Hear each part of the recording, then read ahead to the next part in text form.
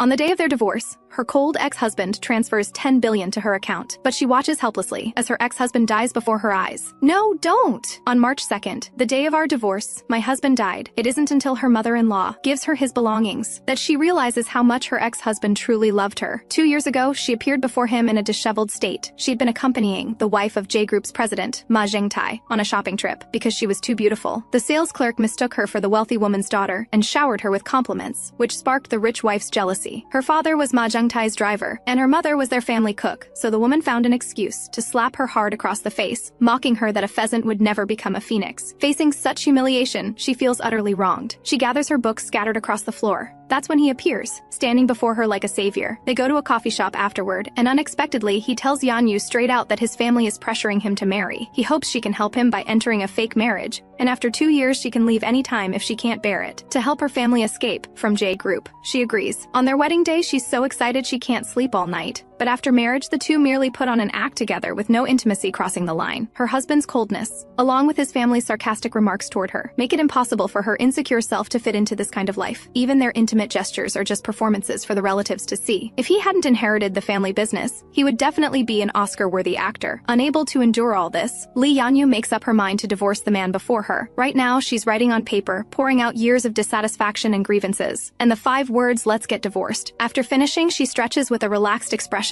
Finally, she's taken this step. She doesn't want a relationship that exists only in legal terms, a marriage that's nothing but an empty shell. Yet for some reason, tears slide down Yanyu's face. The next day, Yanyu watches her husband drinking water. She asks if he saw the documents and letter she wrote for him. The man toys with his water glass and replies that he did. "You're expressing that after 2 years you want a divorce, right?" The man scratches his head, saying to consider it for another week, and if her thoughts haven't changed, they'll talk then. But Yanyu's attitude remains firm about wanting the divorce. The man looks at Yanyu's resolute attitude before him. This time, she's not joking. After the divorce, her ex-husband actually gives her 10 billion. Due to their contract marriage, the two have been roommate spouses in name only for 2 years. Unable to endure this life any longer, Yanyu decides to return to being her former self, so she proposes divorce. After discussing with her husband last time, she agreed to divorce after 2 more months, because his branch company is about to be established, and divorcing now might affect his business. Yanyu resolutely decides to move out. As she steps out the door with her luggage, she feels this is the true beginning of her life. 3 months pass quickly, during which she only sees him 3 times. Once at her father-in-law's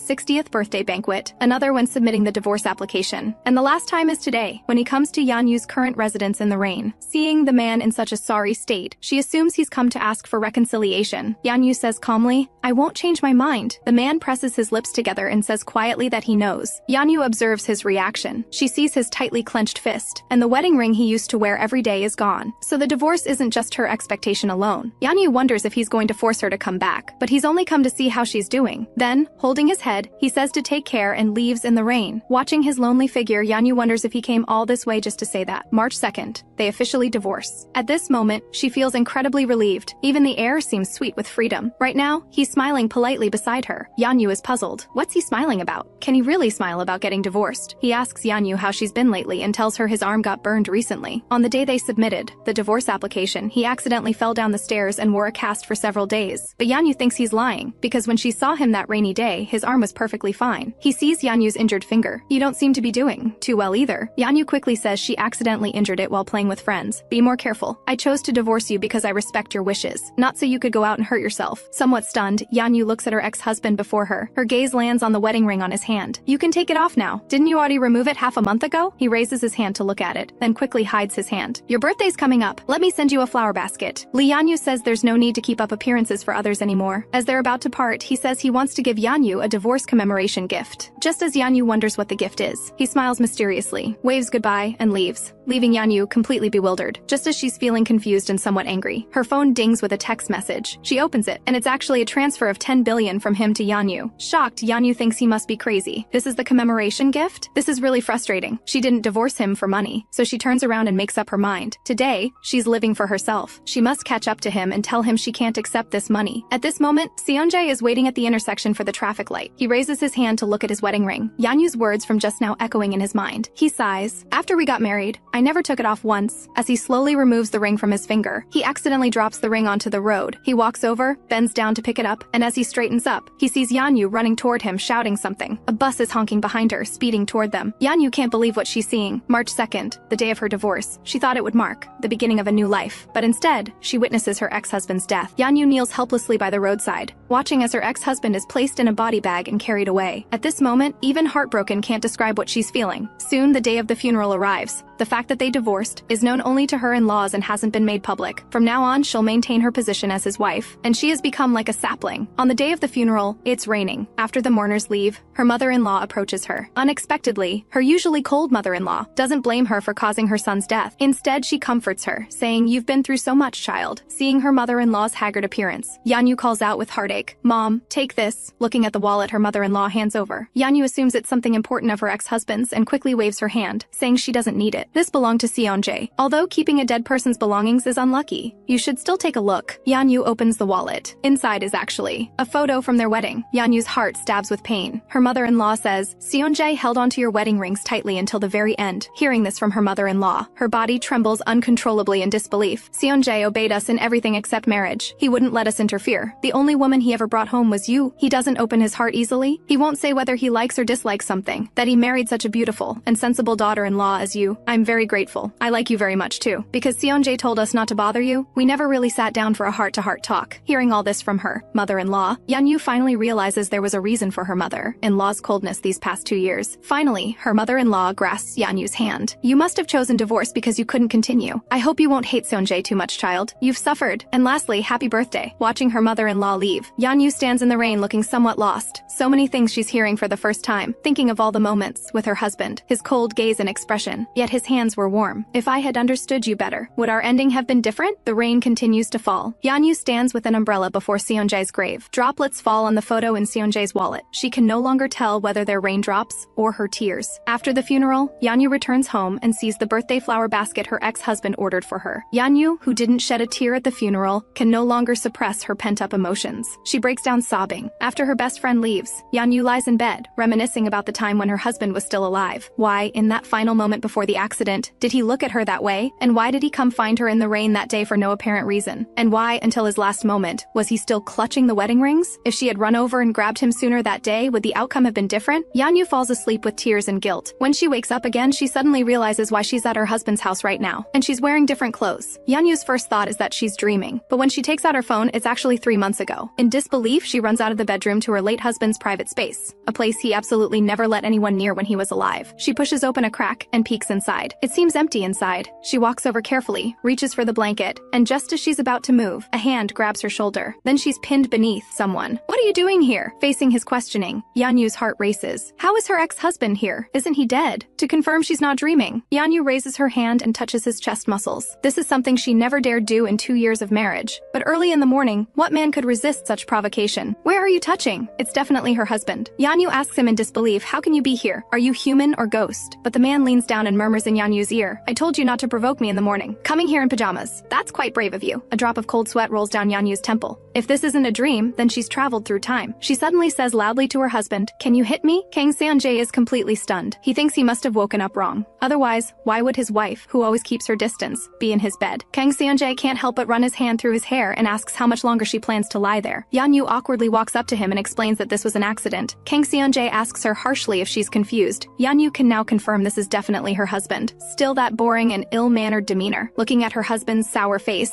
Yanyu can't help but snap back at him. It's just because she had a nightmare. She didn't mean to offend. "Are you upset?" Kang Seonjae's expression becomes tense, and he asks again, "Are you upset from the nightmare?" Yanyu stares at him blankly, watching his expression change. Then she hears him say, "If you're not feeling well, go see a doctor." He also reminds her not to forget about attending his cousin's wedding with him today. Hearing this, Yanyu knows this isn't a dream. This really happened, and now it's happening again. After her husband leaves, Yanyu goes to school, recalling that 3 months ago today, at this same time, she was working on cataloging historical artifacts. At this moment, Senior Seojin comes into the room. After they chat, he reminds her not to push herself too hard. Looking at the warm-hearted Senior Seojin, compared to her senior husband, their personalities are worlds apart. She tentatively asks Senior Seojin if he's found a rental place. He's surprised. How does she know he's looking? to rent a place alone. Just as it was 3 months ago, she's traveled back to the past to change the future, to prevent everything she doesn't want to happen, right? The familiar scene plays out again. This time, to disrupt the sequence, she deliberately changes into different clothes from before the time travel. Yanyu appears before her husband. Kang Seonjae, who has been waiting impatiently, becomes mesmerized when he sees Yanyu with her refined makeup. All the woman's elegance, allure, and enchantment are displayed in a pair of beautiful legs. As he turns, his ears quietly turn red. However, Yanyu is thinking that even though she changed clothes, nothing about today seems to have changed. When dining with relatives, her sharp-tongued aunt starts bringing up when they'll have children again. This scene reminds Yanyu of the awkwardness before she traveled back in time. That fork, just like last time, is about to fall on her leg. This time she dodges it. If she makes different choices, will the outcome be different? Yanyu looks at her husband. She must change this sequence. Today's scenes and conversations are exactly the same as before, word for word, including how her husband pulls her close and explains to the elders. Watching her aunt still chattering away, still mocking her history major as digging dirt, Yanyu decides not to stay silent this time. Auntie, what you're saying is too one-sided. In an instant, everyone's eyes turn toward her. Her aunt is shocked too. Kang Seonjae breaks into a cold sweat, presses his lips together, wanting to say something but doesn't. For these 2 years, she's been very docile. But today, what I study isn't just about digging things. It's about excavating, analyzing, and understanding historical landmarks. Her aunt fires back defiantly. How much money can you make studying those things? Seeing her aunt won't let it go. Last time she was too weak, which let them seize the opportunity to embarrass her. This time, no matter what method she uses, she'll make her aunt back down. Previously, I saw a Celadon piece at your house, Auntie. You said it had thousands of years of history, but it's actually just a replica. Her aunt is instantly speechless. She pounds the table in anger. She spent 200 million on that. Then Yanyu explains 15 reasons why it's fake. Kang Seonjae quickly tries to smooth things over. At this moment, she speaks eloquently, no longer silent like before. Seonjae looks at her in disbelief. Her aunt falls silent too. Everyone is astonished. At this moment, Kang Seonjae suddenly laughs out loud. She turns her head toward her husband in disbelief. He's actually laughing. This is the first time seeing her cold husband like this. Since it's fake, why didn't you tell Auntie earlier? Yanyu suppresses a huge grin, silently thinking, of course it's because I didn't want to cause you trouble. Then she pretends to be generous, saying she was just worried. The same way Auntie and others worry about whether they're having children. Her aunt trembles with rage. She throws down her utensils and storms off to the restroom. Seeing everyone leave, only the two of them remain at the table. Yanyu feels relieved. But talking back really does feel good. But she worries that if she's like this, what if he hates her? But Kang Seonjae praises her for doing well and tells her to keep talking back in the future. It's no big deal. Yanyu is stunned. His reaction now is different from the past. Could it be because of her change? That he's changed too? If that's the case, then she'll change everything. She wants to change one by one. Yanyu, reborn 3 months ago, remembers the little yellow dog she rescued before. But when she comes to the backyard, she discovers the place where the doghouse is now completely empty. Where's that little yellow dog? At this moment, a man approaches from behind and asks what she's looking for. Yanyu asks if he's seen a little yellow dog. As she turns to look at the man, she's startled. He looks just like that dog. The blonde man looks at her in confusion. Just as Yanyu is puzzled, she notices this man's finger is actually injured. The blonde man smiles and explains it was accidentally cut by glass. That little yellow dog was also cut by broken glass that day. Yanyu calls over a server to ask about the dog here, but the server says they've never seen one. Unable to stand seeing someone injured, Yanyu gets some medical supplies and gives them to the strange man. She does simple wound care and urges him to go to the hospital. To show his gratitude, the blonde man wants her contact information so he can thank her properly another time. Yanyu refuses. It's just a small matter. However, all of this is being watched by Kang Seonjae. The two men's eyes meet. Their expressions differ. Kang Seonjae asks Yanyu who this man is. Yanyu tells him he's just a stranger, and she simply treated his wound. Kang Seonjae tells her harshly to be mindful of her status. But Yanyu blurts out that when someone is injured, she can't just ignore it. After speaking, she's startled. She just said the same words she said before, just as the two are arguing. All of this is witnessed by Yu Sora, who admires Kang Seonjae. A friend nearby teases him about being a wife slave, another familiar scene. These conversations and jokes, even the scene of Yu Sora passing by, she remembers clearly. Yanyu knows their affectionate performance is about to begin, because in her past life, Kang Seonjae proposed showing affection daily to shut the relatives up, to prevent the timeline from overlapping. This time, Yanyu doesn't wait for him to suggest it. She initiates the kiss. The sudden kiss leaves Kang Seonjae somewhat shocked. After a long moment, their lips part. Yanyu looks at him with flushed cheeks and bashfulness. The tough guy, now bashful, Kang Seonjae asks Yanyu what she's doing. He turns his head. He sees the relatives covering their mouths, watching them show affection. He breathes a sigh of relief. This is exactly what he hoped for, being forcibly kissed for the first time. Kang Seonjae is actually a bit flustered. She didn't expect he had such a bashful side. Yanyu feels she's gradually getting to know this husband she's lived with for 2 years. If things continue on this path, the future looks promising. At this moment, Seonjae, at the gathering with relatives, is thinking about what happened today. It's been strange since this morning, suddenly barging into my room, and those strange looks. And that kiss. Thinking of this, Kang Seon-jae doesn't want to think further. Before, she would be shy even holding hands. Now she's changed. Or has she shown her true self? Kang Seon-jae smiles slightly. Maybe seeing her like this for the first time is kind of cute, thinking that by being reborn and not mentioning divorce to her husband, the accident wouldn't happen. But unexpectedly, the divorce agreement she wrote in advance is seen by her husband. Kang Seon-jae looks at the divorce agreement in his hand, feeling thunderstruck. He knew today felt so strange. For 2 years she avoided him, but today she suddenly changed, kissing and hugging him. So this is the reason. Is your purpose divorce? Yanyu is shocked by these sudden words. No matter how she changes, can she still not change the outcome? She thinks she absolutely cannot divorce. But Kang Seon-jae has already made his decision, exactly the same as before. Again, using the branch company construction as a reason, he asks Yanyu to wait 2 more months. Her throat catches, and her eyes feel hot. She explains that she only wanted a divorce before, but now it's different. But Kang Seon-jae thinks she wants more compensation. Seeing the situation intensify, she desperately tries to figure out how to deflect, so she makes up a clumsy excuse. She says she had a nightmare, and since then realized how important he is to her. Anyway, she won't divorce. This divorce agreement was just written casually. Kang Seon-jae finds it ridiculous. Something you personally printed out was written casually? Don't make excuses. I'll provide proper compensation. Even dividing assets is fine. And he plans to call a lawyer to the house to draft an agreement. Yanyu quickly says she doesn't want money and won't divorce now or ever. However, Kang Seon-jae stubbornly believes she just wants money. Frustrated, Yanyu shouts at him, "I said I won't divorce. Why can't you understand? But I want a divorce." Watching Yanyu firmly say she won't divorce, he doesn't understand why before. She was so eager to divorce, but now she doesn't want to. At this moment, Yanyu must give her husband an explanation, and it can't be materialistic. So she decides to use an answer no one would expect. She blushes and says loudly to Seon-jae, "I like kissing you. Your kissing skills are really great." Instantly, both of them are embarrassed. What kind of joke is this? Is this even something a person would say? Yanyu, blushing, tells Seon-jae that although there wasn't much, it was still pretty good. She just hopes he'll be more passionate. Let's start over from kissing. We both have too many prejudices about each other. Seeing him still looking confused, Yanyu decides to go all in. After kissing, you should say sweet things, like, "You look so captivating when you kiss." Things like that. When starting to kiss, you can say, "Sorry, you're too beautiful, so I couldn't resist." Ignoring Kang Seon-jae's speechless expression, Yanyu says she's already given him her answer. After speaking, she strides towards Seon-jae. She closes her eyes. Let's start from now. She waits for her husband to kiss her, but he doesn't come over for a long time, making Yanyu somewhat annoyed. After all that buildup, is he a block of wood? She opens one eye and says bashfully, "How about I kiss you instead?" Kang Seon-jae simply says lightly, "Forget it," and walks past Yanyu. "Wait, I'm not done talking to you." Kang Seon-jae turns back and says coldly, "I said we're not divorcing. Are you satisfied with that answer?" The woman returns from 3 months in the future to save her ex-husband. However, no matter how she disrupts the order, the results still follow the path of her previous life. She's afraid that when she wakes up, she'll travel back to 3 months later. So she repeatedly reminds herself not to sleep. But in the end, she can't resist the drowsiness.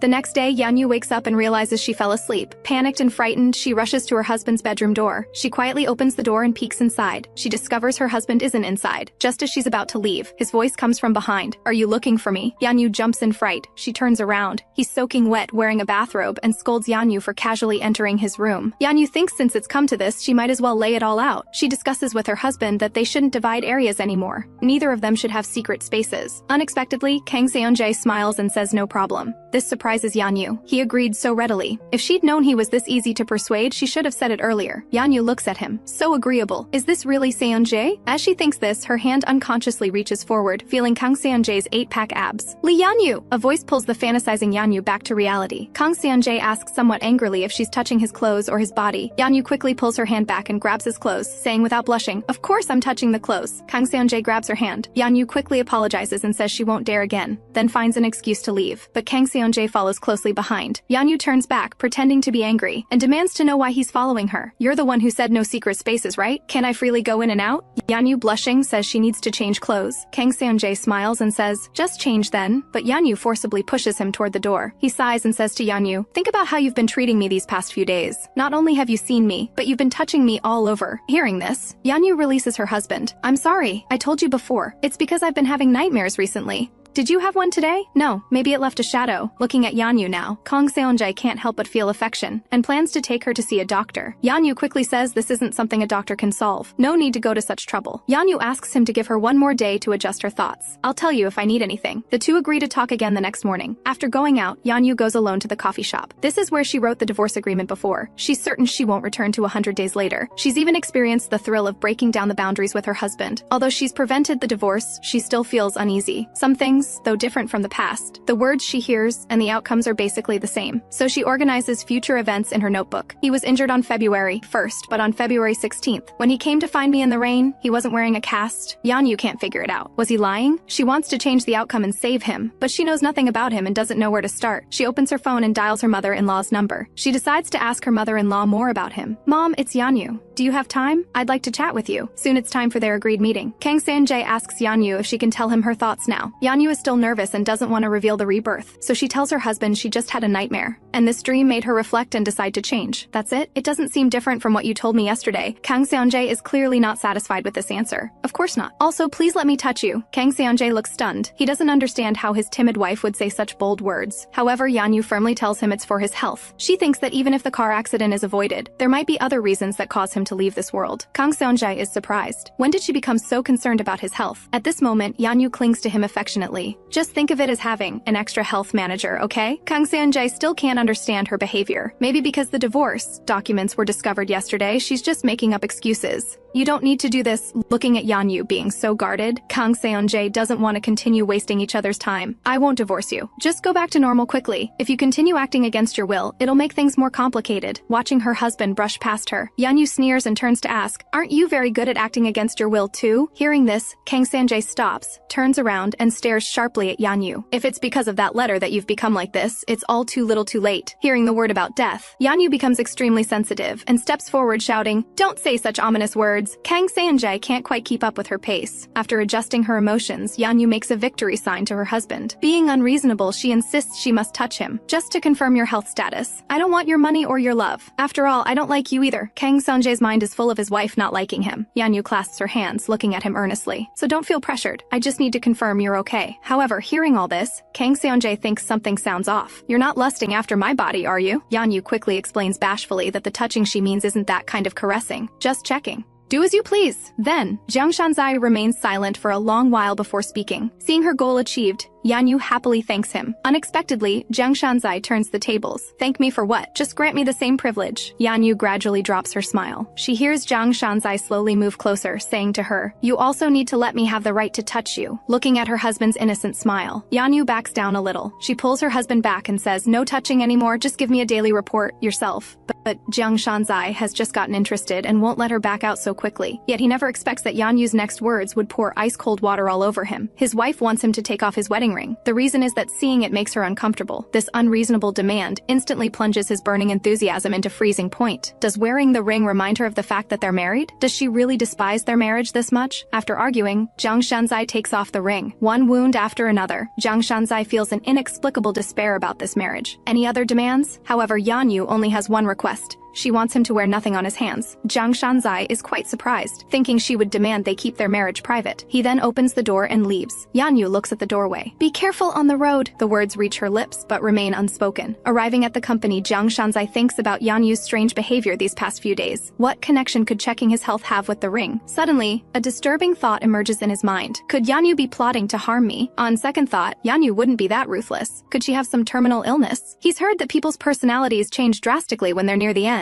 She seems so panicked when asked to go to the hospital. Just as he plans to call a doctor he knows for consultation, he reconsiders and decides to go home and check on her instead. Just as he's about to get up, his mother's call comes through. After answering, his mother happily tells him that Yanyu called her yesterday. She even said she wants to visit. This makes Jiang Shanzai find her even more abnormal, and he asks if his mother pressured her. His mother scolds him thoroughly for this. Still, she finds it strange that Yanyu suddenly called. You two don't have any problems, do you? Hearing his mother say this, Jiang Shanzai doesn't know how to explain. Just then, he hears his secretary outside say, Mrs. Jiang, you're here! Jiang Shanzai is puzzled. What is she doing here now? He lies to his mother, saying a client has arrived, and he'll call her back later. He hangs up and straightens his clothes. He decides that this time he must get clear answers from Yanyu. The two sit down again. Jiang Shanzai blames her for not calling ahead. Most of the time he's not at the company, so she could easily miss him. Yanyu says she'll definitely call ahead next time. However, what he doesn't expect is, his delicate wife has actually brought all kinds of tea. Is she planning to stuff him to death with tea? Looking at Yanyu staring at him with an expectant reluctant face, he resignedly picks up a cup of rose tea. After battling internally for a few seconds, he still surrenders, but he doesn't forget to make Yanyu voluntarily explain the reason for her abnormal behavior these days. I advise you to tell me the truth. I want to hear it from your own mouth so I don't have to hire someone to investigate you. Yanyu looks utterly confused at his question. Just tell me what illness you have. I'll get the world's top medical team to treat you. These words sound absurd to Yanyu. She says she's perfectly healthy. At this moment, Yanyu grins foolishly on the surface, but cold sweat pours down inside. She's terrified that one slip-up will land her in the hospital. Jiang Shanzai almost chokes. He's never seen anyone so carefree. He asks Yanyu weakly, "Is there something you came here for?" She lowers her head, struggling with whether to tell him that she came back from the future. After thinking for a moment, she decides to be honest with him. "Senior, making you take off the ring must have hurt you a lot." Jiang Shanzai puts down his teacup and lets out a cold snort. "For 2 years, I've never asked you to wear a ring or forced you to do anything. You shouldn't cross the line either. I've been wearing this ring for 2 years. If people suddenly see me not wearing it, how do I explain? There might even be negative reports. After all, we're a couple under heavy media attention." Faced with her husband's forceful questioning, Yanyu decides to reveal her identity. The words reach her lips, but she can't speak them. Yanyu feels very guilty. After waiting a long time without an answer, Jiang Shanzai sighs in frustration, hand on his forehead. "What exactly is the reason? Could it be that in your nightmare, I got injured because of the ring?" Looking at Yanyu's expression at this moment, he freezes for an instant. Yanyu starts crying. He quickly takes out tissues to comfort her. Seeing her cry harder and harder, Jiang Shanzai can no longer sit still. He gets up and crouches in front of Yanyu, his eyes firm as he makes her look at him. "Tell me what exactly happened. Why are you crying?" After her emotions stabilize, Yanyu wipes her tears and says she's disturbing his work. Jiang Shanzai says it doesn't matter. He guesses and asks, "Did you dream that I got hit and injured by the ring? Or did the ring catch fire? Or perhaps I'm some monster in your dream who's obsessed with rings?" Hearing these words, Yanyu stops crying and looks at him like he's an idiot. This makes Jiang Shanzai feel very awkward. He scratches his head and asks with a smile, "Did the ring roll onto the ground? And I had a traffic accident while picking it up." As soon as these words leave his mouth, Yanyu's tears burst forth uncontrollably again. Jiang Shanzai is stunned. He didn't mean to make his wife cry. Seeing such a strong reaction from her, he lets out a soft breath. "So that's the answer." He comforts Yanyu. "But that only happened after taking off the ring. I won't take it off. I won't take it off when sleeping, washing my face, or eating," Yanyu says through her tears. "You're lying." He takes out his tablet to prove it to Yanyu. "If you don't believe me, look." He opens the photos and videos from events that his secretary organized for him. In every single one, there's the ring. "Will you really not take it off?" "I won't take it off. Look, my finger still has the ring mark." Yanyu looks at Jiang Shanzai's hand and unconsciously places hers against it. Jiang Shanzai grips her hand tightly. "Just don't ask me to take off the ring." Yanyu makes him promise that no matter what, he cannot take off the ring. Jiang Shanzai says, with a smile, that he thinks the same way. She then searches in her pocket for the ring and returns it to her husband. Seeing her calm down, Jiang Shanzai asks if she still wants to check his health condition every day. Yanyu says with a red face, "How can something already decided be changed?" Jiang Shanzai teases her. "Didn't you say before that you like kissing and that's why you won't divorce me?" Hearing this,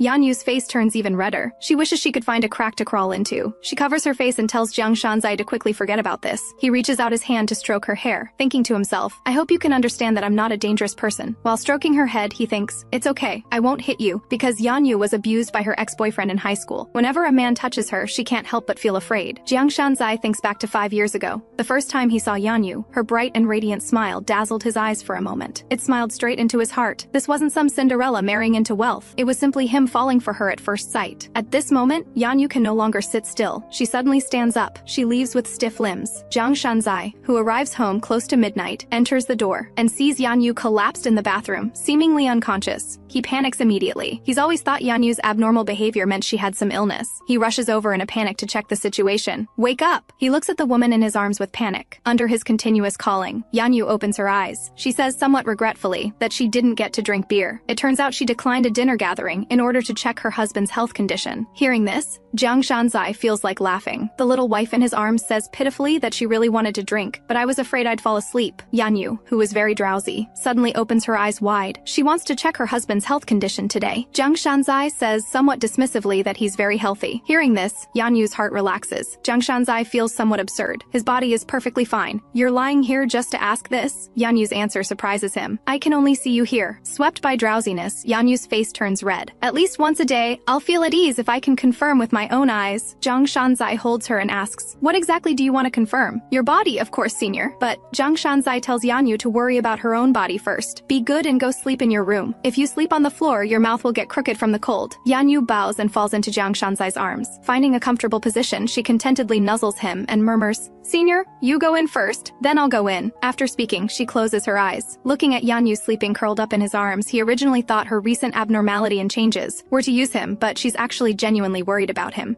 Yanyu, next time if I still come home this late, will you continue waiting for me like this? He picks up Yanyu, planning to carry her to her room. Sleeping Yanyu unconsciously places her hand on his chest. This makes him freeze, cold sweat breaking out on his forehead. Forget it. Why not sleep together? He places Yanyu on his own bed. Yanyu unconsciously fumbles around, dissatisfied with the cold bed. Looking at his sleeping wife before him, Jiang Shanzai really doesn't know what he's doing. Isn't he just asking for torture? So he decides to take a shower first. After showering, Jiang Shanzai stands by the bed, battling with his reason for a long time. He comforts himself mentally. It's completely normal for husband and wife to sleep in the same bed. He stiffly slips into the covers, still thinking this is perfectly natural. Lying in bed, he trembles, nervously, thinking he's safe by staying close to the edge. But unexpectedly, Yanyu seeks out the warm heat source and rolls over with a turn. This nearly sets Jiang Shanzai's entire body on fire, his temperature rising along with it. He originally planned to just watch her sleep, but you rolled over yourself. Even if you don't understand my heart, this time I won't let you go. He smiles self-mockingly. He leans down gently to kiss Yanyu. Only 5 centimeters away, Jiang Shanzai pulls back again, thinking Yanyu has been awakened by him. He's scared and immediately sits up straight, raising both hands to promise. I didn't do it. I haven't done anything yet. After waiting a long time, he realizes it's just his guilty conscience. Waves of heat rise, nearly burning him completely red. Jiang Shanzai covers his face, despising himself as a jerk. He hasn't even been drinking, yet he wants to take advantage of a sleeping woman. He sneakily turns his head to glance behind him. Seeing his wife sleeping so carefreely, he feels a bit wronged. It's not fair at all. You can touch me freely, but I can't touch you freely. I've lived this long and never let myself suffer a loss. Jiang Shanzai, you're really done for. You're going to fall into Yanyu's hands. But why does it feel especially hot tonight? So hot I can't sleep. Soon morning arrives. Yanyu wakes up and stretches. She suddenly realizes this isn't her room. After looking carefully, she discovers this is her husband's room. She doesn't know why she's here and even suspects she time-traveled again. After thinking for a while, her face flushes red, as if she's thought of something. Just then, Jiang Shanzai returns to the room. He asks with a smile, "Did you sleep well?" She hurriedly covers her eyes, but doesn't forget to steal 2 glances. "How did I end up sleeping in your room?" Jiang Shanzai says playfully. "I'm the one who put you here. Then why didn't you put me in my room? You didn't sleep next to me, did you?" This makes Jiang Shanzai shout with a guilty conscience. "No." Startled, Yanyu asks why he's getting angry. Jiang Shanzai says his tone is naturally like this.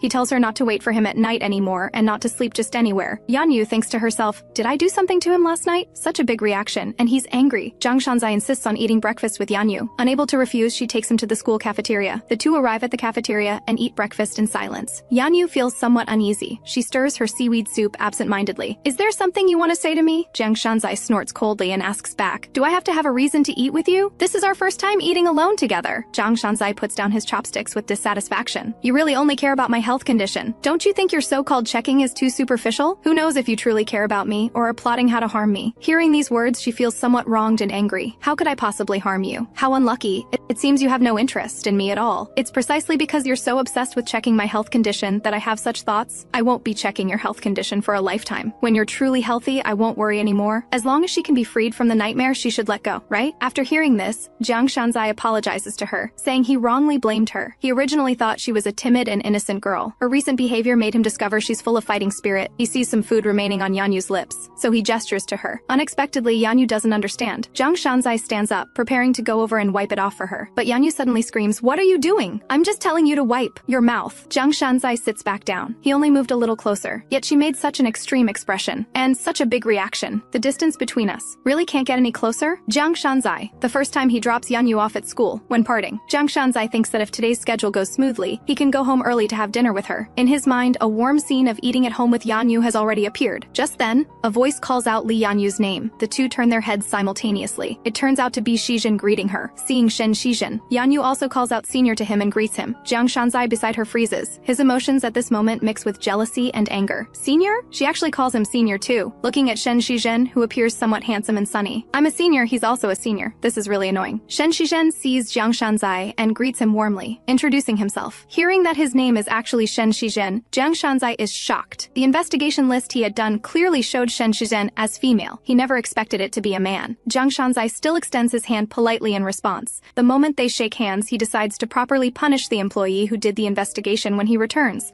Unexpectedly, Shen Shizhen strikes first. "I rarely hear hear Yanyu mention you or anything about your family." These words pierce Jiang Shanzai's heart. However, he says, "What's there to say between husband and wife?" but still throws a barb back. "I've heard a little bit about you though, Mr. Shen Shizhen." The air seems to crackle with electricity. He thinks to himself, someone like you is just a senior in Yanyu's life. Nothing more. Shen Shizhen didn't expect to see Jiang Shanzai here. "Are you here on business?" Hearing him ask this, Jiang Shanzai acts as if declaring his sovereignty, wrapping his arm around Yanyu's shoulder and pulling her to his chest. "I came to drop Yanyu off." Yanyu feels something is strange and looks at her husband. Jiang Shanzai glances at her. "I've been letting my innocent and naive wife stay in the same space with this guy of unknown intentions. Working together, even eating together." Thinking of this, Jiang Shanzai declares in his heart that they're love rivals. Someone coveting his wife is absolutely unacceptable. He turns to Yanyu and says, "I'll come home early today. You come home early too." Yanyu is dumbfounded. He's been so busy these past few days. Okay. Jiang Shanzai knows that in male competition, he must show his advantages while infuriating his opponent. "See you tonight, wife." This bold move leaves Yanyu utterly speechless. Returning to the company, Jiang Shanzai can't figure out what went wrong. Why is Shen Shizhen male? What purpose does he have in approaching Yanyu under false pretenses? The scumbag who abused Yanyu in high school disappeared for over 10 years. Where did that man go? But thinking about Shen Shizhen eating with his wife often, he gets jealous again. He only just had his first meal with his wife. How frustrating. Just then, the secretary says someone is visiting. In the office, Jiang Shanzai imagines 10,000 possibilities, but never expects that his aunt knows about Yanyu's high school incident. "Shanzai, your wife had a very messy private life during her school days. Do you know about this?" Jiang Shanzai loudly interrupts her. Suppressing his anger, he asks his aunt where she learned about this. "Who told you?" The aunt guiltily recalls yesterday's scene. "We've lived together with Yanyu's family for 20 years.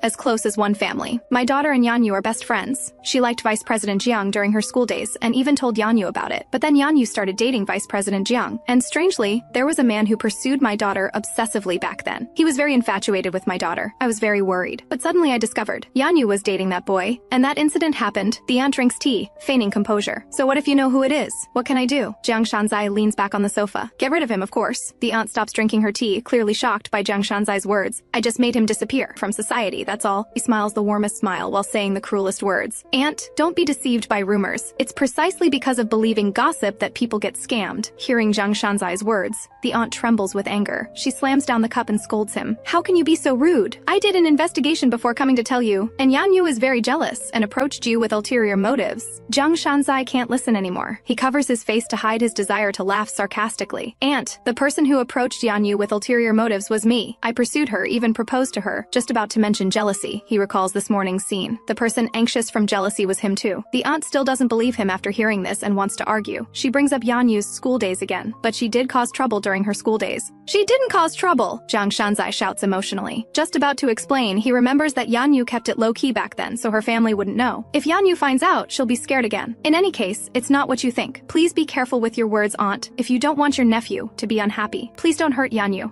because she is your nephew's life." Soon evening arrives. Jiang Shanzai returns home. As soon as he enters, Yanyu also returns, surprised that he got off work so early today. Jiang Shanzai stares at her in a daze. When he comes back to his senses, Yanyu asks what he's thinking about so intently. He quickly says it's nothing. Then he shifts his gaze to Yanyu's clothes. He reminds her to dress warmer. "Wear pants in this kind of weather from now on." Yanyu explains it's not cold at all because she's wearing thick tights and tells him she spends most of her time in the research lab where it's very warm. "Besides, the driver takes me home after work." Looking at Yanyu's stunning, tight figure, Jiang Shanzai's face turns a bit red. He follows up by saying to Yanyu, "Wear less loose-fitting clothes from now on. Looking at you like this seems uncomfortable. This is knitwear. It's very comfortable when worn, even more comfortable than your shirts, senior." Hearing the word shirts, Jiang Shanzai freezes. Looking at Yanyu before him, he calls out her name. Yanyu turns and asks, "What's wrong, senior?" Jiang Shanzai says with jealousy, "Don't call me senior. When did I become your senior?" Yanyu is confused. "Why is this? We went to the same school. What should I call you if not senior?" Jiang Shanzai sighs again. "You never call me anything in front of other people. As for what to call me, you figure it out yourself." Yanyu is very angry. She came back through rebirth to save him, suffered so much, and he's giving her attitude. "Senior, can you not stare at me so fiercely?" Jiang Shanzai breaks into cold sweat. His eyes were born this way. Can he change them? Yanyu tells him, "Don't glare so hard. I'm not asking you to change your eyes." So fierce, as if telling me that if I don't comply, I'll lose my life the next second. This feeling is too oppressive. Jiang Shanzai just says he's not glaring at her, and Yanyu loses it. This makes Jiang Shanzai somewhat sad. Talking to you is really too exhausting. Yanyu, holding a kettle, says she also finds it exhausting. Jiang Shanzai moves closer to her and asks what she's muttering about. Yanyu is just about to speak when her foot trips her up. Just as she's about to fall, fall, Jiang Shanzai catches her in time, but the kettle falls to the ground. With a thud, Yanyu turns around and frantically asks her husband if he's okay. Seeing the blood on Jiang Shanzai's hand, she trembles uncontrollably. "You're bleeding!" Jiang Shanzai looks at Yanyu in disbelief. She looks at her husband's hand with heartache, tears welling up in her eyes, blaming herself for not being able to do even this small thing well. Jiang Shanzai is about to speak when Yanyu asks if he's hurt anywhere else. He can't stand it anymore. "Enough, Yanyu, wake up! You're the one who's injured." Only then does Yanyu come to her senses. The two go to the hospital to treat the wound. Yanyu limps out of the hospital door. Jiang Shanzai protects her as she safely gets into the car, but he can't help asking if she's stupid. "Don't you even know if you're in pain? And you're still concerned about my health condition? You have time for this? Take care of yourself first." Hearing her husband say this, she feels very wronged. Although she was scolded, she's still grateful that the one injured is herself, not her senior. However, looking at her somewhat angry senior, why does this person get angry so easily? Jiang Shanzai holds back for a while, then says to Yanyu that he hates this kind of personality of hers the most,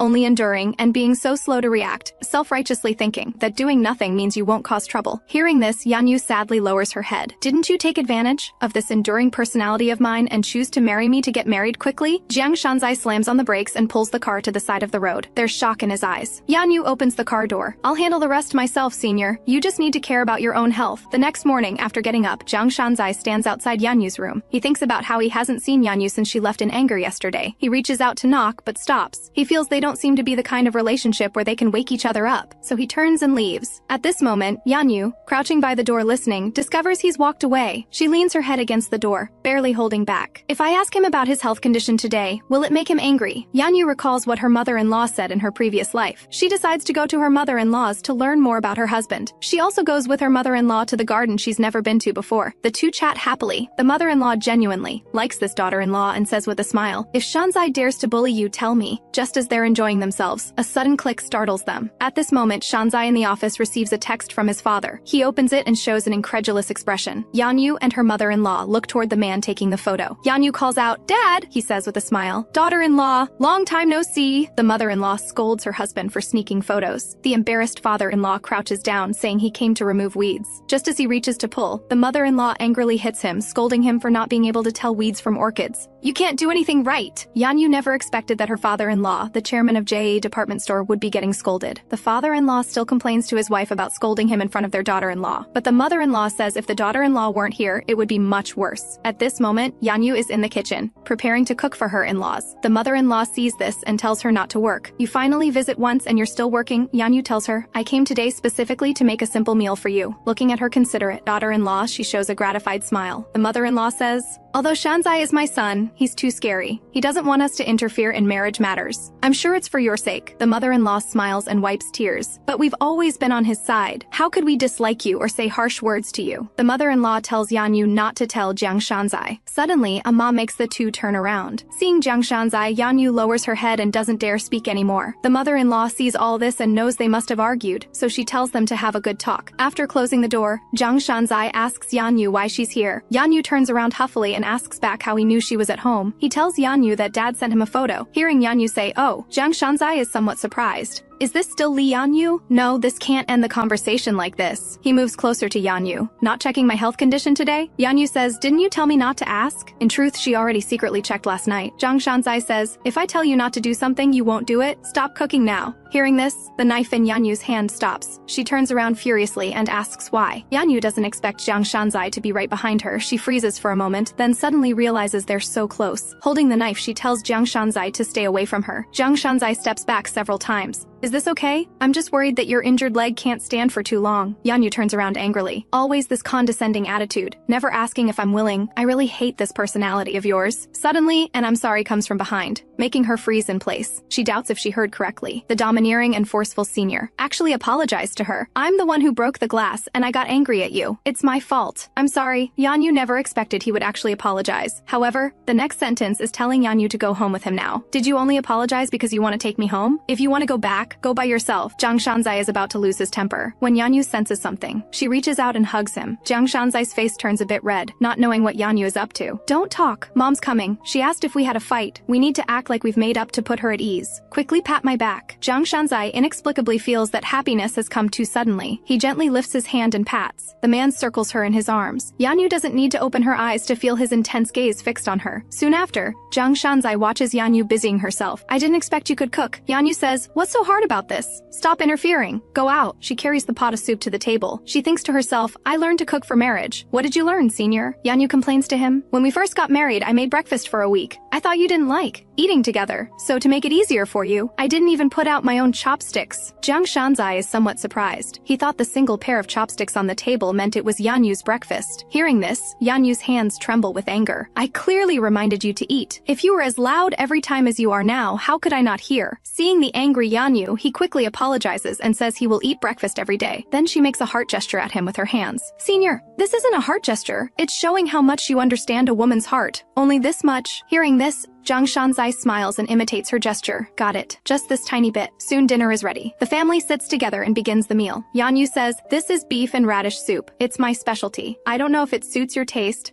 but her in-laws say, doesn't Shanzai dislike eating radish? Yanyu is stunned. Her chopsticks clatter onto the table. This cunning man watched her cook without saying a word. Is he deliberately trying to embarrass her? Does he want her to look like a fool who doesn't even know her own husband's preferences? Seeing Yanyu's sharp glare, he can only smile and say he likes eating radish now, so he forces a mouthful into his mouth. While chewing, he says, honey, the soup tastes really good. Yanyu asks with concern if he wants another spoonful. Watching the two being so warm and sweet, his parents are delighted. His mother praises Shanzai for changing so much after marriage, even starting to eat radish. His father also compliments Yanyu's cooking skills. No wonder Shanzai has taken a liking to radish soup. During the harmonious family dinner, the in-laws praise Yanyu for being able to cook everything. But Shanzai wonders where she got such acting skills, watching Yanyu chatting animatedly with his parents. Then he looks at his parents, who are beaming with happiness. What could be more important than the family being together warmly like this? After the warm dinner, Jiang Shanzai is clearing the dishes from the table. He recalls when Yanyu was cooking. When she saw his mother coming, she hugged him. She even made a heart gesture and said he only understands a tiny bit of a woman's heart. He unconsciously smiles. Somehow his mother appears behind him and asks if he had a fight with Yanyu. This startles Jiang Shanzai, and he tells his mother, don't get too casual just because you become close with Yanyu. His mother scolds him, saying she's just asking about how the two of them are doing. What does he take his mother for? And she thinks Yanyu seemed very happy today. He sighs. With his wife's personality, as long as his mother asks her to do something, she will do it. In the end, she ignores her own feelings. Even if she's seriously hurt, she worries first about whether he's injured. His mother asks in confusion, what exactly happened between you two? Jiang Shanzai tells his mother about what happened yesterday. After hearing this, his mother blames herself for not knowing about it. Feeling distressed, she wants to go check on Yanyu. However, Jiang Shanzai stops his mother. Just pretend you don't know, otherwise it will only burden her. By the way, even if you like Yanyu, don't call her over too often, because she will sacrifice herself to please you. At this moment, Yanyu is warming herself by the fire in the yard. Jiang Shanzai appears in front of her without her noticing. Seeing Shanzai coming to find her, she angrily turns her head away. Jiang Shanzai sits beside her and asks why she came here alone. Yanyu tells him, you can't scold me at a time like this. Instead, you should say, seeing you and mom getting along so well makes me very happy. Jiang Shanzai feels a bit guilty but still speaks up. You've worked hard, you did very well. Under the evening bonfire, the two sit in silence for a long time. Jiang Shanzai breaks the quiet first. He tells Yanyu, I didn't marry you because you're patient, although that's what I told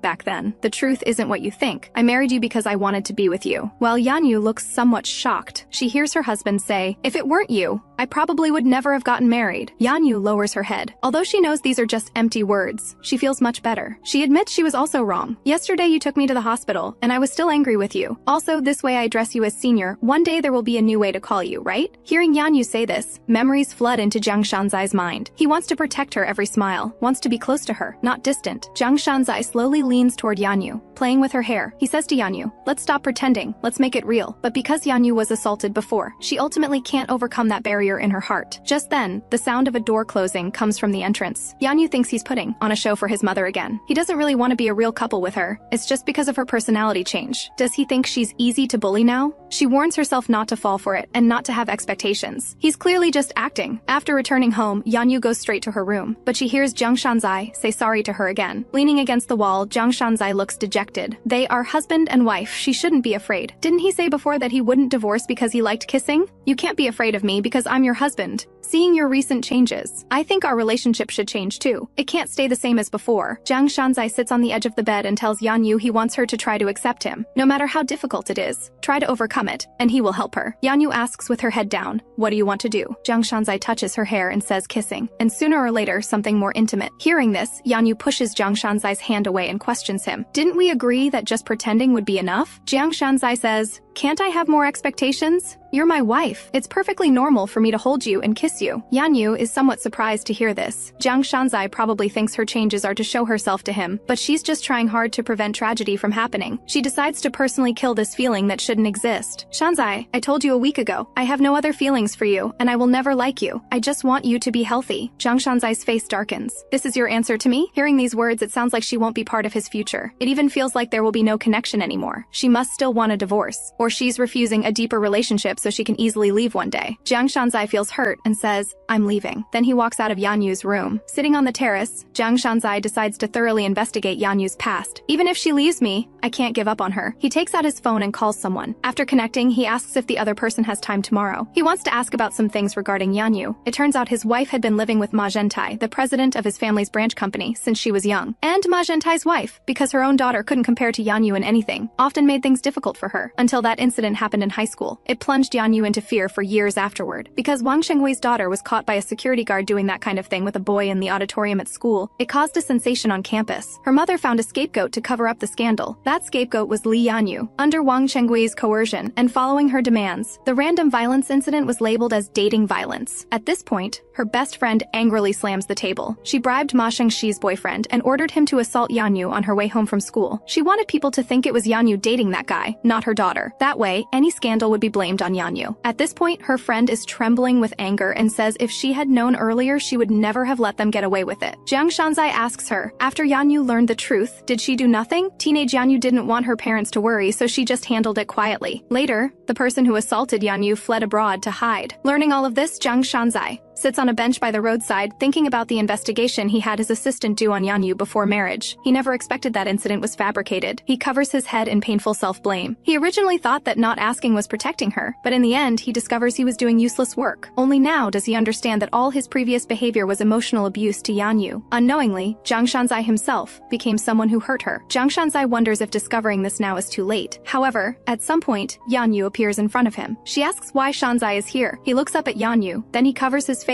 and laughs in anguish. He's puzzled how someone who suffered such things can still make that kind of expression. He stands up and tells Yanyu he was waiting for her. Yanyu asks in confusion, waiting for me for what? Jiang Shanzai says he just wanted to experience the feeling of waiting. While they're talking, suddenly a gust of wind blows by. It gets into Jiang Shanzai's eyes. Yanyu steps forward and tells her husband to move his hand. She rises up on her tiptoes. Cupping his face, she gently blows the dust from his eyes. Yanyu asks with concern, can you see now? Jiang Shanzai thinks to himself, he's been troubled all along about what her true self is like. Now he finally sees her true self. She pouts and asks him what he's doing here. He smiles and says, now I can see you clearly. Yanyu sees he's okay and breathes a sigh of relief. She was indeed frightened just now. Jiang Shanzai calls Yanyu's name. She looks at her husband in confusion. He says sorry to her again. Yanyu says indifferently, as long as you're okay. Jiang Shanzai asks, aren't you upset? Yanyu asks Shanzai, what are you talking about? I turned your first kiss into that kind of thing. Hearing this, Yanyu's face turns red with shock. She feels dizzy. She asks Jiang Shanzai what it became. Yanyu feels too embarrassed and runs away, saying it doesn't matter. Does it really not matter? Jiang Shanzai follows and says to her, if it really doesn't matter, would you tremble when I get close to you? And you don't dare look me in the eye. Jiang Shanzai gently embraces Yanyu and tells her not to be afraid, to try to accept him. He has many things he wants to do with her, but Yanyu is frightened by his gentle gaze. Her mind starts racing. Is he taking revenge on me? Or is he reminding me? My recent changes have been making him uncomfortable, but even so, he can't suggest making the fake marriage real. On the way back, Jiang Shanzai thinks about how they got married first. The kiss happened without any emotional foundation. Better to start from the beginning, step by step. He thinks of starting with holding hands. Because he's too nervous, he grabs carelessly without even looking. Yanyu's eyes widen in disbelief. Shanzai, you said you want to become a real couple. Is this what you mean? Yanyu points at his hand in annoyance. He grabs carelessly now and faces consequences later. Shanzai's face suddenly turns bright red.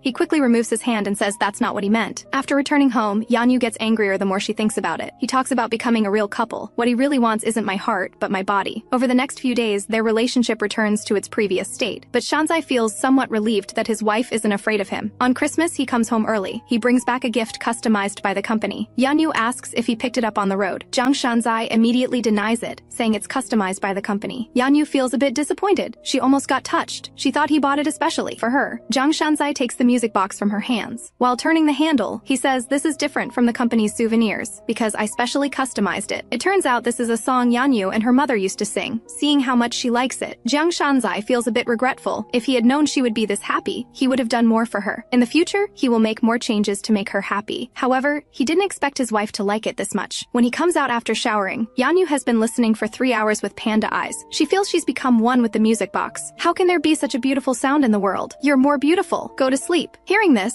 Yanyu suddenly turns to look at her husband. Are you saying my voice is beautiful, or that I'm beautiful? Jiang Shanzai breaks into a cold sweat on his forehead. After careful consideration, he says both are beautiful. Yanyu says huffily, no, only one can be beautiful. You're more beautiful. Because you're beautiful. That's why your voice is beautiful. Yanyu looks at him resentfully without speaking. Jiang Shanzai thinks to himself, isn't this the answer she wanted? But then he hears Yanyu ask with a blushing face which comes first, her voice or her as a person. Jiang Shanzai wants to slap himself. He spoke thoughtlessly and now he's trapped in his own words, but he still says shyly, you're more beautiful. Then Yanyu asks him again, are my hands beautiful or am I beautiful? Jiang Shanzai's whole face turns bright red. He learns his lesson. No matter what his wife says, she is the most beautiful. Yanyu bursts out laughing, feeling like she can sleep. Now she gets up to leave. However, her sleeve is grabbed. Yanyu turns around in confusion. She sees Jiang Shanzai slowly raising his head, staring at her intensely. Do you want to sleep together? Looking at the person in front of her who couldn't be more familiar. It's actually Ma Shangxi. Since Yanyu married into a wealthy family, Ma Shangxi familiarly greets her and blames her for not keeping in touch after marriage. Yanyu responds awkwardly. She doesn't want to see her at all. If Ma Shangxi is here, Yanyu suddenly looks around nervously. At this moment, the sound of high heels comes from behind. Yanyu turns around to look. She sees a woman smiling wickedly. She turns her head back in fear. Long time no see, Yanyu. I've missed you so much. Then she tells the store manager that she knows Yanyu and asks if she can book more time. It turns out this is a shopping center under Jiang Corporation. After the scheduled time, they would have to wait for the next opening. The manager can't make that decision and doesn't dare agree. But Wang Chengwei pats Yanyu forcefully. The threatening intent is obvious. Unable to refuse, Yanyu can only say yes. Thank you then. She walks into the store with Shangxi. She turns back and glares viciously at Yanyu. Yanyu feels very helpless. Why did she run into her here? So she decides to just look at some clothes briefly and leave. Looking at the mother and daughter in front of her, Yanyu doesn't want to get involved with them. While looking at clothes, Ma Shangxi keeps pushing strange clothes onto Yanyu. Whatever clothes Yanyu likes, she also finds nice. Then she grabs them to try on. This makes Yanyu feel exhausted. She slumps in a chair. The store manager nearby asks, Madam, are you all right? She smiles and says she's fine, then prepares to go home. Suddenly a scream draws the attention of the sales staff and Yanyu. Shangxi says in panic that her necklace is missing. Wang Shengwei quickly steps forward and tells her to look carefully. Ma Shangxi looks around and says she was afraid it would be inconvenient while trying on clothes, so she left it in the fitting room. Now she doesn't know where it went. How could something left in the fitting room disappear? Someone must have taken it. Wang Shengwei's gaze shifts toward Yanyu. Yanyu doesn't know why she's staring at her. Ma Shangxi says crying, this is a birthday gift from Mom. It's worth 50 million. Suddenly she recalls a similar situation from the past, the storybook incident from childhood. She was reading fairy tales to young Shangxi. Ma Shangxi was very happy and admired her for knowing so many words. She even gave the storybook to her. Ma Shangxi thought since she couldn't read anyway, consider it a gift for you. As a child, she firmly believed her life would be as happy as in fairy tales. But what she got in the end was a slap. Looking at Wang Chenggui's smug eyes, Yanyu has a bad feeling. So she stands up and says that although she'd like to help look for it, she has some things to do and needs to leave early. She decides to leave quickly, but is stopped by Wang Chengui. Li Yanyu, wait a moment. Although it's embarrassing to say this, can you open your bag and pockets for everyone to see? After all, you had a history of stealing as a child. If a wealthy family's wife steals, public opinion will definitely crush her. The sales staff around start gossiping, gleefully waiting to watch the drama. Yanyu turns around and asks what she means by this. Ma Shangxi deliberately asks Yanyu pitifully, is it true? Yanyu defends herself, saying she didn't take it. However, Wang Chengui presses closer and closer, claiming she can understand. After all, stealing has become a habit. Don't you always enjoy this thrilling sensation? Yanyu looks at her in disbelief. What are you talking about? Wang Chengui can't wait to trample Yanyu's dignity into the ground. After all, she misses those days of slapping her. She demands Yanyu open her bag. Hearing this, Yanyu hesitates anxiously in place. Wang Chengui's gaze shifts to her shoulder bag. If you didn't steal, why don't you dare open the bag? Yanyu looks at her bag nervously. She's afraid. What if the necklace really is in her bag? She looks at Wang Chengui. Sure enough, this encounter wasn't simple. They did it on purpose, specifically to ruin her image. Wang Chengui seems too impatient and directly reaches for Yanyu's bag. Excitement shows clearly on her face. At this critical moment, suddenly a figure blocks Yanyu. Yanyu looks at this back in surprise. It's a man who looks very similar to Xiao Huang. He searches through the clothes. Sorry to interrupt your conversation. Are you looking for this necklace? It's caught on the dress. Ma Shangxi quickly shouts,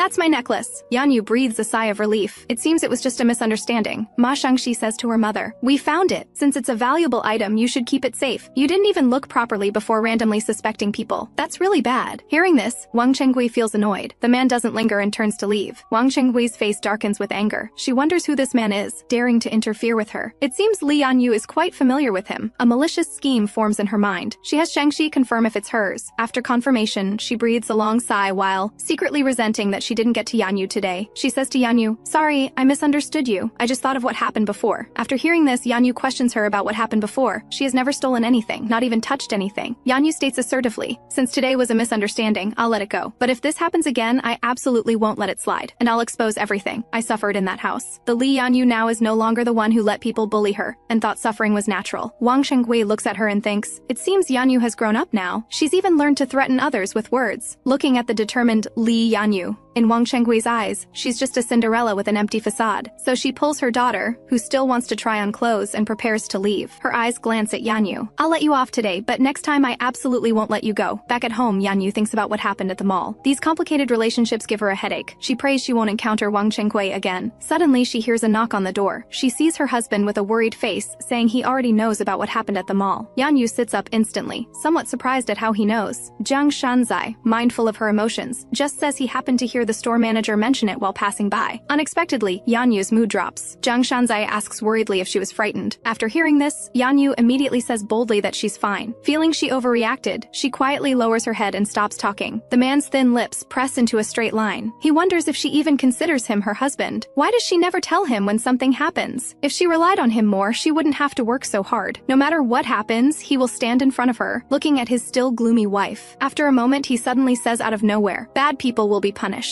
Yanyu doesn't react immediately, then suddenly bursts out laughing. Her husband is too adorable. Laughing, she says, "What's this? Compared to before, this is really nothing." Now she only hopes his life has a happy ending. Yanyu feels sorry for laughing, because Shanzai is different from usual. She really couldn't hold it in. However, at this moment, her stomach growls. Her face instantly turns bright red. She's puzzled why her stomach always growls in front of Shanzai. Then Shanzai prepares to take Yanyu out to eat and asks what she wants. She says mischievously that she wants beef and radish soup. Shanzai, aware of her little scheme, stands up and says, "No problem, let's eat that." Yanyu asks in disbelief, "Really? Of course." After saying this, he looks at her dotingly. Yanyu and Shanzai arrive on the street, preparing to eat. At this moment, Jiang Shanzai secretly looks at Yanyu's hand, wanting to warm it for her. He thinks to himself that after more than 2 years of marriage, he still doesn't dare hold her hand today. Too timid. He slowly moves closer to Yanyu. He suddenly grabs Yanyu's hand. Yanyu jumps in surprise and looks at Jiang Shanzai. "Yanyu, your hand is so cold. It's too cold. Let me warm it for you." Yanyu is confused about what he's trying to do. She uncomfortably tries to pull her hand away, but he grabs it even tighter. "Is it so hard for me as your husband to hold your hand?" Under Yanyu's surprised gaze, he puts their hands into his coat pocket. He's been waiting for this day for 5 years. Yanyu's face turns bright red. "Why are you suddenly doing this?" But she sees him suddenly, lean close to her. After putting it in, "Just consider this your home. The Christmas tree is sparkling. It's really beautiful." Jiang Shanzai looks at Yanyu affectionately. "So the place you mentioned is this beautiful?" After filling her stomach, Yanyu's mood is clearly much better. She also thinks Shanzai will definitely like this place. She thinks to herself that right now, anyone who sees Jiang Shanzai would think he's the perfect husband. Not only is he handsome and tall, but he also has a great physique, a successful career, and that magnetic voice of his. The last sentence, Yanyu accidentally mutters out loud. After hearing this, Jiang Shanzai asks Yanyu what she's babbling about. "What magnetic?" Yanyu tells him. "Your voice is such a bonus. And before, it was because you used that magnetic voice to say you wanted to marry me. That's why I agreed. I didn't have time to pick and choose, or even consider what kind of man I actually like." Yanyu looks up at the stars in the sky. She complains to her husband that all her firsts were experienced with Shanzai. Hearing this, Jiang Shanzai secretly smiles, but Yanyu still notices. "Shanzai, you shouldn't be laughing at a time like this." Jiang Shanzai gently takes her hand again and puts it in his pocket. After returning home, he holds her hand reluctantly, thinking about how he held her hand outside tonight and never let go. So he gathers his courage to fight for a benefit for himself. "Yanyu, from now on, should we sleep together?" Hearing Jiang Shanzai's words, Yanyu freezes in place. She asks somewhat bashfully and nervously what he's talking about. Jiang Shanzai tells her, "Since you want to check on my health every day anyway, let's share a bedroom," thinking Yanyu will refuse. He doesn't expect her to actually agree. After hearing this, Jiang Shanzai smiles with delight. But Yanyu tells him, sharing a bedroom is fine, but she has one condition. He absolutely cannot touch her. This statement hits Jiang Shanzai like a bolt from the blue. He doesn't understand why. Today they held hands. She also smiled so happily. But now why is she making him swear not to touch her? They're husband and wife. Jiang Shanzai feels completely dejected. Besides, if they share a bedroom, it's not like he'll immediately making love with her. She should at least leave him some hope, like maybe holding hands, touching her face, then holding her while sleeping. If he has to lie in bed without touching her at all, what's the difference from siblings? Jiang Shanzai says aggrievedly, let's still sleep separately. He thinks to himself that rather than this,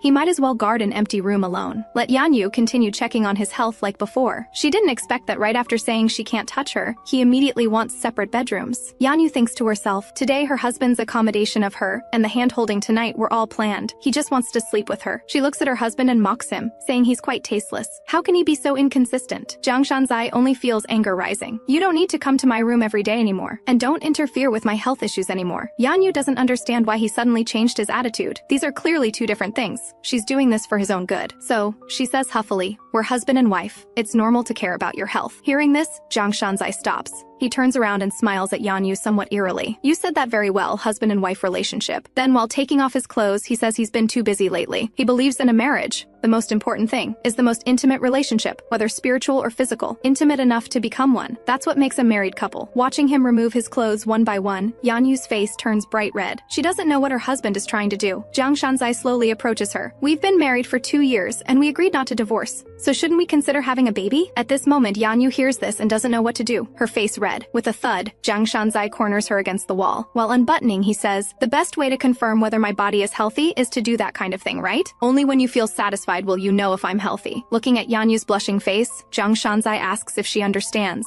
Jiang Shanzai leans even closer to her. And this is also very good for you. At this moment, Yanyu completely loses her ability to think. She can't handle this atmosphere. Jiang Shanzai shows a smug smile and makes Yanyu choose between two options. She doesn't dare look him in the eye and asks her husband what she's choosing. Jiang Shanzai's smile grows wider. Of course, I'm letting you choose to go to my room, or to go to your room. Seeing his wife not speaking for a long time, he leans forward slightly. Whose room should we go to make a baby? Yanyu's eyes dart around. She dares even less to look at her husband. Her cheeks are red and hot. Suddenly, she squats down and turns to run away. I choose neither. But she's caught by Jiang Shanzai. Why are you running away? Yanyu struggles desperately and weakly retorts, I'm not mentally prepared yet. Jiang Shanzai feels frustrated. Am I not handsome enough, or is my physique not good enough? I've given you 2 years. Isn't that enough? I'll give you 10 minutes to prepare mentally. Yanyu is completely scared. How did things go beyond her expectations? She thinks it should be at least 1,000 times longer. Jiang Shanzai readily agrees, because what he means is 1,000 times equals 1,000 minutes. He smiles delightedly. That's 160 to 6 hours, 7 days. Yanyu is instantly dumbfounded at being tricked. You can calculate it like that, no matter how Yanyu explains. Jiang Shanzai acts as if he didn't hear. He only acknowledges the time he calculated. Yanyu's heart is unsettled. It seems things got out of hand because of her. Could it be that the plot changed because she came back from the future? What a crazy pace of development. On the other side, after Wang Shengwei finishes her phone call, she angrily throws her phone. It turns out she was investigating the man who helped Yanyu during the day. After finding nothing, she's unwilling to let Yanyu off like this.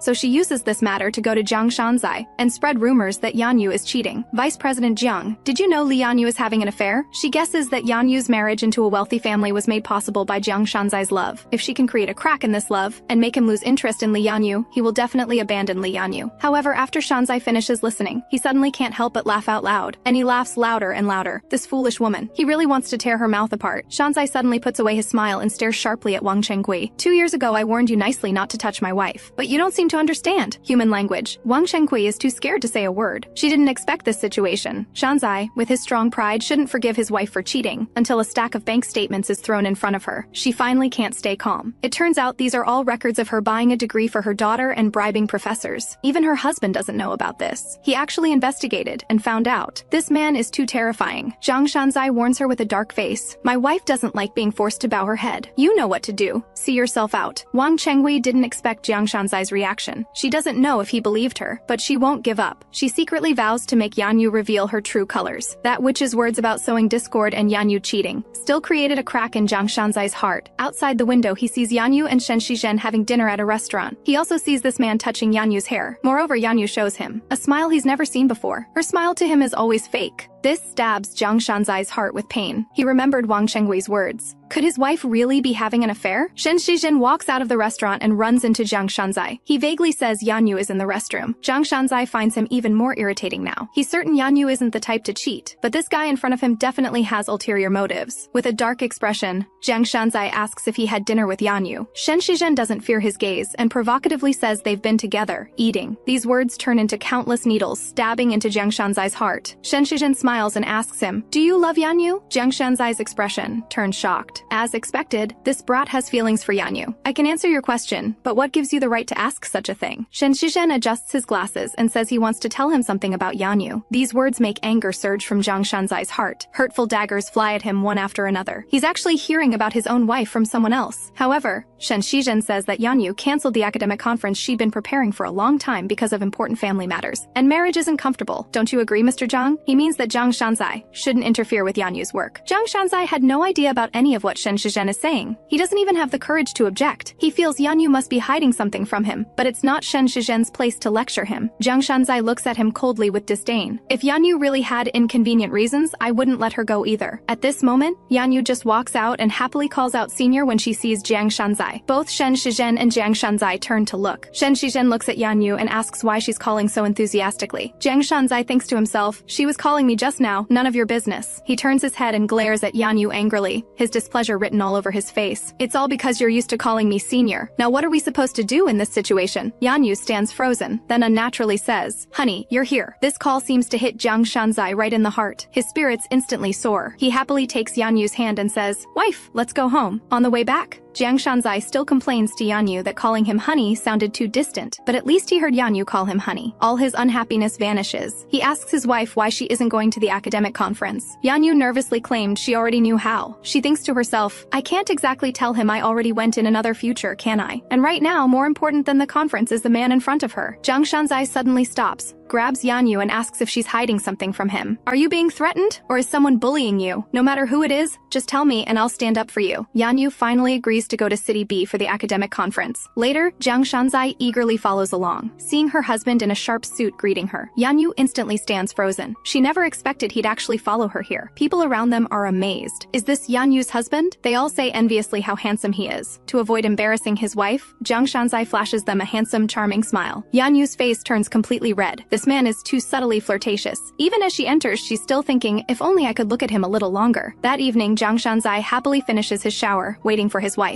Then Yanyu calls. She complains that her room is too far from his. She might not be able to come see him. Jiang Shanzai's heart sinks completely. Then he hears his wife say they'll meet in the lobby tomorrow morning, but only for 10 seconds. Now it's Jiang Shanzai's turn to be dumbfounded. 10 seconds? He flew from City S to City B for just 10 seconds? That's not even enough time to hold her hand. Soon it's morning. After confirming her husband's health is excellent in the lobby, Yanyu plans to leave, afraid of causing trouble if her colleagues see them. Seeing her looking around, nervously, afraid of being spotted, Jiang Shanzai suddenly leans close to her ear, teasing her with his deep, magnetic voice. "Tonight after my lecture, I'll take you out." Yanyu doubts she heard correctly, momentarily forgetting what she was worried about. Her cold and aloof husband knows how to have fun? This is the first time he's asking her out. Yanyu feels sweet inside. Seeing his wife smiling so happily, Jiang Shanzai can't help wanting to kiss her. At this moment, colleagues start coming out, afraid of being seen by them. Yanyu quickly hides in his arms, muttering that they absolutely cannot be seen. Jiang Shanzai smiles gently. "Hurry and go." As he leaves, Yanyu quietly tells him they'll see each other tonight. 10 seconds is enough. 10 seconds again. What can you even do in 10 seconds? After Yanyu leaves, he prepares to go to work too. As he boards the plane, he wonders what Yanyu's reaction would be if she knew he wasn't here on a business trip, but came specifically just to see her. Returning to the company, he unexpectedly sees Ma Zhengtai here. Jiang Shanzai sneers. This family just won't give up. Next time they should call ahead. It turns out Ma Zhengtai is here because of his daughter and wife's situation. He hopes Jiang Shanzai will back off and give them a chance. However, Jiang Shanzai shows no mercy. "Because you hurt my wife? Interesting things are about to change, aren't they?" Ma Zhengtai pleads, using the fact that he's taken care of their family for 20 years, that he and Jiang Shanzai are in the same corporation, and his own dignity. Unexpectedly, Jiang Shanzai firmly states he won't show any mercy, because he doesn't know if Yanyu will choose to forgive him. Seeing Jiang Shanzai so merciless, Ma Zhengtai stands up and shouts at him, "You'll definitely regret doing this." Jiang Shanzai's face darkens. staring coldly at this lunatic. When Jiang Shanzai returns to the hotel, he runs into Shen Shizhen. Shen Shizhen smiles and apologizes for what happened last time. Jiang Shanzai dismissively says it's fine, he understands. Hearing Shen Shizhen thank him for helping take care of Yanyu, Jiang Shanzai is displeased. Does he need thanks for taking care of his own wife? So he no longer cares that this is Yanyu's colleague. With the authority of a CEO, he warns him, Yanyu is my wife. You're just her colleague. Don't cross the line. Just then, Yanyu happens to come by, puzzled why both of them look so upset. Without a word, Jiang Shanzai takes Yanyu's hand, turns around and heads toward his room. He doesn't forget to assert dominance by saying, let's go. Going to a hotel room with her husband for the first time, Yanyu's face turns red. It feels like a honeymoon. Yanyu nervously overthinks, so she quickly hides in the room to change. Holding the clothes, Yanyu worries about how they'll sleep tonight. She doesn't notice at all that the clothes don't fit. When she finally realizes, she cries out loudly. This cry successfully catches Jiang Shanzai's attention. Anxious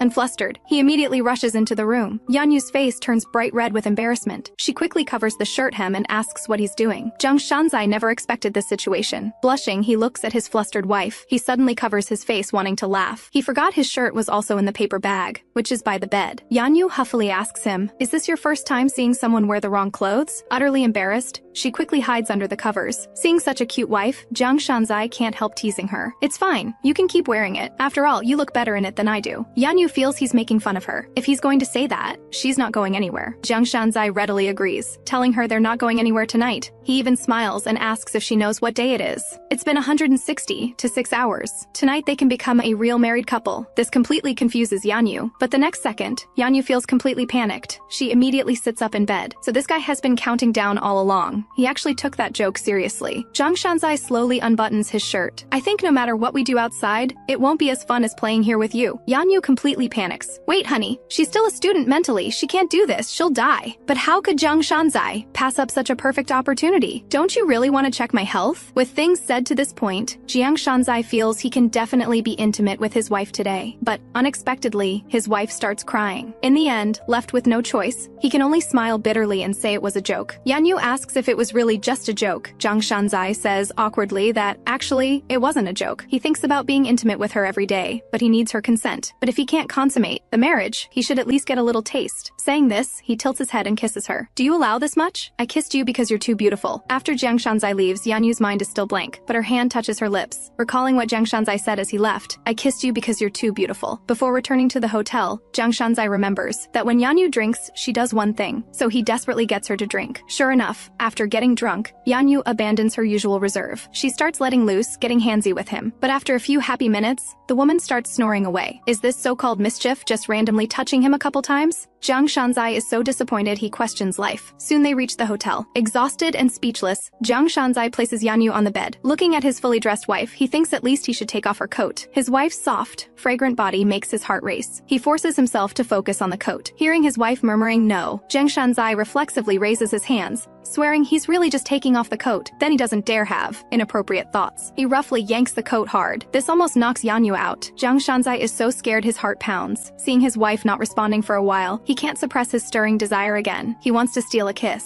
Yanyu suddenly opens her eyes with a grin. Did you swear you wouldn't touch me? Jiang Shanzai immediately objects. He didn't swear then, and absolutely won't swear. Only an idiot would swear not to touch his wife. He thinks Yanyu is testing him. So with a sour face he says, don't always try to make him out to be a good guy. Men have no self-control when facing women they like. But the next second, his face is grabbed by Yanyu, who incoherently says, Senior, it's so good that you're still alive. Jiang Shanzai is completely confused by her baffling words. He doesn't know if she's really drunk or playing dumb. Gritting his teeth, he asks if she's deliberately saying these things to stop him from making a move. But unexpectedly, his arm is grabbed. After a tilt, he falls onto the bed completely bewildered. Seeing Yanyu holding his hand and not letting go, Jiang Shanzai tries to break free in frustration. He doesn't want to just hold hands while sleeping. With only one hand free, he can't do anything. But Yanyu grips tightly and won't let go, muttering, I won't let go. You want to sleep with me, right? I won't just hold hands. After waiting a while with no response, he curses himself for being stupid. She only responds to questions that benefit her. This time, you're the one who wants to sleep with me. I won't refuse. Unexpectedly, Yanyu rolls over, buries herself in his arms and falls asleep. Jiang Shanzai is quite angry, but he can't wake her up. Through the long night, he's too hot to sleep, and the key problem is he can't go to the bathroom for a cold shower. So he pities himself and asks Yanyu why she wanted to divorce him in the first place. In the morning, Jiang Shanzai dejectedly holds his wife's hand as they leave the hotel. Yanyu doesn't understand why her husband is upset so early. Could he be blaming her for taking half the bed last night? She silently complains what a petty man. He wanted me to sleep with him, and now he feels guilty about it. At this moment, Jiang Shanzai deeply regrets how last night passed. Facing a wife he can only look at but not touch. Who knows how hard he struggled last night, but he doesn't forget to tell his wife that she can drink at parties and gatherings in the future, but she must call him 30 minutes before drinking. He'll come pick her up. Naive Yanyu doesn't realize she's been tricked by her husband. She happily tells him to keep his word. Yanyu regrets not having fun because she got drunk last night. Jiang Shanzai tells her, "It's okay. Next month will be Christmas." Then, hearing about Christmas, Yanyu happily says she can participate in volunteer activities at school. She asks if her husband will be very busy on Christmas. Jiang Shanzai huffs and turns around saying yes. Very busy. Extremely busy. Soon they arrive at City S. Her best friend stands at the intersection, nervously wondering if he will come or not. Seeing Jiang Shanzai gently helping Yanyu out of the car, she's so surprised her mouth won't close. Is this the same iceberg she saw last week? After Jiang Shanzai leaves, she speaks without thinking and mentions their last meeting. Yanyu is puzzled about when they met and decides to ask her husband properly tonight. Late at night, Jiang Shanzai staggers home drunk. Passing by Yanyu's room, he doesn't know if his wife is asleep. Liquid courage emboldens the coward. He pushes open the door, seeing his wife sleeping so soundly. He can't help secretly kissing her. This pure-hearted older man who usually clamors about being intimate now feels shy. Soon it's the next morning. Yanyu sees a call from her father-in-law on her phone. She hurries to call him back. Turns out something happened at the company. Her father-in-law couldn't reach Jiang Shanzai, so he called Yanyu instead. She looks through the door, crack, and sees her husband still sleeping, so she quietly approaches the bed and tells her father-in-law that Jiang Shanzai is still sleeping. But her father-in-law says there's a very urgent matter and asks Yanyu to help wake him up. She suddenly thinks of something she's always wanted to do but didn't dare.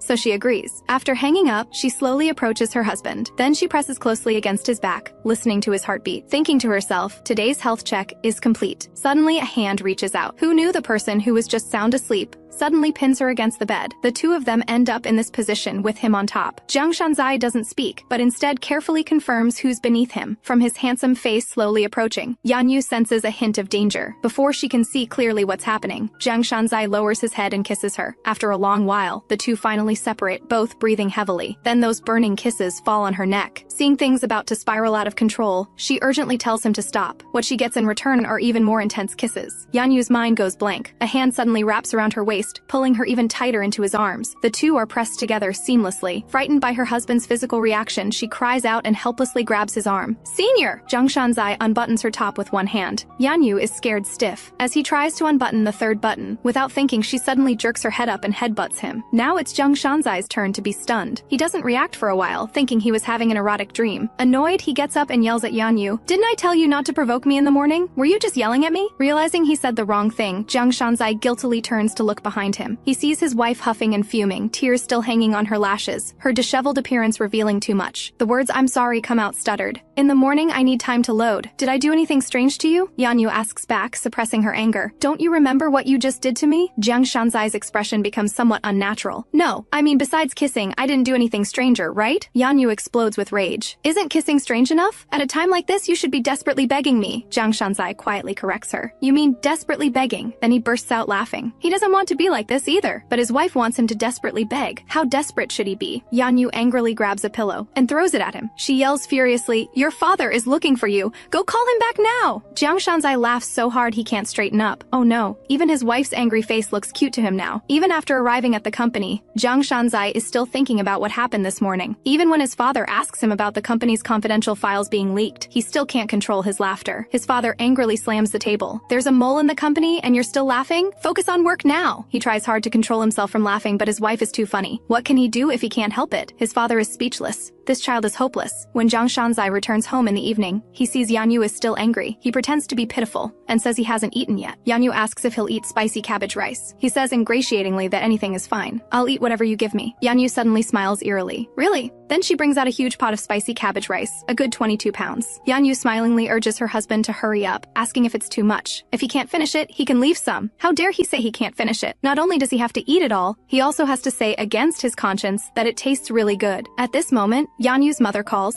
Turns out they want to come to the city for a night and asks if it's convenient. Worried that Jiang Shanzai wouldn't be happy with them staying here, Yanyu suggests they stay at her brother's apartment. Or if not, booking a hotel works too. Hearing their conversation, Jiang Shanzai starts calculating. If his mother-in-law stays here, Yanyu will definitely sleep with him at night. Why pass up such a good opportunity? Returning to the dining table, seeing her frowning, Jiang Shanzai deliberately asks what's wrong. Yanyu tells him her parents want to come to the city to see her and says she's already arranged for them to stay at her brother's apartment. Jiang Shanzai is puzzled. Clearly he has more rooms here, so why squeeze in together with her brother? So he suggests letting her parents stay here. Yanyu is very surprised. Someone who values his own space so much wants to invite her parents to stay at home. After all, even his own parents haven't stayed here. Are you serious? Jiang Shanzai smiles and asks her back. Would I lie? Then he tells her not to worry about this. He'll contact her father. Yanyu is moved to tears, feeling more and more that her husband treats her better. At this moment, Jiang Shanzai's phone rings. Hearing him say superstar, Yanyu's eyes widen in shock. Someone called Superstar, who has contact with her husband. There's only one person, Yusola, the real reason for her divorce. In her previous life, when Yusola returned to the country, Jiang Shanzai personally went to pick her up. At their first meeting, he and Yusola stood intimately together. The two of them looked more like a married couple. Right in front of her, Yusola provocatively placed her hand on Jiang Shanzai's shoulder. Even though he knew he was married, he didn't avoid it. Is this the person you're going to marry? Yusola said with a smile that she and Jiang Shanzai have been very good friends since childhood. At that time, Yanyu thought with inferiority. Clearly, he has such a beautiful actress friend by his side, so why would he have a fake marriage with her? She couldn't quite understand. Are they really just friends? Soon she realized she was just a joke. That day, because she had a cold, she didn't go to school. Suddenly, someone entered the door code. She thought the housekeeper forgot something, but it turned out to be Yusola, who acted like the lady of the house returning to her own home. In a hostess's tone, she asked Yanyu why she didn't greet her. Yanyu thought to herself, I'm the lady of the house, why should I greet a guest first? Besides, she didn't greet me either. Yanyu asked her back how she knew the door code. Yusola said, meaningfully, that she knows everything about Jiang Shanzai. She even knows the reason for your fake marriage. Yanyu looked up at her in shock. Only she and Jiang Shanzai knew this secret. She never told anyone else, but he actually told her. After Wang Shengui beat you, Shanzai proposed to you, right? At that time, Yanyu was so upset she wanted to cry. He even told her about this. Seeing that Yanyu believed her words, Yusola breathed a sigh of relief. Before Shanzai decided to marry you, his scandal with me was exposed. Because photos were taken at that time, it was a difficult situation, and that period was very important for me, so I told Shanzai I hoped he could find a way to stop this scandal. You understand now, right? When Yanyu heard these words back then, saying her heart was pierced by 10,000 arrows wouldn't be an exaggeration. She was just their shield. Seeing Yanyu's dejected face, Yusola hoped Yanyu would understand that she could marry Jiang Shanzai thanks to her. Then she got up to leave. Before leaving, she didn't forget to remind Yanyu not to make things difficult for Jiang Shanzai because of today. After all, you were able to marry into a wealthy family and become a rich wife because of Shanzai's sympathy. How could Yanyu dare to ask Jiang Shanzai back then? Was she really just a disposable tool to protect Yusola? Coming back from rebirth and hearing Yusola's call again, she's very curious. Is their marriage really as Yusola said in the previous life? But she's more afraid of hearing the answer she doesn't want to hear from his mouth. At this moment, Yanyu, doing volunteer work at school, is asked by a colleague what plans she has with her husband tonight. Yanyu says with a forced smile that Jiang Shanzai is very busy. The colleague looks regretful. Christmas Eve is the happiest day for lovers. Yanyu thinks to herself, today is the premiere screening of Yusola's movie, and after that there's a Christmas Eve dinner. He'll definitely come back very late. Returning home, she almost wants to drill a hole in her phone. She looks at the message she sent in the afternoon hundreds of times, not knowing whether her husband went to see Yusola. Suddenly the sound of the door opening comes from the entrance. Yanyu wonders who would come at this time. Suddenly, as if thinking of something, could it be Yusola? Bad memories from her previous life flood in. Her nervous heart pounds. Jiang Shanzai didn't expect his wife to be home. He frantically hides the flowers behind his back. This morning, before leaving, he asked what she was doing tonight. She said participating in volunteer work at school, and these past 2 days, she's been barely responding to him. He's been wondering if this whole time has been a dream. He heard that giving gifts makes girls happy, so he wanted to come back early to surprise her. Yanyu asks dumbly why he didn't go to the premiere screening. Did I ever say I would go there? If you're not going, why would I go? Heaven knows, he never once said he would go to the premiere screening. Yanyu is a little happy. He actually didn't go to Yusola's but came to her instead. Hearing him say that if he'd known she was home, he would have come back earlier. Her mood improves even more, but a familiar fragrance completely sweeps away her good mood. Jiang Shanzai hands the flowers to Yanyu, a bit happy and a bit shy. He says this is a gift for you. Yanyu feels like she's been struck by lightning. Her mind explodes. In her previous life, he often gave her flowers too. She liked them very much during that time, but now these flowers are her nightmare, because seeing flowers reminds her of the scene of his death. Yanyu's tears fall heavily in distress. Jiang Shanzai's expression is very panicked at this moment. He never expected the surprise to become a shock. Hearing his wife say she doesn't like flowers, especially pink roses, he hurries to apologize, saying next time he'll send a flower basket. Hearing this, Yanyu cries even harder. She not only hates flowers but also flower baskets. baskets. Jiang Shanzai holds her hand and gently comforts her. Let's go exchange it for something you like, okay? It's decided then. At the flower shop, two people with red, teary eyes request to return the flowers. The salesperson is completely bewildered. Finally, Yanyu picks out a succulent plant known for its strong vitality. On the way back, she tightly protects the succulent in her arms, hoping Senior will have strong vitality like the succulent. Her mood is much better now, so she asks her husband why he didn't go to Yusola's. Jiang Shanzai is very confused. Why would he go? Besides, going alone would be boring. Yanyu mutters quietly, but that's a movie by your best friend. For a moment, both fall silent. No matter how important, she's not as important as you. She turns to look at her husband in disbelief. Jiang Shanzai asks with a red face what's wrong. Yanyu doesn't know if she's happy or afraid. Her life seems to have changed, yet it seems unchanged. At midnight, the phone rings. The long-awaited good moment is interrupted. Jiang Shanzai suppresses his anger and doesn't want to look at his phone. Yanyu asks why he won't answer. He suddenly turns around, hugs his wife, and acts spoiled, like a big wolf dog that didn't get his bone. He says aggrievedly he won't answer. Absolutely won't answer. Without looking, he knows it's Yusola's call. She always has such bad timing. Yanyu didn't expect this reaction to Yusola's call. Could she have been misunderstanding their relationship all along? She starts to think, did she only believe Yusola's words and wrongly blame them? Thinking this, she raises her hand and gently soothes him. After being comforted, the man's mood is wonderful. He asks his wife what her plans are for this year. Her plan is for him to be safe and get through this year. Jiang Shanzai laughs heartily and says proudly, "So you have no plans?" Yanyu becomes even more annoyed, glaring at him and muttering quietly. Her New Year's plan is hoping he'll get through this year safely. What's wrong with that? He doesn't understand her intentions at all. But it doesn't matter if he doesn't know, as long as he gets through this year safely. Rarely seeing his wife so clingy, Jiang Shanzai asks dotingly what her plans are for tomorrow. Yanyu tells him she wants to go to Namsan to watch the sunrise. She wants to pray to the sun god for his safety. Because they can't drive up the mountain, Yanyu teasingly asks if he knows how to take the bus. Jiang Shanzai is annoyed. He's not an idiot. Do you have a transit card? He proudly waves the card in his hand. As soon as the bus stops, Yanyu can't wait to tell Jiang Shanzai to follow her lead. The second time holding hands outside. Both are too shy to speak. Jiang Shanzai thinks to himself, actually it's not just her experiencing so many firsts with him. For him, many things with her are also first times. Soon they arrive at Namsan. Facing the sea of people, Jiang Shanzai worries she'll get lost like last time. He tells her they must keep holding hands. He's afraid of losing her, and afraid she'll get cold. He worries like an overprotective father. He bundles his wife up completely. Seeing Yanyu about to protest, he fiercely tells her to wipe her nose clean first before talking. Yanyu actually believes him and quickly sniffles. He wants to laugh. How can he have such a silly and naive wife? But though she's a bit dumb, she's obedient and cute. At this moment, cheers erupt around them. The sun is rising. Yanyu is mesmerized by the beautiful sunrise, praying to the sun god to protect her husband's safety. Suddenly, she's wrapped in someone's arms. His incredibly gentle voice sounds in her ear. If you hide in my arms, you won't be cold. Yanyu's tears fall heavily in emotion. As long as he gets through this year safely, he can avoid the tragic ending of his previous life. Cold, wet tears drip onto his hand. Jiang Shanzai is alarmed and asks why his wife is crying. Yanyu quickly wipes away her tears carelessly. I'm not crying because I'm sad, but because I'm happy to watch the sunrise with you. A touch of tenderness flashes in Jiang Shanzai's eyes. He simply lowers his head slightly and kisses her lips. Jiang Shanzai also prays to the sun god in his heart. He hopes he can be intimate with her soon. Suddenly, Yanyu's phone rings. Seeing the picture her best friend sent, her mind goes blank. The first scandal of the new year is actually her husband being photographed secretly with Yusola. Yanyu looks at her husband in disbelief. Didn't he say he didn't go see Yusola? He's never seen his wife look at him this way. Jiang Shanzai nervously grabs the phone. Then he gets very angry at the phone. Who's playing this kind of prank? I'm a married man. Yanyu can't understand why Yusola keeps inserting herself between them. In her previous life, she came to school arrogantly looking for her. With one sentence, hoping Shanzai will be happy. She forced her to divorce. She was a coward back then, so she messed everything up without asking him directly. But now it's different. She's been reborn. How can she let her cause trouble again? So she grabs her phone back. Senior, didn't you come to City D to be with me Thursday night? These people really talk nonsense. But she's also puzzled about when this photo was taken. Jiang Shanzai scratches his face uncomfortably. Well, actually, that day I went back to City B, and then I ran into Yusola at the airport. What? So you saying you went to City D on business was a lie? The company is so important, how could you follow me there? However, Jiang Shanzai says awkwardly, because you said you need to see me every morning, so I lied and said I was on a business trip. And how is the company more important than you? Yanyu suddenly freezes, clearly shocked. After the misunderstanding is cleared up, Jiang Shanzai rushes home with Yanyu. If his father finds out about this,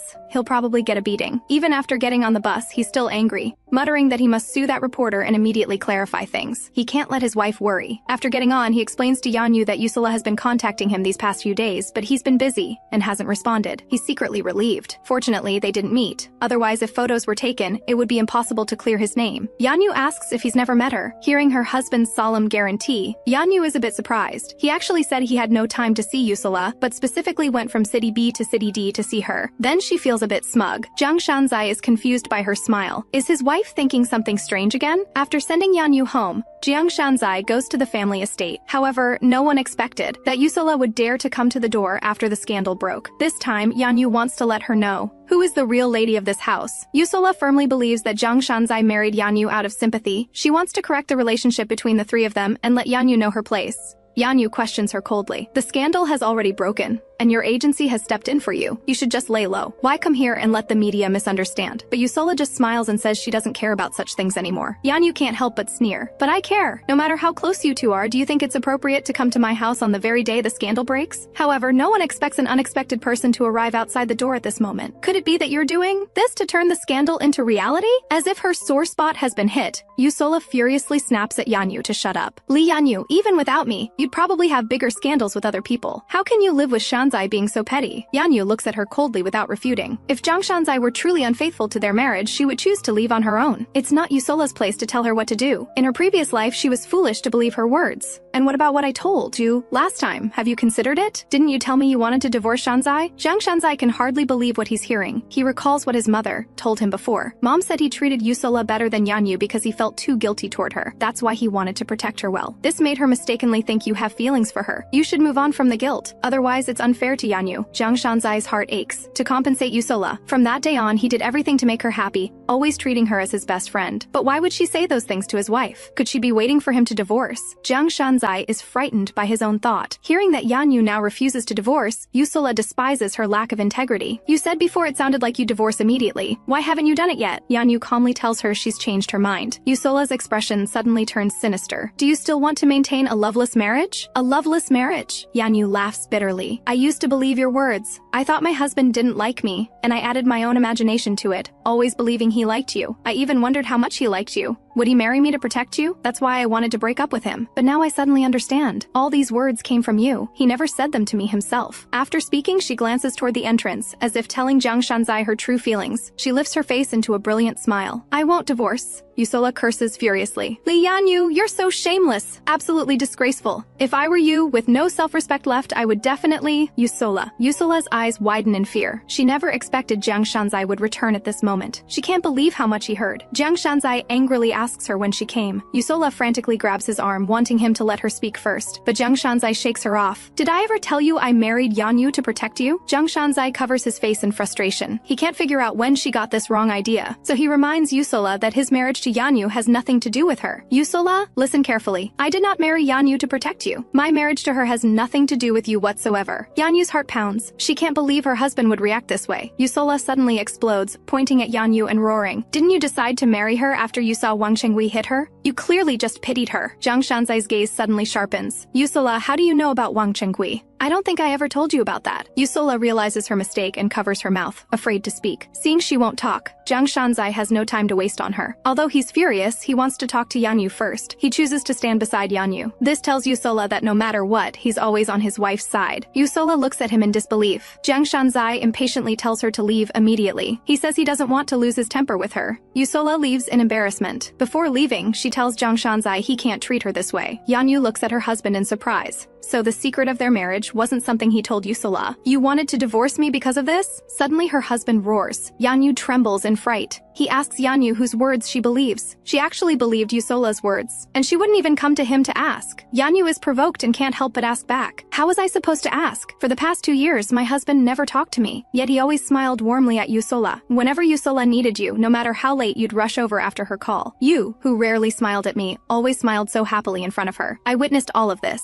How could I ask? The more Yanyu speaks, the more upset she becomes. If I asked whether you liked Yusola, and you said yes, what was I supposed to do? How could I handle what came after? Yusola was right about one thing. Our marriage was built on a foundation without love. Yanyu suddenly shouts at him. How was I supposed to ask you? Jiang Shanzai's fury is extinguished by a bucket of cold water poured over his head. He feels indescribable panic and fear. He quickly crouches down and grabs Yanyu's hand, begging her to forget what happened in the past 2 years. They can start over. But Yanyu cries even harder. For him it's 2 years, but for her it's countless 2 years. To save him, she relived these 2 years countless times. He says forget and she's supposed to forget. You say start over. Do I have to obediently do as you say? Jiang Shanzai's mind mind buzzes. He almost doesn't dare think about what her words mean. How disappointed must she have been in him to choose to believe Yusola's words? He finally knows what soul-crushing devastation feels like. Seeing the misunderstanding deepen, he suddenly stops Yanyu and explains his relationship with Yusola. Yusola is my best friend's sister, because 20 years ago he died saving me. That's why I'm good to her. He doesn't know if his wife will listen. He talks about what happened 20 years ago on his own. Young Jiang Shanzai and Yusola's brother went on an outdoor adventure without telling their parents. They discovered an abandoned cabin. Yusola's brother planned to clean up the place, saying they could stay here in the future, but they unexpectedly encountered the house's owner. The man thought his runaway wife and child had returned. He actually set the cabin on fire. Yusola's brother, to save him, let him climb out by stepping on his shoulders. After he got out, the house owner knocked him unconscious with a stick. When he woke up again, it was too late for everything. Yanyu listens in a daze, completely stunned, both shocked and heartbroken. Unconsciously, she walks toward him. She reaches out and pulls him into her embrace, telling him to stop. She feels as if she's back in that unbearable pain. Although she can't tell Jiang Shanzai, she knows this kind of guilt. She can hardly believe what state of mind he's been in to endure until now. He probably wants to return to the past even more than she does. Jiang Shanzai feels that without clarifying, the misunderstanding will only deepen. So he continues. Because Yusola and her brother were both orphans. When her brother suddenly died, I thought she must resent me. So whatever she asked for, I tried to fulfill it. Seeing Yanyu silent with tears in her eyes, he thinks she believes he's making excuses for Yusola. He quickly clarifies that he's not saying this to make her forgive everything Yusola did. He's clarifying that he never said those things to Yusola. He hopes Yanyu will trust him no matter what happens. Yanyu nods with a smile. Who knew he'd suddenly stand up to confess something to Yanyu? I'm sorry, I investigated you. I knew about Wang Chengui using you before. Before things were clear, I thought, like everyone else, that you experienced dating violence. That's why you're afraid of men, and why you asked for separate rooms after marriage. Yanyu stares blankly for a while, hardly believing he actually knows about this. Then she loudly asks her husband back. I'm afraid of men? Jiang Shanzai mutters quietly. Aren't you always afraid of me? Yanyu says she's only afraid of him, not all men. His heart sinks. Why is she only afraid of him alone? Yanyu knows she's in the wrong. Her mouth moves faster than her brain. That's because I'm too embarrassed to look at handsome men. After saying it, she feels too embarrassed and quickly covers her mouth. How can this stupid mouth say anything? Jiang Shanzai doesn't react at first. Then he's overjoyed. So it's because he's too handsome. He knew it. If she found even him distasteful, how much more would she dislike other men? Yanyu is speechless. This narcissism is incurable. She suddenly remembers he was talking about sad things. Is she being too much? So she apologizes to him. Jiang Shanzai chuckles. He pulls Yanyu into his embrace. His gaze burns into her. Can I kiss you? Yanyu can't keep up with his jumping thoughts. She blushes and says no. Jiang Shanzai takes her hand and kisses it. His voice is husky and seductive. Say yes quickly. Yanyu's gaze flickers. She stammers. Not right now, but I want to right now. Jiang Shanzai doesn't care whether she nods. He dominantly holds the back of her neck. He lowers his head and kisses her lips, gently and softly kissing her. However, facts prove that men's words can't be trusted. When he goes from just one kiss to a deep kiss and trails down along her jaw, Yanyu knows she shouldn't have softened. She pushes him away in embarrassment and anger. Why is this man so domineering? She hasn't agreed yet. Yanyu is overwhelmed by his persistence. She blurts out, you haven't done that thing yet. Jiang Shanzai looks confused at first. Then he thinks of intimate matters and immediately understands. His face also turns red, so he presses her back onto the sofa. Then let's do that. We can do it right now. The smile in his eyes deepens. I'm fine with it. This man has been thinking about it for 72,000 minutes. He never figured out which thing his wife meant when she said that thing in bed. His colleague sees him looking troubled and asks if he fought with his wife over the scandal. Now he feels both bitter and envious seeing happily married people. He glares at him. He turns away, not wanting to see him. So annoying. Anyone peacefully in love irritates him now. His colleague tells him honesty is best between spouses. You should honestly tell the other person what you want to say. This makes him angry. He doesn't know how honest he's been. It was because he honestly told his wife he wanted to kiss her that things became like this. His colleague can't understand how Yanyu fell for this arrogant personality. So he asks him, did you steal Yanyu? Have you properly confessed to her? Jiang Shanzai suddenly realizes, how did he not think that thing meant confession? Then he rushes home. In the evening, Yanyu returns home. She's dumbfounded seeing the house full of succulent plants. She was worried he'd insist on sleeping together tonight. Jiang Shanzai happily takes his wife's hand. He introduces her to the names of these succulent plants. Yanyu listens, feeling dizzy. She thinks to herself that unusually attentive people have ulterior motives. Jiang Shanzai doesn't know his wife is thinking wrong. He shyly asks Yanyu if she knows what these succulent plants have in common. Yanyu is completely confused. She blankly says she doesn't know. Their theme is, I like you. So he confesses to Yanyu affectionately, wife, you're the one who changed me. Now my heart and eyes only have you.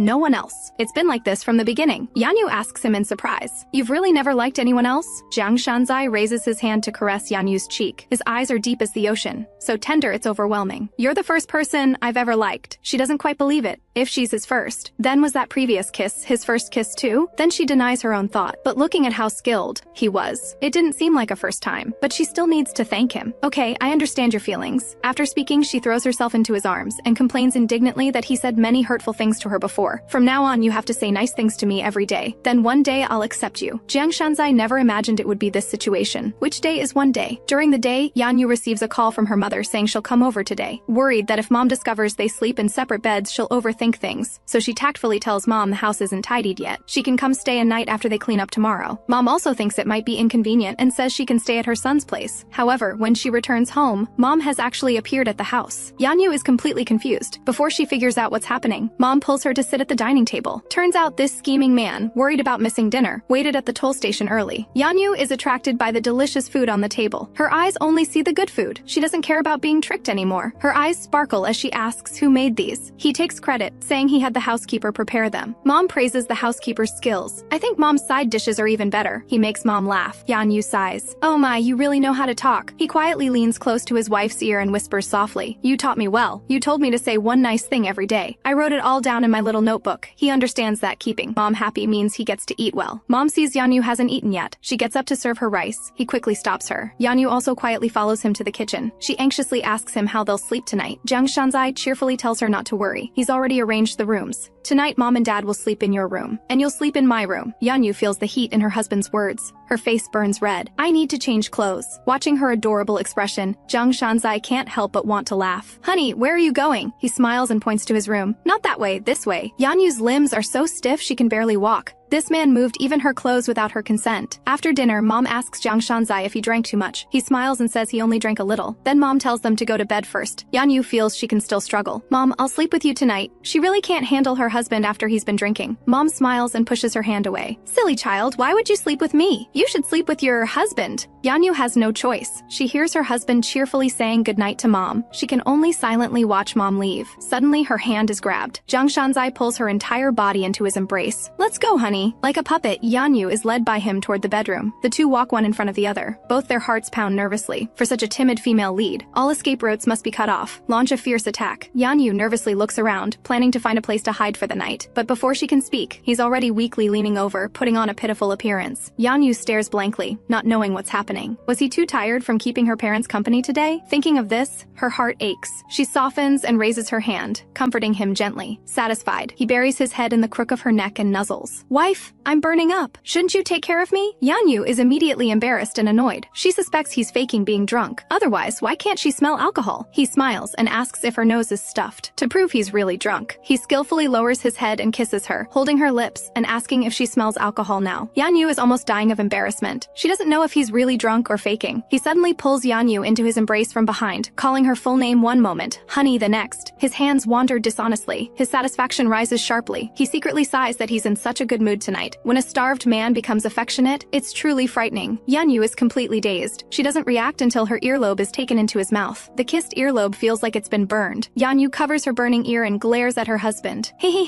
your ear turned red. Yanyu suspects he's faking drunkenness, trying to seduce her with his masculine charm. She turns and leaves indignantly. Ouch! My head hurts so much. Yanyu pauses. She turns and sees her husband holding his head and acting cute. Touch my head. Her temper worn down by him, she resignedly pats the bed, telling him to come over. Then she reaches out to feel his forehead. He doesn't seem to have a fever, but the next second, her hand is grabbed. Touch properly. The air fills with ambiguous atmosphere. The more Yanyu looks at his gaze, the more unsettling it feels. She senses trouble. She tries to slip away. Who can resist being seduced by such a handsome man? She'll really fall for it at this rate. But before she can take a step, everything spins. Yanyu finds herself lying on the bed, completely bewildered. She asks why he's scaring her like this. What if she gets hurt? Looking at his wife's annoyed face, his smile deepens. Would I let you get hurt? I'm worried you'll get hurt. This phrase makes him think of something. He suddenly pulls Yanyu even tighter into his embrace. He stops teasing her and lets her sleep like this. Yanyu's heart fills with sweetness. Seeing her husband so close, she can't help wanting to touch him. Suddenly, there's a knock on the door. They both jump up straight in fright. It turns out mom doesn't know how to turn off the fancy lights in the room. Yanyu covers her chest, grateful she almost fell for his unconscious seduction. When he returns and sees his wife sleeping soundly, he tentatively calls out, Wife. Seeing no response, he calls again. Little beauty. Then he smiles helplessly and spends a pure night under the covers with his wife. The next day after Mom leaves, Yanyu thanks her husband for letting Mom stay here, but Jiang Shanzai says Mom told him to take care of you more, saying you're like a little child. Yanyu asks in surprise how he replied. He leans over cutely again. I said I'm just older, but I'm still a child too, so please like me more. Yanyu is grossed out. Is this still her cold husband? Jiang Shanzai, in a good mood, pulls her into his arms. Yanyu feels her heartbeat acting up again. She used to think he was dull, but now being with him feels reassuring. She wraps her arms back and nestles obediently in his embrace. She thinks since this is time travel, how nice it would be if she could go back to the proposal. Then, as if thinking of something, she suddenly looks up at her husband. If you could go back to the past, is there a moment you'd want to return to? Yes. Yanyu urgently asks when. He holds his chin, thinking for a moment. November 25th. This is like a bomb, making Yanyu's mind buzz. Going back to the day she traveled through time, she sees her husband's burned arm. Yanyu is both shocked and terrified. She fears that what she dreaded hasn't changed. No matter what she does, what happened in her previous life is still occurring. Because in her previous life at her father-in-law's birthday banquet, her husband also burned this same arm, even in the exact same spot. Jiang Shanzai, afraid his wife will worry, emphasizes repeatedly that he's fine. It's just a minor burn. But Yanyu can't hear anything. Her tears fall pitter-patter non-stop. November 21st is approaching again. How can she not worry? Her mind is in chaos. Could this be a warning from this world? Warning her that no matter how hard she tries, she absolutely cannot change her husband's fate? Mocking her that the future isn't so easily changed. Yanyu doesn't dare delay a moment. She drags her husband rushing to the hospital. She happens to encounter the man who helped Yanyu at the mall. He calmly looks at Jiang Shanzai's arm and inexplicably says a phrase. That's why I told you to be careful. At the hospital, after bandaging the wound, Jiang Shanzai sees Yanyu's emotions remain tense. He smiles and tells her it's just a minor injury. To prove he's really fine, he raises the finger with his ring to show her. Look, the place with the ring is perfectly intact. But Yanyu blames herself terribly. She hates that she didn't go get the food then. If she had gotten injured instead of her husband, it would definitely be better than now. Seeing her like this, Jiang Shanzai's heart jumps. He knows she's overthinking again, because he knows his wife cares deeply about his health. So he lowers his head and gently nuzzles her forehead, softly coaxing. It's really nothing. It doesn't hurt. At this moment, there's a knock on the door outside. After Yanyu goes out, she sees the culprit. She asks him darkly if he still has the face to come. It turns out this man is Yanyu's colleague. He heard her husband is a conglomerate heir. He wanted to curry favor with Jiang Shanzai but never had the chance before. He didn't expect to encounter Jiang Shanzai having lunch with Yanyu at the cafeteria today, so he deliberately knocked over the food tray, wanting to use this opportunity to get close to Jiang Shanzai. But he didn't expect Yanyu to hate him to death. She won't let him get one step closer to her husband. After returning home, Jiang Shanzai tells his wife to rest first. He needs to shower before going to work. Yanyu worries water will get in his wound if he washes his hair, so she grabs her husband's coat. Can I help you wash your hair? Your wound can't get wet. He thinks he misheard and looks at his wife in surprise. Then he smiles somewhat ambiguously.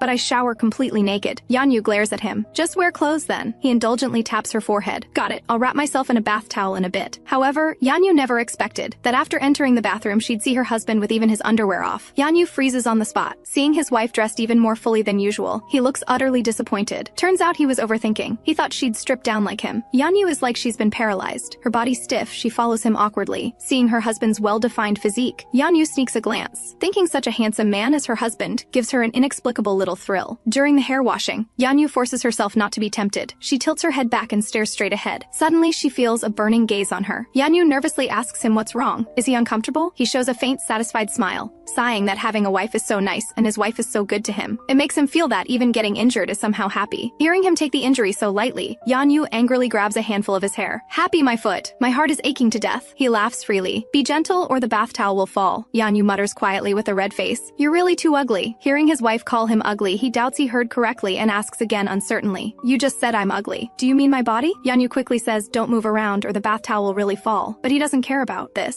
He grabs her hand and presses. Have you seen my body? Have you looked carefully? After speaking, he puffs out his chest muscles for her to see properly. Is it ugly or not? Yanyu's face turns completely red. She struggles with closed eyes for him to let go. What are you doing? Let go. So gross. His heart sinks. Now she finds him gross, so he persistently urges, look, is it ugly or not? Under her husband's aggressive gaze, Yanyu panics and steps back. In a moment of nervousness, she reaches out to push, but unexpectedly in the tussle, she actually pulls off her husband's bath towel. Yanyu quickly covers her eyes. After staring through her fingers for a few seconds, she quickly turns around telling him to cover up quickly. He smiles teasingly. You should at least verify whether it's real or fake. Hearing him say this, Yanyu turns around puzzled. She sees Jiang Shanzai proudly displaying his well-defined muscles. Yanyu glares furiously at her husband. "Why are you joking with me?" He smiles smugly. "Why so serious? Actually, didn't you want to see my body too?" Yanyu retorts weakly. "No, I didn't want to see, but your tone sounds like you're particularly disappointed." Yanyu feels a bit guilty. She clearly feels her face about to burst into flames. Embarrassed and angry, she raises the shower head and sprays him wildly. "I did not!" Yanyu realizes her love for her husband has overflowed. She decides to confess to him tonight. Confessing to someone for the first time, Yanyu trembles nervously, although she's certain of her feelings. Taking action is still very nerve-wracking. Seeing her husband return, Yanyu asks if his arm still hurts. He raises his arm toward her, telling her it's much better than this morning, and says he'll go to the hospital tomorrow. Yanyu is a bit worried and says she'll go with him tomorrow. His heart feels sweet. He can't help but kiss her forehead. Her originally nervous mood is interrupted by her husband. Now she's not nervous anymore, so Yanyu musters courage to confess to him. "I have something to tell you." About to turn around, he looks at his wife again and sighs. "I know I didn't say nice things yesterday. I'm sorry." Yanyu blinks at him, not reacting, looking silly. "Oh my, that's not what she's talking about." Then she hears her husband talking to himself, his tone carrying resentment. "To be honest, when you helped me wash my hair this morning because your clothes got wet, I was a bit tormented." He looks at his wife shyly. "Sometimes I feel you're so beautiful I can't help myself." He always makes her blush. Yanyu realizes she can't handle her husband saying sweet things, but she still can't help laughing. He asks his wife embarrassedly what she's laughing at. Yanyu laughs and wipes tears from the corner of her eyes, telling him that's not what she wanted to say. "What? That's not what you're talking about. Then what is it?" Yanyu slowly walks over, hugs him against his chest, and closes her eyes contentedly. She confesses her feelings to him. His expression first shows surprise, then nervousness, then his heart blooms with joy. So his wife is confessing to him and saying she really likes him. His heart feels soft and sweet. At this moment, he suddenly feels he's the happiest person in the world. Then he raises his hand to hold the back of her head and lowers his head to kiss her deeply. Receiving his wife's response for the first time, he's so excited he kisses even deeper. After a long, passionate kiss ends, the two smile at each other. The next day, he hugs his wife and acts cute, saying he doesn't want to go to work. He says pitifully that his hand is injured. Should he take a day off? Yanyu holds back laughter and pushes him away. "You're going to be late for work. Hurry and go." Who knew that? Although the front door opened, it doesn't lead him outside. Instead, he props himself against the doorframe, acting stubborn and unwilling to leave. Yanyu pushes him out forcefully. "Aren't you very busy? There's a lot to do at the company." He peers through the door gap with hopeful expectation, asking his wife what she thinks about him quitting. Then he stares at her intensely, just waiting for his wife to nod. Yanyu sighs. She steps forward to give him a goodbye kiss. He shows a regretful expression, but he smiles brightly and says, "Okay, I understand." After being bombarded by his wife's confession at the company, his radiant smile instantly blinds his secretary. The secretary listens dazedly as he instructs that there's no need to prepare his lunch tomorrow noon. He'll go to the hospital with his wife. He then takes out a black card from his wallet and hands it to the secretary, telling them to buy something delicious with colleagues at lunch. The secretary looks at the black card dumbfounded, suspecting his CEO has been possessed. Otherwise, how did he change so dramatically overnight? So he asks uncertainly in a low voice, "Vice President, this isn't the company card. Doesn't matter if it's expensive." The secretary quietly asks if something good happened. Jiang Shanzai suddenly stops. "I just want to thank you for always taking care of my wife." In the office, he's still immersed in the happiness of being confessed to by his wife. But he receives a call from his prosecutor friend. He urgently asks how things went, but contrary to his expectations, his friend takes a long time to speak. It turns out he previously reported Wang Chengwei bribing professors to avenge his wife. But unexpectedly, Ma Zhentai used connections above to escape investigation. Although he thought Ma Zhentai would slip away like an eel, he didn't expect it to pass without any struggle at all. After being excited for several hours, his heart now calms down. Meanwhile, on the other side, after Yanyu sees off her husband and finishes her shower, she prepares to go to school. She happens to encounter the housekeeper coming to clean. The housekeeper asks her if she should move the clothes back to the original room. Yanyu smiles brightly and says no need. From now on, they'll both stay in one room. The housekeeper smiles happily after hearing this, as if she's also happy for them. But unexpectedly, after Yanyu leaves, she suddenly drops her smile. She stares darkly at the security camera in the house. Who knew that in a moment, the security camera actually goes black? After hanging up the phone, he starts to sow discord in front of his father.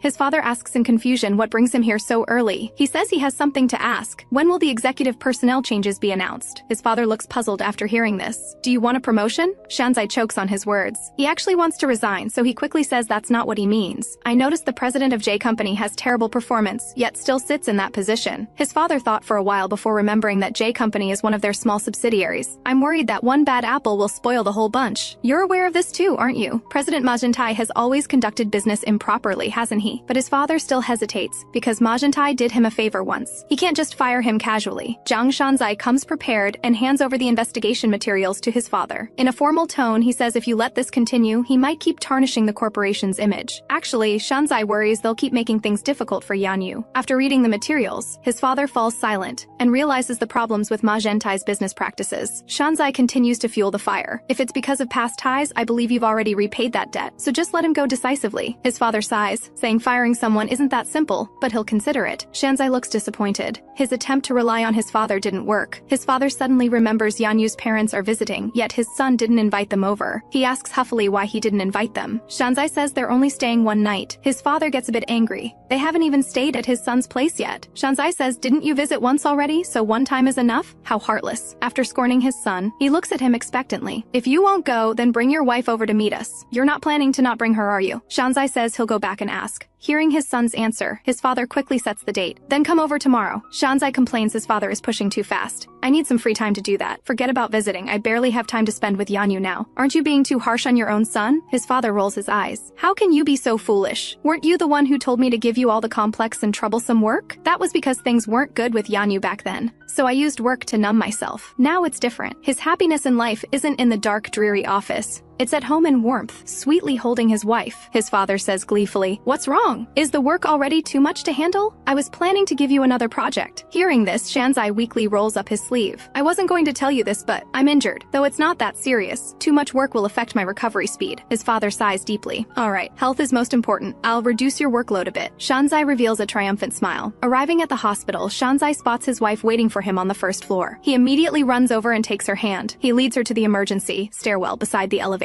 Yanyu asks in confusion if they're not taking the elevator. Shanzai says they just need to get to the third floor. But after Yanyu enters the stairwell, before the exit door even closes, her husband suddenly pulls her into an embrace. Then urgent kisses come rushing in. Yanyu is a bit shocked, thinking even though he's her husband, this is too overwhelming. Shanzai acts coy while holding Yanyu, saying, I missed you so much. But inside, he regrets only kissing for such a short time. We were only apart for 3 hours. Exactly, that's why I missed you. Yanyu's cheeks instantly turn pink. She responds sweetly, I missed you too. The two embrace happily. This man in love is so adorable. He really seizes every chance to kiss and cuddle. Shanzai doesn't leave the hospital until after 1 p.m. He didn't expect treatment to take so long. Yanyu worries he's hungry. Looking around, she spots a kimbap shop. She worries whether he likes street food, so she asks if he wants to eat kimbap. Sure. Unlike Yanyu's concern, Shanzai answers readily. Whatever his wife says goes. The food arrives quickly. Shanzai, who has never eaten at a street food shop, says in surprise, the food came out so fast. That's because I only ordered dishes that come out quickly. You could tell just by looking.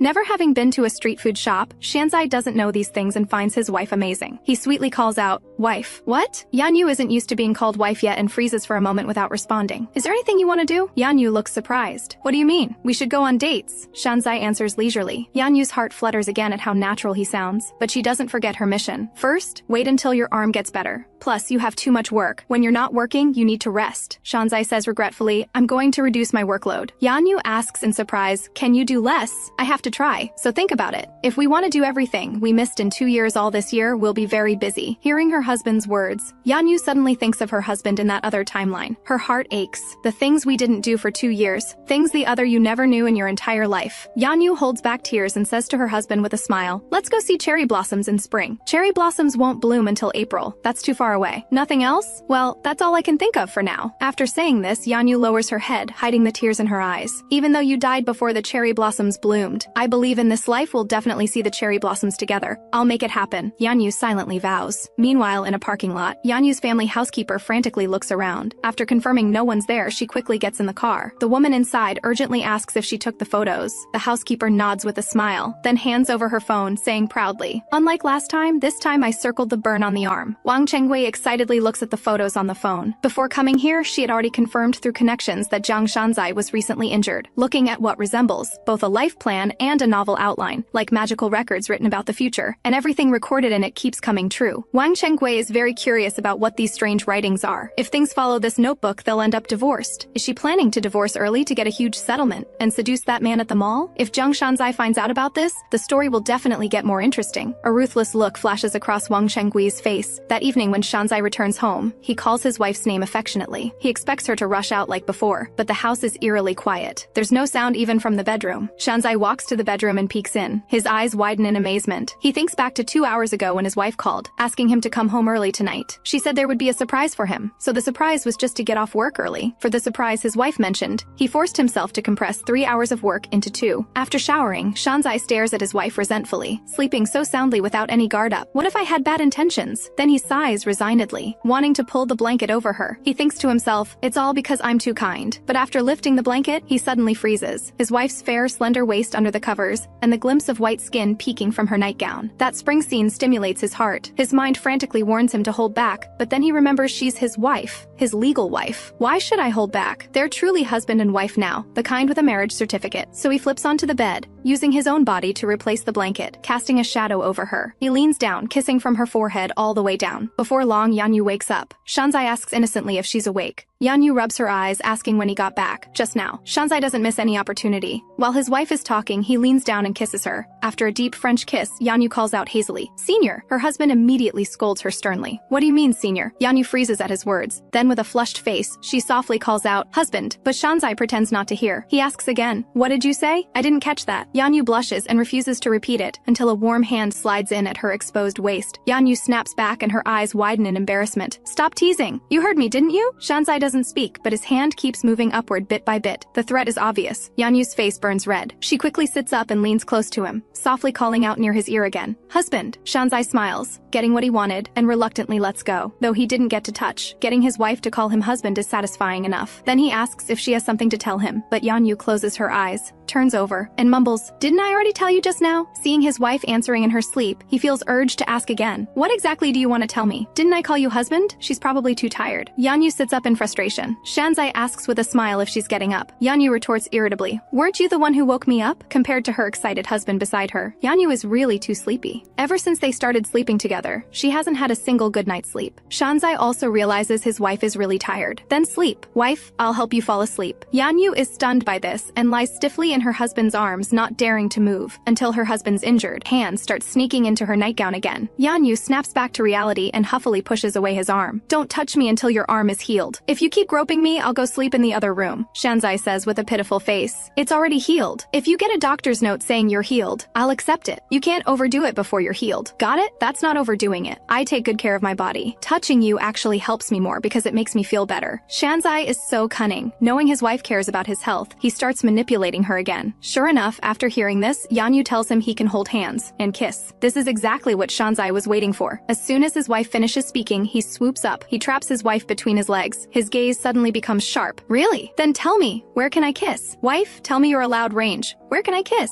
Yanyu becomes confused, feeling her common sense being overturned. She thought kissing was innocent. How did it become something else when he says it? She quickly corrects herself, saying not kiss, touch. "Okay, then touch it is. Can I touch anywhere I want? I'll try to follow your wishes." Yanyu feels like she's being drawn into her husband's trap, but she wisely compromises. Shanzai still keeps her locked in his arms, his intense gaze fixed on his wife, giving her enough time to set the boundaries. But this burning gaze makes Yanyu nervous. In this tense situation, she doesn't know what boundaries to set. She stammers, hands, hair, face. Shanzai gently caresses her face, asking slowly, "Anything else?" Yanyu steels herself and says loudly, "Only exposed areas." Shanzai mercilessly interrupts her, his tone tinged with resentment. "We're husband and wife. There's no such thing." He withdraws the arm supporting him beside her and touches inside her clothes, full of warning. Because it's the arm wrapped in bandages, Yanyu can't push it away. "If you don't say it quickly, I'll set the boundaries myself." Then, above the belly button, Shanzai immediately responds, smiling smugly. "Got it." One hand span above the belly button. Yanyu hastily grabs his hand. She asks in panic, "Using your hand?" Shanzai nods with a smile. Looking at her husband's large hand, Yanyu is dumbfounded. How is his hand so big, if it's one span of that hand? After realizing, she suddenly shouts loudly, "Doesn't that reach everything?" Shanzai asks teasingly, "Reach what?" Before, she only found him scary when he glared. Now when his eyes sparkle, it's even scarier. Yanyu is too embarrassed to say it. Shanzai uses a coaxing voice to comfort his tense wife. Then an appropriate span. An appropriate span. Fine. Yanyu pouts. She thinks huffily that he definitely won't touch appropriately. Seeing his wife so shy, Shanzai gently tidies her messy hair. "I know what you're worried about. I won't suddenly frighten. You can start by trusting me in this. Just trust me. I don't want to forcibly drag you along, but to lead you slowly to experience it. You'll like this feeling." After Shanzai tidies her hair neatly, he apologizes to her. "Sorry for waking you. Go back to sleep. I won't bully you. Shanzai settles his playful wife on the bed. Though it might be another painful night, he looks forward to the day his arm is fully healed and decides to keep trying. The next morning, poor Shanzai takes another shower, probably because he just showered. Shanzai's hair is wet and shiny. Yanyu is surprised her husband didn't ask for her help. He's washing himself now. Yanyu asks him puzzled why. Because if I'm in the bathroom with you, my body will have problems. Hearing his words, Yanyu is speechless for a moment. She knows what her husband means and quickly changes the subject, apologizing to him. Because she was too tired last night, her attitude wasn't good. I see that even when you were half asleep, you still said everything you needed to say. You're so clever. At her husband's complaint, Yanyu is too embarrassed to respond. Though I also feel like this is like dating and it feels good, it can only be until my arm heals.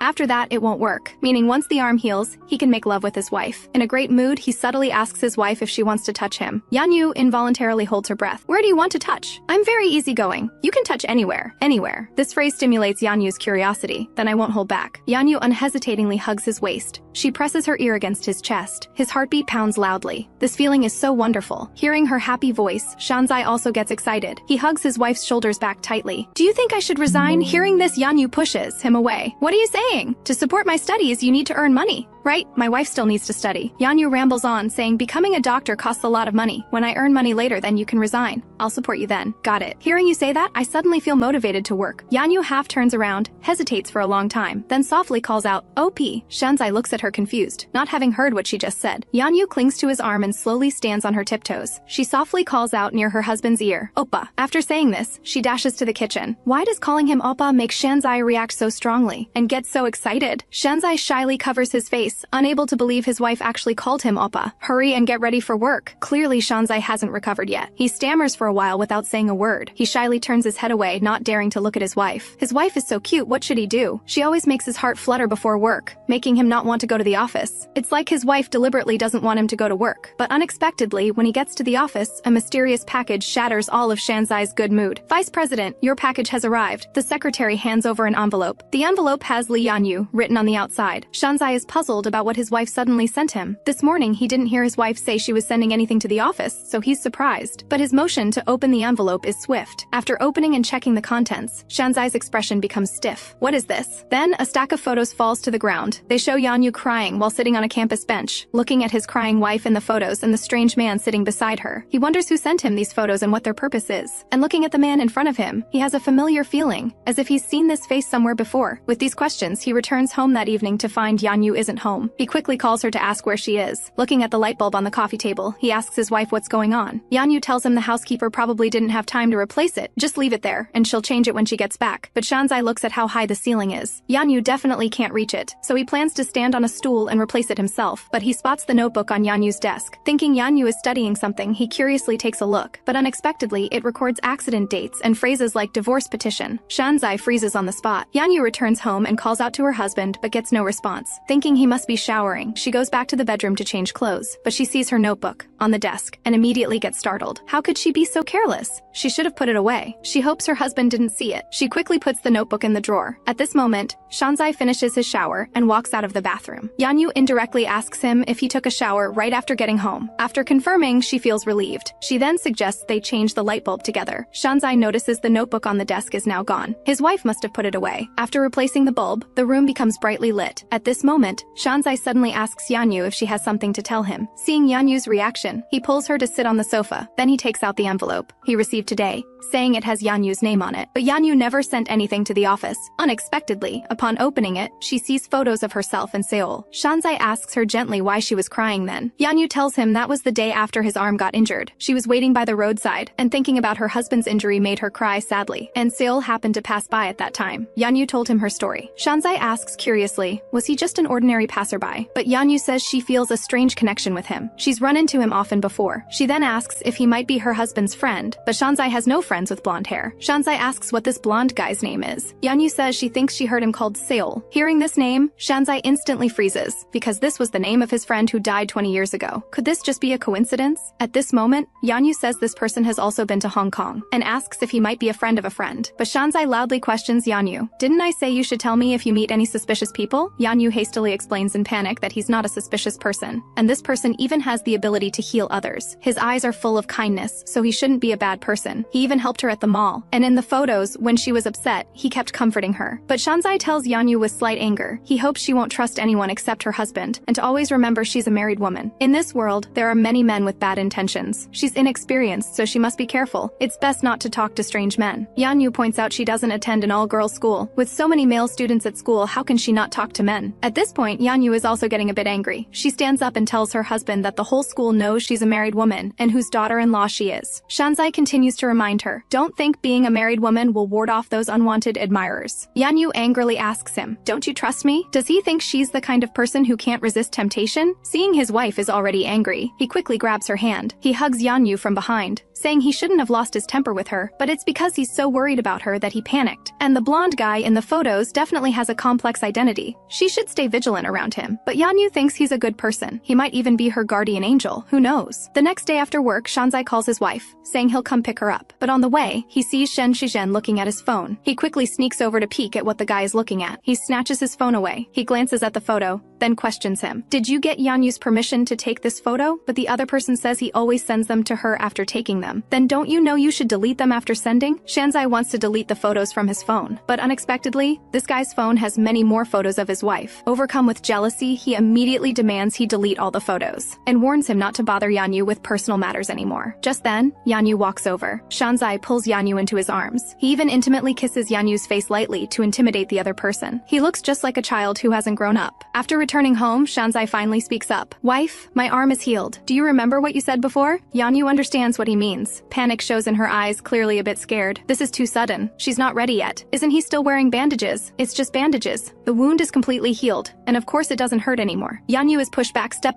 by her husband, protesting softly. But for your health, let's wait a bit longer. Don't change the subject. Tell me honestly, how long do you want to keep avoiding this? And what are you trying to protect? Is that person me or you? If you don't like it, just tell me. His heart aches terribly. Though afraid of being rejected again, he still gives her a choice. His usually affectionate eyes have lost their sparkle, now staring at her sadly. Yanyu can't bear to see him like this. She only wants him to be happy. She wants him to be joyful. It's absolutely not that she dislikes him as he thinks. Then she lifts her heels. She cups her husband's face and kisses him proactively. This is the best answer she can give him. Shanzai seems to give in no longer. He kisses back intensely. Soon clothes are scattered all over the floor. Even for the few steps to the bedroom, he feels bad about tiring her. In the blink of an eye, he even pulls off his tie. Yanyu's heart beats fast, but she's also looking forward to it. She sincerely hopes her husband's life will be happy. She also likes him. Because of love, she wants to follow his wishes. Destined moments always arrive unexpectedly. Shanzai's eyes, full of affection, are all on her. Yanyu's face turns bright red. She says softly that she hasn't showered yet. I'll help you wash in a bit. After saying this, he yanks off his shirt. Looking at her sleeping husband's sore body, memories come back. Last night, she really felt like she was flying. Yanyu carefully moves closer to him and calls out near his ear, "Husband." Puzzled why he won't wake up, she suddenly wants to tease him. "Husband." Feeling playful, she pokes his nose, then pokes his cheek with her fingertip and calls out Oppa. Still no response. "My husband, dear Shanzai, Jiang Shanzai." Yanyu smiles like a cat that got the cream, smugly asking herself, "Am I similar to what you imagined?" Shanzai finally stops pretending to sleep. He flips over and pins his wife on the bed. Much better than I imagined. Caught being vain and self-praising, Yanyu is a bit embarrassed. She quickly pretends to be tired. So tired I want to sleep a bit more, because she suddenly remembers her husband said not to provoke him in the morning. But it's too late. Jiang Shanzai pulls her into the river called Desire again, rising and falling. After it ends, Yanyu wraps herself in the blanket, preparing to get out of bed, but accidentally touches her husband's wallet. She recalls memories she had forgotten during this time. On the day of the funeral, in that other timeline, her mother-in-law handed her the wallet. She was shocked then. She doesn't know if he still keeps the photo in his wallet now. Yanyu nervously opens the wallet. Then she lets out a long sigh. Sure enough, he's carrying it with him this time too. Hearing the bathroom door open, Yanyu frantically hides the photo. Shanzai is in a great mood, asking his wife what she's doing. Yanyu makes up an excuse, saying this piece of clothing needs washing, so she took out his wallet for him. Then she dashes into the bathroom. No after shower as promised. Bad review, bad review. Shanzai looks at Yanyu's phone on the bed, full of question marks about what to do with such a scatterbrained wife. Arriving at school, Shanzai asks his wife if she forgot anything. Yanyu is puzzled, not understanding what he means. Think carefully. Did you forget anything? But Yanyu misunderstands. She thinks her husband wants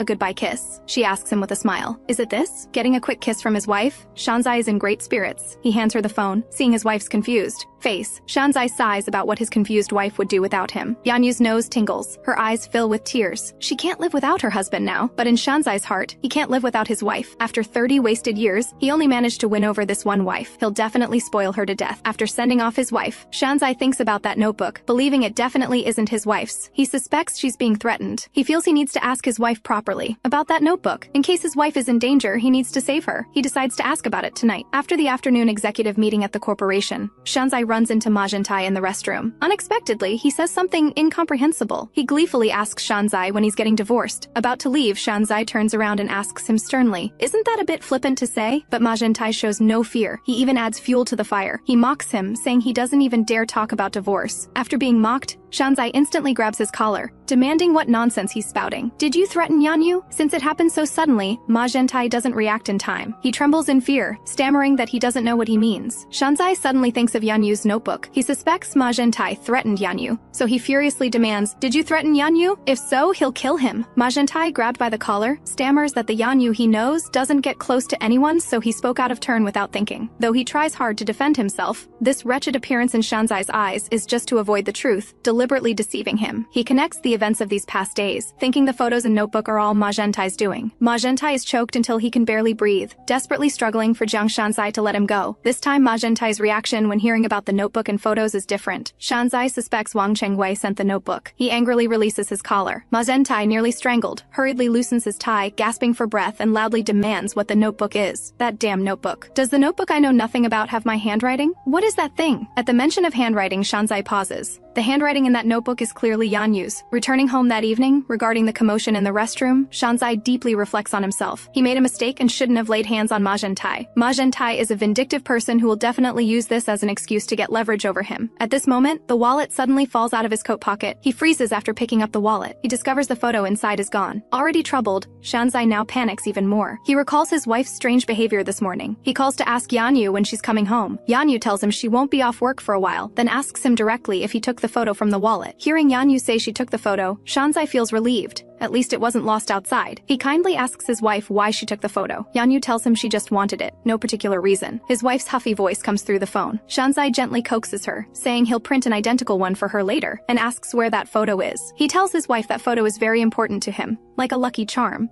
But unexpectedly, Yanyu says she's already thrown the photo away. Hearing that Yanyu threw away the photo, Jiang Shanzai accuses her of touching his things. On the other end of the phone, Yanyu retorts sharply that it's not his possession. She's the one who took the photo. Anyway, the photo is already gone, so he'll just have to use something else. With that, she hangs up. Jiang Shanzai's heart aches. He feels like a chess piece on a board, moving according to his wife's plan. If he hadn't met Ma Zhentai, throwing away the photo would have just felt regrettable, nothing more. But now, Ma Zhentai's words keep unsettling him for some reason. He finds Yanyu's notebook again, his hands trembling as he holds it. Because this time, there's a new line added, another future. What does this mean? According to this line, are they now calmly heading toward divorce? He needs to hear the truth, no matter what pain awaits him. Jiang Shanzai takes the notebook to the living room. Jiang Shanzai decides that tonight, he must get to the bottom of this. Yanyu has been worrying whether her husband is angry about the photo incident. When she gets home and sees him sitting dejectedly on the sofa, Yanyu feels sorry for losing her temper earlier. She carefully asks if he wants to eat fried chicken together, but he's still upset about the photo. Yanyu quickly apologizes, saying she didn't know he liked that photo so much. She lies, claiming she only threw it away because she didn't like it, no other reason. Hearing her apology, Jiang Shanzai feels he shouldn't have lost his temper with his wife. Besides, the photo doesn't matter anymore. Suddenly, he turns around and grabs her hands, telling her he'll believe anything she says, so please, she must tell him the truth. He begs her not to mention divorce. Not a demand, but a plea. To bring up divorce again breaks his heart. Hearing the word divorce,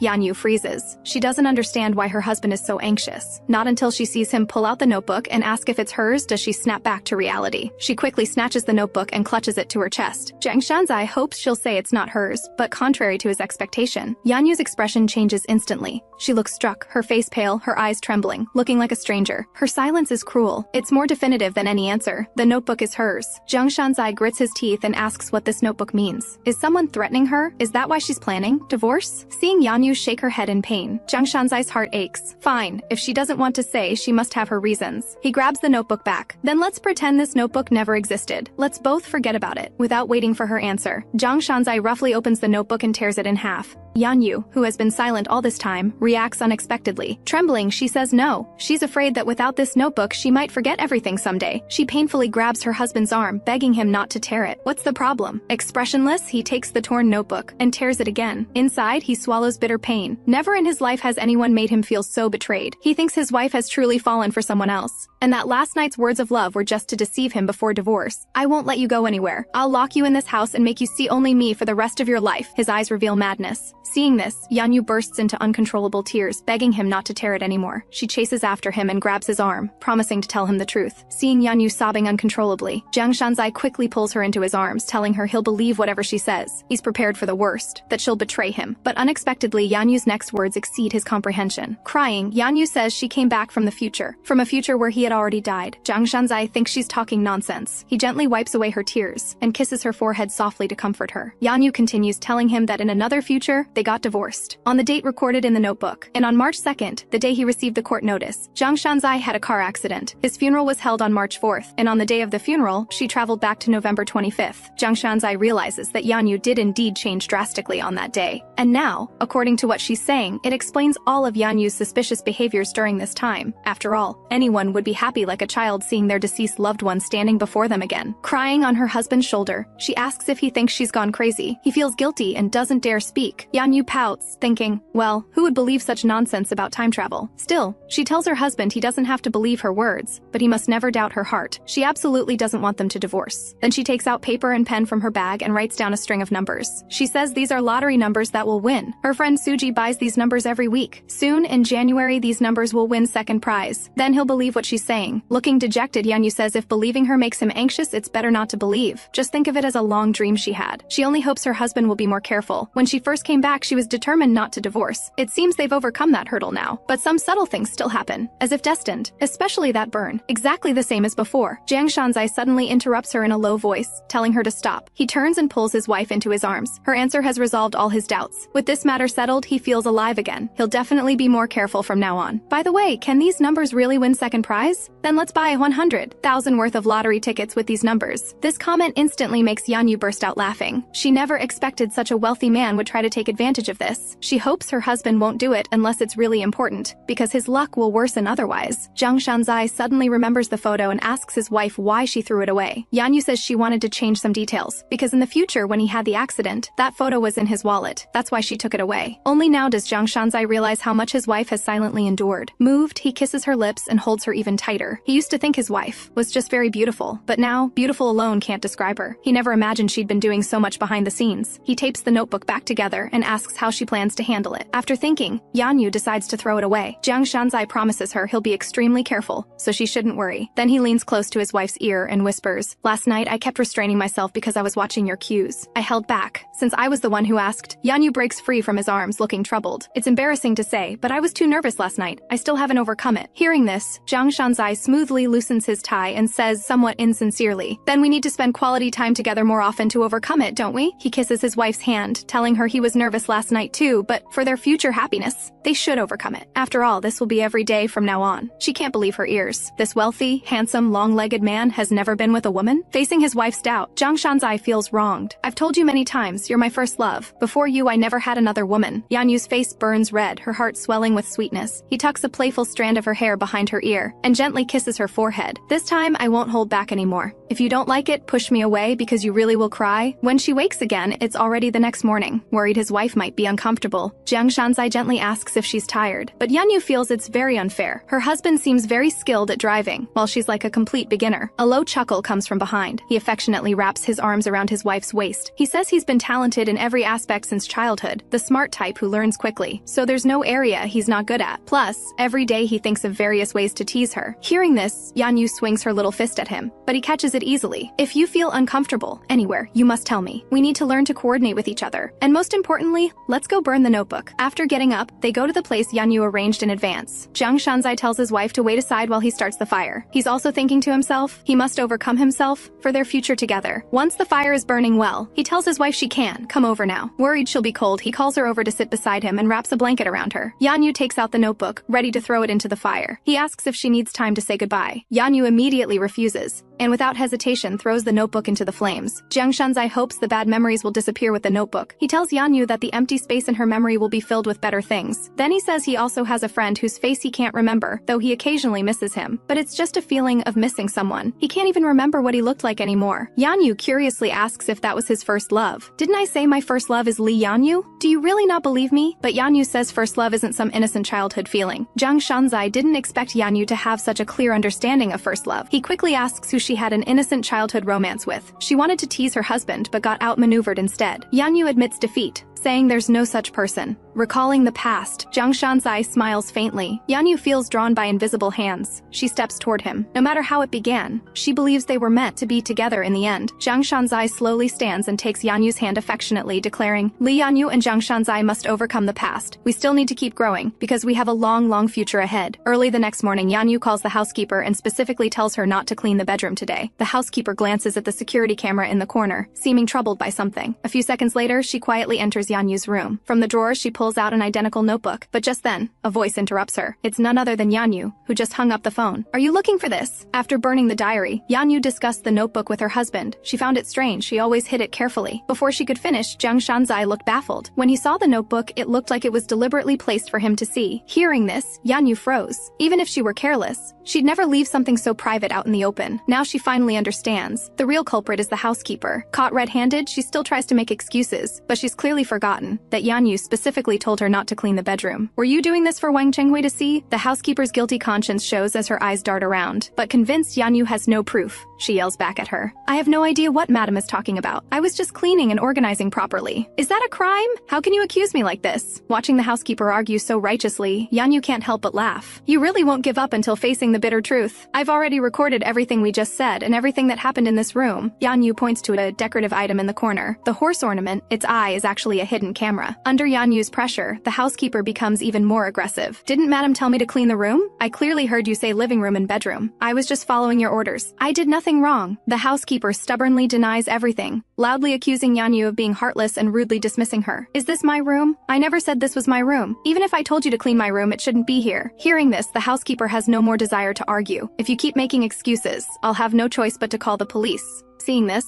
the housekeeper panics completely, her attitude softening immediately. Yanyu slowly puts down the notebook in her hand. She steps forward and grabs her hand, calmly advising her, calm down and think carefully. Tell me who's behind this, or do you want to take all the blame yourself? The housekeeper's pupils dilate instantly, her face showing a horrified expression. Don't worry, whoever put you up to this absolutely won't help you when the truth comes out. The housekeeper's defenses finally crumble. Large tears silently fall. She came to me first. The housekeeper is now sobbing. But I refused at first. But my son wants to study abroad. What could I do? And she only wanted to know about your health. But as time went on, she asked for more and more, until she discovered the diary. Looking at the USB drive with the housekeeper's call recordings, Yanyu feels troubled. Without solid evidence, there's no way to prosecute Wang Chenghui. Plus, she's cunning. Her calls with the housekeeper are encrypted. She probably planned to escape unscathed when the truth came out. Yanyu can't understand it. She hasn't caused Wang Chenghui any harm. They've long since gone separate ways. Now she has no idea why Wang Chenghui wants to torment her again. She stares blankly out the window. Though the notebook incident is over, she has a feeling there will be endless troubles ahead. The housekeeper betrayed her employer for personal gain. Yanyu simply dismissed her. Jiang Shanzai is very dissatisfied with this dismissal. She nearly destroyed their marriage. If it were up to him, he'd definitely sent her to the police. But Yanyu holds to the principle of showing mercy when possible. After all, the housekeeper isn't the mastermind. Besides, they need to attend father-in-law's 60th birthday banquet today. She doesn't want to worry about this. Right now, her biggest problem is which outfit suits her handsome husband. She holds up clothes, comparing them against him. Jiang Shanzai is amused by his wife's serious expression. You seem different today, Yanyu giggles. I just want to look at my husband's face carefully. Since you said you'd go to the salon with me, I should thank you in advance. Beauty salons are really boring. Yanyu now says husband so naturally. But Jiang Shanzai isn't used to it. Every time she says husband, his heart tingles. So he hugs his wife from behind. Leaning close to her ear, he whispers softly, don't worry about that. I'm more calculating than you. I'll make you compensate me in other ways based on how boring it is. Yanyu turns around in embarrassment and annoyance, shoving the clothes into his arms. Dress yourself. Help me dress. Hurry, hurry. Her husband unexpectedly acts cute. Yanyu laughs. I'll be the bigger person. While buttoning his shirt, she casually asks, why is Wang Chenghui so interested in me? Hearing this, Jiang Shanzai asks if she's afraid. Yanyu always always feels something bad is going to happen. Though she's avoided it every time, it doesn't seem to be over. Jiang Shanzai looks at his wife with tender concern and kisses her forehead. Don't you still have me? Whatever happens, I'll protect you. Looking at her husband, Yanyu can't help but be moved. But you're the one who needs protection. Realizing her slip, she quickly recovers. Let's hurry and leave. In the evening, Jiang Shanzai, sharply dressed in a suit, arrives at the hotel with his wife. His eyes are fixed intently on Yanyu, not leaving her for a moment. This is Yanyu's first time attending such a grand banquet. She takes deep breaths nervously. Seeing his wife so nervous, Jiang Shanzai comforts her softly. Don't worry, I've got everything covered. Yanyu forces a smile and says softly, thank you. Jiang Shanzai holds her hand tightly. Yanyu's tension eases somewhat, but the probing gazes from people around give her a subtle sense of unease. Honey, why do I feel like they're sizing me up? Yes, because Li Yanyu is too beautiful. Jiang Shanzai smiles reassuringly, but immediately, his smile disappears. A woman with a long ponytail, also wearing a white dress, appears before them. When she turns around, they finally see her face clearly. Yanyu is completely shocked, feeling chills down her spine. The gazes of people around pierce her even more. Yanyu nervously grips her husband's arm tighter. She turns her gaze to Wang Shengwei behind them, guessing this is her doing again. And now she faces an even more important problem. She arrived later than Ma Shangxi. This way, everyone will think she's the one copying. All these schemes, one after another, constantly targeting her. Isn't that enough? Yanyu gets angrier the more she thinks about it. She can't understand how she offended Wang Shengwei. Noticing his wife's distress, Jiang Shanzai pulls her into his embrace to support her. Don't worry, you're 1,000, 10,000 times more beautiful than her. By being here like this, you're putting them in their place. Clearly, after experiencing so much, Yanyu is no longer that naive girl. She worries this isn't so simple. They both look at Wang Shengwei and her daughter. This woman's terrifying nature exceeds everyone's imagination. Wang Shengwei seems to notice Yanyu's embarrassment. She turns and leaves the hall satisfied. Her secret work during this time has been perfect. It turns out she arrived at the venue early today to spread rumors that Yanyu is her housekeeper's daughter, who has loved copying her daughter since childhood. Her clothes, friends, boyfriends, because she copies to an excessive degree. So I begged her not to do this. Her words were quite effective. From the moment Yanyu entered the venue until now, people haven't stopped gossiping about her. But Ma Shangxi doesn't share her mother's scheming. She feels humiliated. She has self-awareness. Furious, she finds her mother. Why did you do this? Wang Shengwei looks at her daughter with frustration. Calm down. Those people out there will only think Li Yanyu is copying you. Just stay put. Don't you trust your mother's methods? Li Yanyu will change her dress on her own. The stairs in the hall make Yanyu uncomfortable. Everyone seems to be mocking her. Yanyu turns to go change. No need to change. Don't worry about it. Jiang Shanzai grabs his wife's arm. This might not be so simple. Plus, mother-in-law won't be happy if she finds out. Yanyu has been fooled by Wang Shengwei many times. She always plans schemes beyond imagination. Afraid of hurting his wife's feelings, Jiang Shanzai agrees with her. Besides, he's in a bad mood too. Yanyu smiles to comfort her husband. Today is a good day. Let's just let it go. After helping his wife change in the private room, knowing she doesn't want to face the guests, he tells her to rest in the room while he goes out alone to greet people first. He'll come get her when she's mentally prepared. Yanyu looks at her husband gratefully. Like a little rabbit, she nods obediently. After Jiang Shanzai leaves, Yanyu sits quietly alone on the sofa. Though she appears calm on the surface, she's still a bit panicked inside. Now when she goes out after changing, she'll definitely face everyone's mockery. But just then, someone immediately interrupts her. Ma Shangxi bursts into the room. I'm not copying you, you know? Seeing who it is, Yanyu stands up calmly. This was your mother's deliberate arrangement, wasn't it? Ma Shangxi looks incredulous. Obviously, with her intelligence, she still can't see through the scheme. Looking impatient, she turns and opens the door. If you see my mother, tell her I'm going home first. Yanyu stands there stunned and speechless. Are you trying to make things worse? At this moment, the door opens again. Yanyu looks toward the door puzzled. When she sees who it is, her smile vanishes instantly. The person she dreads most, who also hates her most, has arrived. Wang Chengwei stares at her smugly, mocking how Yanyu is hiding here, not daring to face people. Yanyu takes a deep breath. I know you arranged this. At your age, doing such things. Don't you think it's childish? But getting old doesn't just make one petty. It makes one shameless too. Don't you think Shangxi is much more beautiful than you? No matter what you wear, you can't hide your lowly birth. Whatever you think, it doesn't hide the truth. Why would we copy you? She slowly walks closer to Yanyu. Don't you know what people are saying out there? Even those who flatter you to your face will talk badly about you behind your back. Yanyu clenches her fists, trying not to be swayed by Wang Chenggui's words. She calmly questions her. You told Miss Yusula about me and my husband, didn't you? And our door passcode? The cunning Wang Chengui hears this and denies knowing what Yanyu is talking about, saying she doesn't like Yusula, so why would she meet with her? Yanyu scoffs at her denial. So even people you don't like you'll use without hesitation? And you use Nanjishun too. Hearing the housekeeper's name, Wang Chenggui's heart sinks. She didn't expect Yanyu to know already. Wang Chenggui's face darkens. She takes a step forward, closing in on Yanyu. What strange nonsense are you talking about? Your persecution delusion isn't cured yet. Shouldn't you get treatment? Yanyu involuntarily takes a step back. Her presence weakening, she fearfully warns, "I'll have Yusula be my witness and expose all your evil deeds." Wang Chenggui's expression grows even uglier. Being threatened by Yanyu makes her even more furious. She raises her hand and pushes Yanyu's shoulder hard. Yanyu cries out. Unable to dodge, she's pushed directly to the ground. Wang Chenggui's face contorts with rage as she roars. "Just because you became the young mistress, you think no one can deal with you? Go ahead and tell everything. I've bullied you since you were little. When you went to school, I hired people to bully you. And your paranoia, you told me about that yourself. This action is dangerous." Yanyu involuntarily trembles. A habit formed long ago. She looks at the woman before her with terror. Wang Chenggui looks smugly at the trembling Yanyu. "If I tell your mother-in-law that I've beaten you since childhood, what will she think?" Yanyu never imagined Wang Chenggui could be so vicious. To ruin her reputation, she'd actually tell her mother-in-law about the diary. To trample the Chaebol family's daughter-in-law underfoot. Wang Chenggui shows a twisted smile again. "Your in-laws should see this. They should know what a crazy person you are. This sounds like a warning." Yanyu can imagine terrible things happening. Not family. Absolutely not family. Yanyu is in agony. Isn't tormenting her enough? Why destroy the family she's worked so hard to protect? You dare involve my family? At this moment, Yanyu's expression is crazed, looking ready to fight to the death if Wang Chenggui dares. Wang Chenggui is frightened and steps back. She didn't expect the usually docile Yanyu to suddenly fight back. "Why are you glaring at me like that? Are you going to hit me? You think that will let you escape?" Yanyu suddenly reaches to grab the phone. Wang Chenggui swings her hand away, but unexpectedly, during the scuffle, Yanyu's face gets scratched. The long-absent wedding ring sharply scratches her cheek. Seeing this, Wang Chenggui quickly shirks responsibility. "No, I didn't hurt you. You hurt yourself. This has nothing to do with me. Don't even think about blaming me." Just like that, after making Yanyu out to be a paranoid patient, Wang Chenggui leaves. Yanyu covers her injured face, standing in place, feeling suffocated, regretting that she still couldn't grab the phone. The wound on her face isn't just on her face. It's carved into her heart. Holding her breath, dizziness strikes. She staggers against the wall. What if she tells mother-in-law? If everyone gets hurt because of her, she'll feel terrible. Thinking this, tears fall uncontrollably to the ground. Suddenly hearing her husband call her name, she's startled. "I came when you didn't answer the phone." Yanyu says she probably had it on silent and didn't hear. As she speaks, she covers her face with her hand, afraid her husband will see she's hurt, thinking if she covers it, he won't notice. Taking a step closer, Jiang Shanzai sees his wife's eyes anxiously avoiding him. "Did something happen?" Yanyu says nonchalantly, "No." His expression serious, he brushes aside the hair on her face.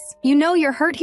Jiang Shanzai's face rapidly turns cold. "Who did this?" Yanyu lies, saying she accidentally scratched herself with her ring when raising her hand. "I haven't worn the ring in so long, I'm not used to it." Though he doesn't believe his wife's clumsy excuse, he still asks with concern. It must hurt. Seeing her force a smile and say it doesn't hurt at all, he lets out a cold laugh. Frustrated, he grips his wife's shoulders and angrily asks why she's smiling. "Always like this? You get hurt but never take it seriously." He doesn't want to see his wife like this. Jiang Shanzai thinks bitterly. Why is their marriage so full of twists and turns? After leaving the hotel, they soon arrive at a quiet villa district. This is a place Yanyu knows well. She asks her husband in confusion why they're here. Because this is Ma Zhengtai and Wang Chenggui's home, where she lived from childhood until graduating college. Jiang Shanzai's voice remains cold. "I think you need time to think." Yanyu doesn't understand her husband's intention. Panicked, she turns to look at the villa, seeing the small door only servants could use. Yanyu's memories fly back to childhood. Back then she entered through this door. Every time she passed through the yard she ran, to avoid being seen by Wang Chenggui. Occasionally when spotted, Wang would chase her to the servants' quarters, press her head to the ground and beat her, sometimes slapping her hard, sometimes grabbing her hair and smashing her head against the wall. There was never a clear reason for the beatings. Though beaten countless times, Yanyu's mother never knew. If mother knew all this, she'd kill Wang Chenggui. Remembering the past, Yanyu falls silent. She turns and asks her husband what he wants to hear by bringing her here. She stops hiding what happened at the hotel. "I saw Wang Chenggui today. She said I have paranoia and wants to tell your parents strange things." She chokes up as she looks at her husband. She's capable of anything. "I'm really worried. Did she do this to your face too?" Jiang Shanzai isn't worried at all about Wang Chenggui's threats. He only wants to know how his wife got hurt. Yanyu quickly waves her hands, saying she scratched herself. Though very dissatisfied with this answer, Jiang Shanzai still sighs bitterly. "How did you feel then?" Yanyu says dejectedly. "Though Wang Chenggui denied planning all this, I already guessed it, so I didn't feel too bad. I was mentally prepared. Now I'm more worried she'll hurt your parents." After hearing this, Jiang Shanzai tells his wife to get in the car and takes her to another place. Watching her husband's expression, Yanyu feels he seems angry. Arriving at their destination, he helps Yanyu out of the car. Yanyu follows her husband in surprise. She doesn't know what she did wrong again and asks why they're here. Jiang Shanzai remains stern-faced and doesn't answer. He takes her straight to the second floor. Yanyu recognizes it. This is where Wang Chenggui beat her. This is also where she received her husband's handkerchief, the beginning of their fate. Yanyu vaguely recalls that day, but for Jiang Shanzai, that day isn't a memory. Ever since that happened, every time I pass by here, I feel angry, because I always remember how that woman beat you. Working here, I'm reminded every moment. Do you think I'm abnormal? Hearing her husband's words, Yanyu loudly protests. "No! How How could I? Jiang Shanzai suddenly grips her shoulders and asks, back then, you didn't want your mother to know you were being beaten. Because you were afraid she'd kill someone, so you endured it silently? Hearing this, Yanyu's eyes widen. She doesn't know how her husband knows this, but Jiang Shanzai hates her ostrich mentality, thinking that not holding others accountable means they'll treat her well. But whether then or now, what you do seems foolish to me, he asks through gritted teeth. Do you even know what you're doing?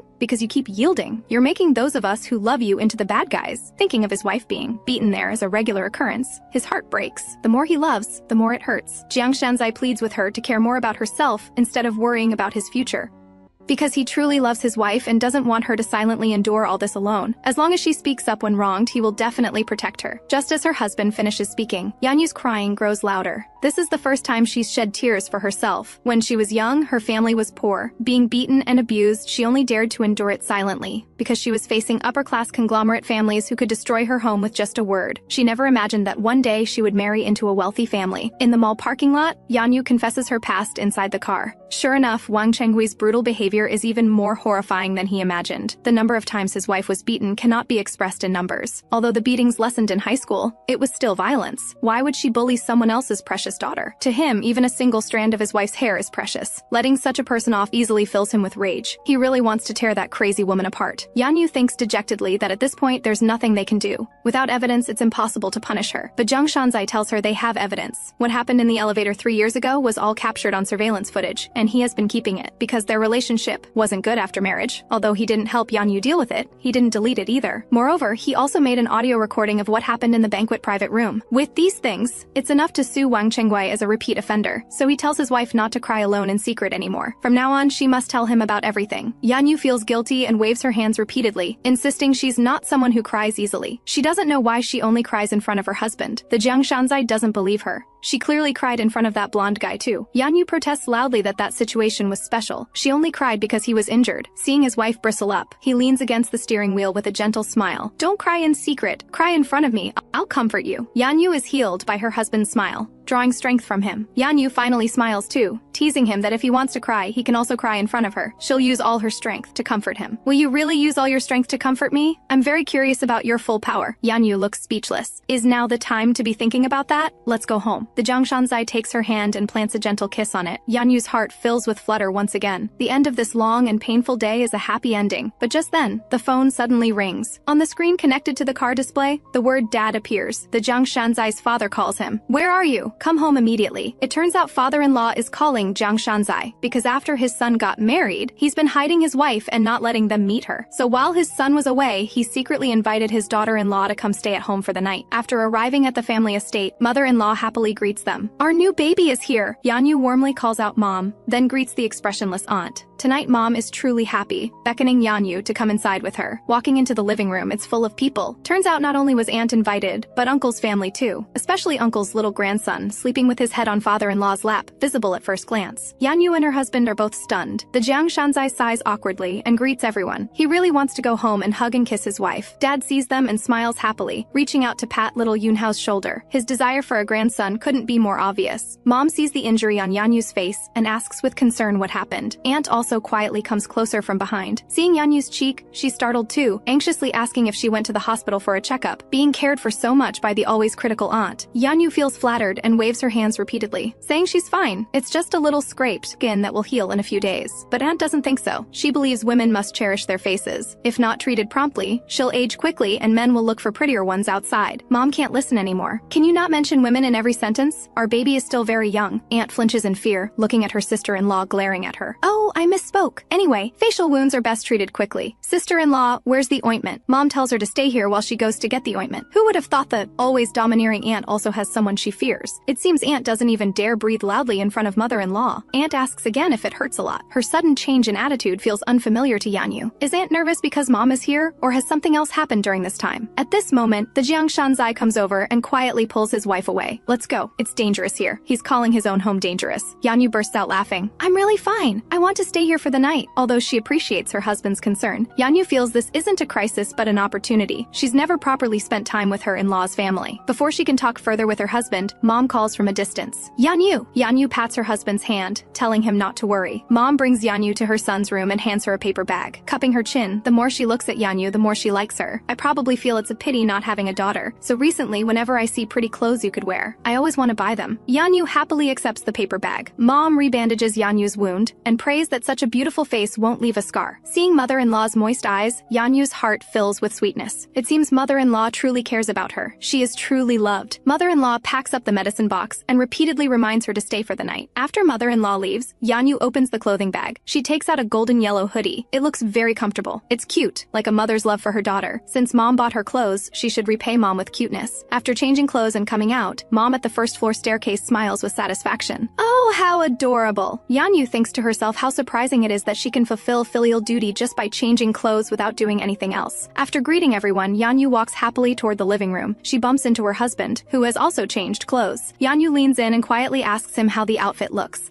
The Jiang Shanzai mimics her and whispers back that she's as cute as a fluffy little chick. She'd definitely be even cuter to touch. That predatory gaze makes Yanyu feel burdened. Unconsciously, both her cheeks turn red. Let's go to the room. Yanyu panics and asks uncertainly, husband, go to the room right after coming home? Yes, the chick outfit is too cute. For a man who wants to eat meat, everything is an excuse. Yanyu can't calmly smile along with him. The elders are all home. What does he want to do? If she doesn't stop him now, something terrible will happen. And she won't even be able to lift her head tomorrow morning. She absolutely must stop this. This bad habit of his can't be indulged. No. What do you want to do if we go in now? The Jiang Shanzai smiles mysteriously and unabashedly pulls his wife into his arms. Do what you're expecting. At this moment, Yanyu is completely dazed. Who goes straight to the room with their husband right after coming home without even greeting anyone? Just as she's frantically worried, Yanyu sees Uncle, as if seeing her savior. She calls out loudly to Uncle. The Jiang Shanzai suddenly has a bad feeling. Sure enough, the next second, his wife sells him out. Uncle, Shanzai often mentions you, saying he really enjoys drinking with you. The Jiang Shanzai glares resentfully at his wife. When did he ever say that? Yanyu guiltily avoids her husband's gaze. Uncle cheerfully hooks his arm around the Jiang Shanzai's shoulder. Tonight they'll drink until they drop. Yanyu pushes her husband away with a smile. Husband, have fun tonight. Uncle smiles and invites Yanyu to have a drink too. Yanyu doesn't handle alcohol well. In this situation, the Jiang Shanzai still has to take care of his wife, but Yanyu doesn't appreciate it. Yes, I can't drink. Shanzai will drink for me. The Jiang Shanzai glares fiercely at his wife. Li Yanyu! But Yanyu flees without looking back. Things have come to this. The Jiang Shanzai stops struggling. He turns around with a dark expression and mouths a few words. Yanyu reads his message.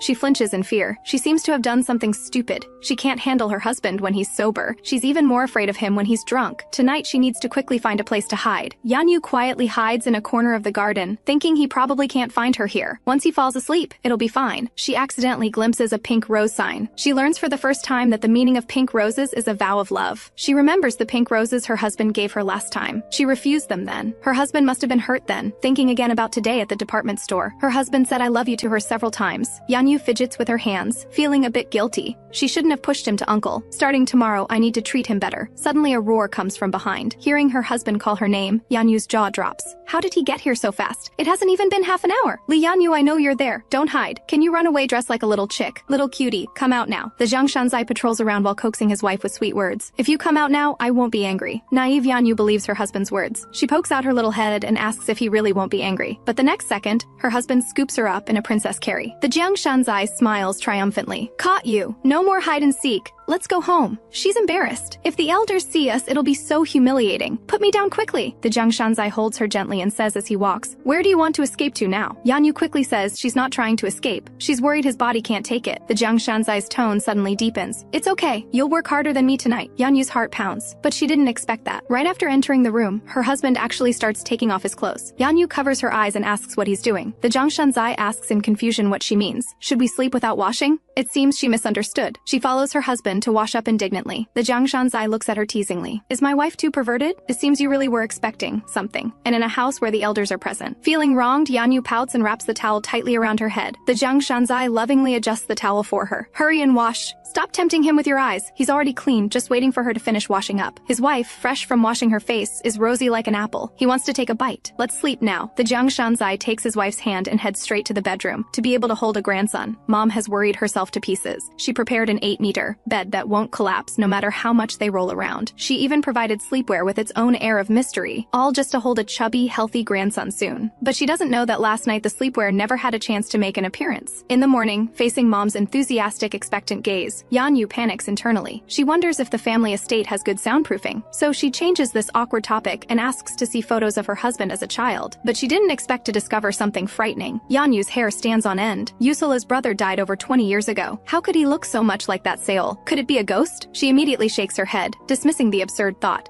If it were a ghost, so many people saw him in broad daylight. He was even photographed. Aren't ghosts afraid of the sun? Mom, who was just happy moments ago, now sees Seol's photo and tears drip down. Her originally lively and lovable son, because of that incident back then, lost his smile from then on, became afraid to get close to people, and turned cold like a robot. If not for meeting his daughter-in-law, she would never have known in this lifetime that her son could still smile. Yanyu hugs mom and comforts her. How helpless and desperate her foolish husband must have been back then. If she could go back to that time, she would definitely hug and comfort him. After breakfast, Yanyu decides that next time she meets Seol, she must ask clearly what his relationship is with her husband. At this moment, Aunt quietly approaches and timidly apologizes. Yanyu is confused about what this is about. Then Aunt truthfully tells her about the dress incident. It turns out the matching banquet gowns were because Aunt told Wang Chengui. Aunt regrets it now, realizing she was used by Wang Chengui. Yanyu knows Wang Chengui is someone very skilled at manipulating others' psychology. Last night's incident may have already achieved her desired effect, pushing Yanyu into controversial public opinion. If this continues, she'll be gossiped about and mocked by more people. Even father-in-law and mother-in-law will be mocked. Yanyu feels both guilty and sad. Suddenly, cousin appears and interrupts their conversation. Seeing cousin, Yanyu feels her face turn red. Last night, cousin's family stayed next door. She starts worrying about the room's soundproofing again, watching the lively and adorable Xiao Yuanhao. Yanyu understands why father-in-law likes him so much. He's truly too cute. She also really loves children. Yanyu genuinely praises how cute the child is, but she didn't expect cousin to immediately turn and ask her when they're having children. Having been smiling all along, Yanyu is stunned. She wails internally. Does it have to be this stimulating so early in the morning?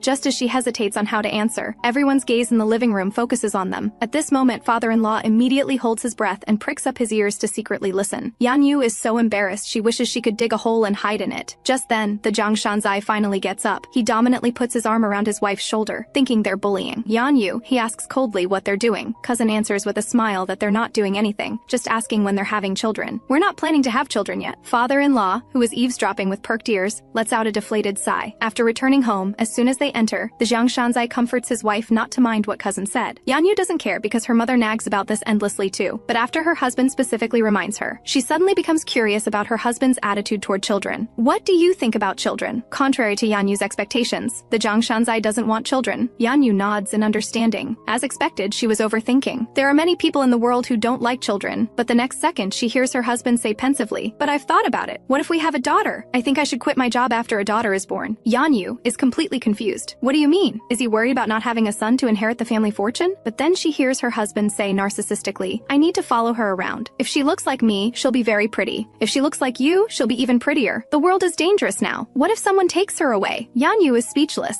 So that's the reason. Isn't he overthinking this? Anyway, we need to move after the child is born. The house we're living in now is in the city center. People are too cold, and the air quality isn't good. I hope the children can play freely. I also want to build a swimming pool because I really look forward to playing and swimming in the pool with the children. Yanyu sighs. Is this someone who doesn't have thoughts about children? Someone without thoughts wouldn't think so specifically. The Jiang Shanzai, who was just talking enthusiastically, suddenly looks at his wife seriously and shamelessly says if she doesn't like children, he doesn't need them either. Upon hearing this, Yanyu immediately responds, "I like children too. I never said I didn't, and my children will definitely be beautiful," she says shyly with a red face, "because they'll look like you." Seeing his wife so adorable, the Jiang Shanzai can't help but cup her face and kiss her fiercely. Shortly after, he holds his wife contentedly. "Let's take things slowly with children. First, once the lawsuit proceeds, you'll be under stress, which will affect your health. After we put the bad people in prison, then we'll have children." Her husband's warm embrace and his deep care make Yanyu feel she must have done many good deeds in her previous life to be compensated in this life, allowing her to have such a wonderful husband once again. At this moment, she doesn't know that in a dark little room, a woman is quietly plotting something. The housekeeper bites back and launches an online public opinion attack. The entire internet is trending with their contract marriage. The housekeeper has been bought off by Wang Chengwei again and portrays herself as a victim online. She tearfully accuses them of being threatened by a conglomerate. She worked diligently as a housekeeper for 3 years, but because she discovered President Jiang's secret plans to enter politics, she was framed as a thief. If she doesn't keep their secrets, they'll send her to the police station. Unable to bear bear the humiliation, she wants to commit suicide, but before dying, she still wants to expose their secrets. At the end of the article, the housekeeper doesn't hesitate to expose her own identity information to drag them down. She even demands Yanyu publicly apologize to her. Finally, madam, if you feel remorse after reading this article, please apologize to me. As a human being, you shouldn't have done that. The overwhelming public opinion not only pushes Jiang Shanzai into the eye of the storm, but also digs up his scandal with Yusula. Everyone curses him as a scumbag who toys with poor people's feelings because he's rich. Father-in-law is also implicated and becomes a target of attack. And through all this, Jiang Shanzai still doesn't know. He had arranged to meet with his lawyer tonight. He originally planned to sue Wang Shenghui, but didn't expect that. The USB drive recording Wang Shenghui violently beating Yanyu has gone missing. Just then, his phone rings. His friend tells him to quickly open the message he sent. In this confusing situation, the Jiang Shanzai opens his messages with a frown. At this moment, Yanyu runs breathlessly into the study. She even forgets to call him husband. Senior, something terrible has happened. Yanyu can't believe this is happening. She tries calling the housekeeper, but the other party has blocked her. Seeing his wife's guilty and frightened expression, the Jiang Shanzai sighs softly. What he's worried about now isn't these things. He's worried about his wife's high school matters being dug up. When that happens, even if she's not wrong, she'll be wrong. He holds his wife and soothes her emotions. Don't be afraid. Dad will solve this in his own way, because he's not the kind of person who would sit by and do nothing after seeing such things. Fortunately, though, he saved the original USB well. Not only does he have a copy on his computer, but there's also one at the family estate. The housekeeper's article disappeared 4 hours after being posted, but the article had already spread everywhere. Strangely, the arrow doesn't point at Yanyu and the Jiang Shanzai, but at father-in-law. Father-in-law unknowingly became portrayed as a ruthless father who sacrificed his son for his own ambitions.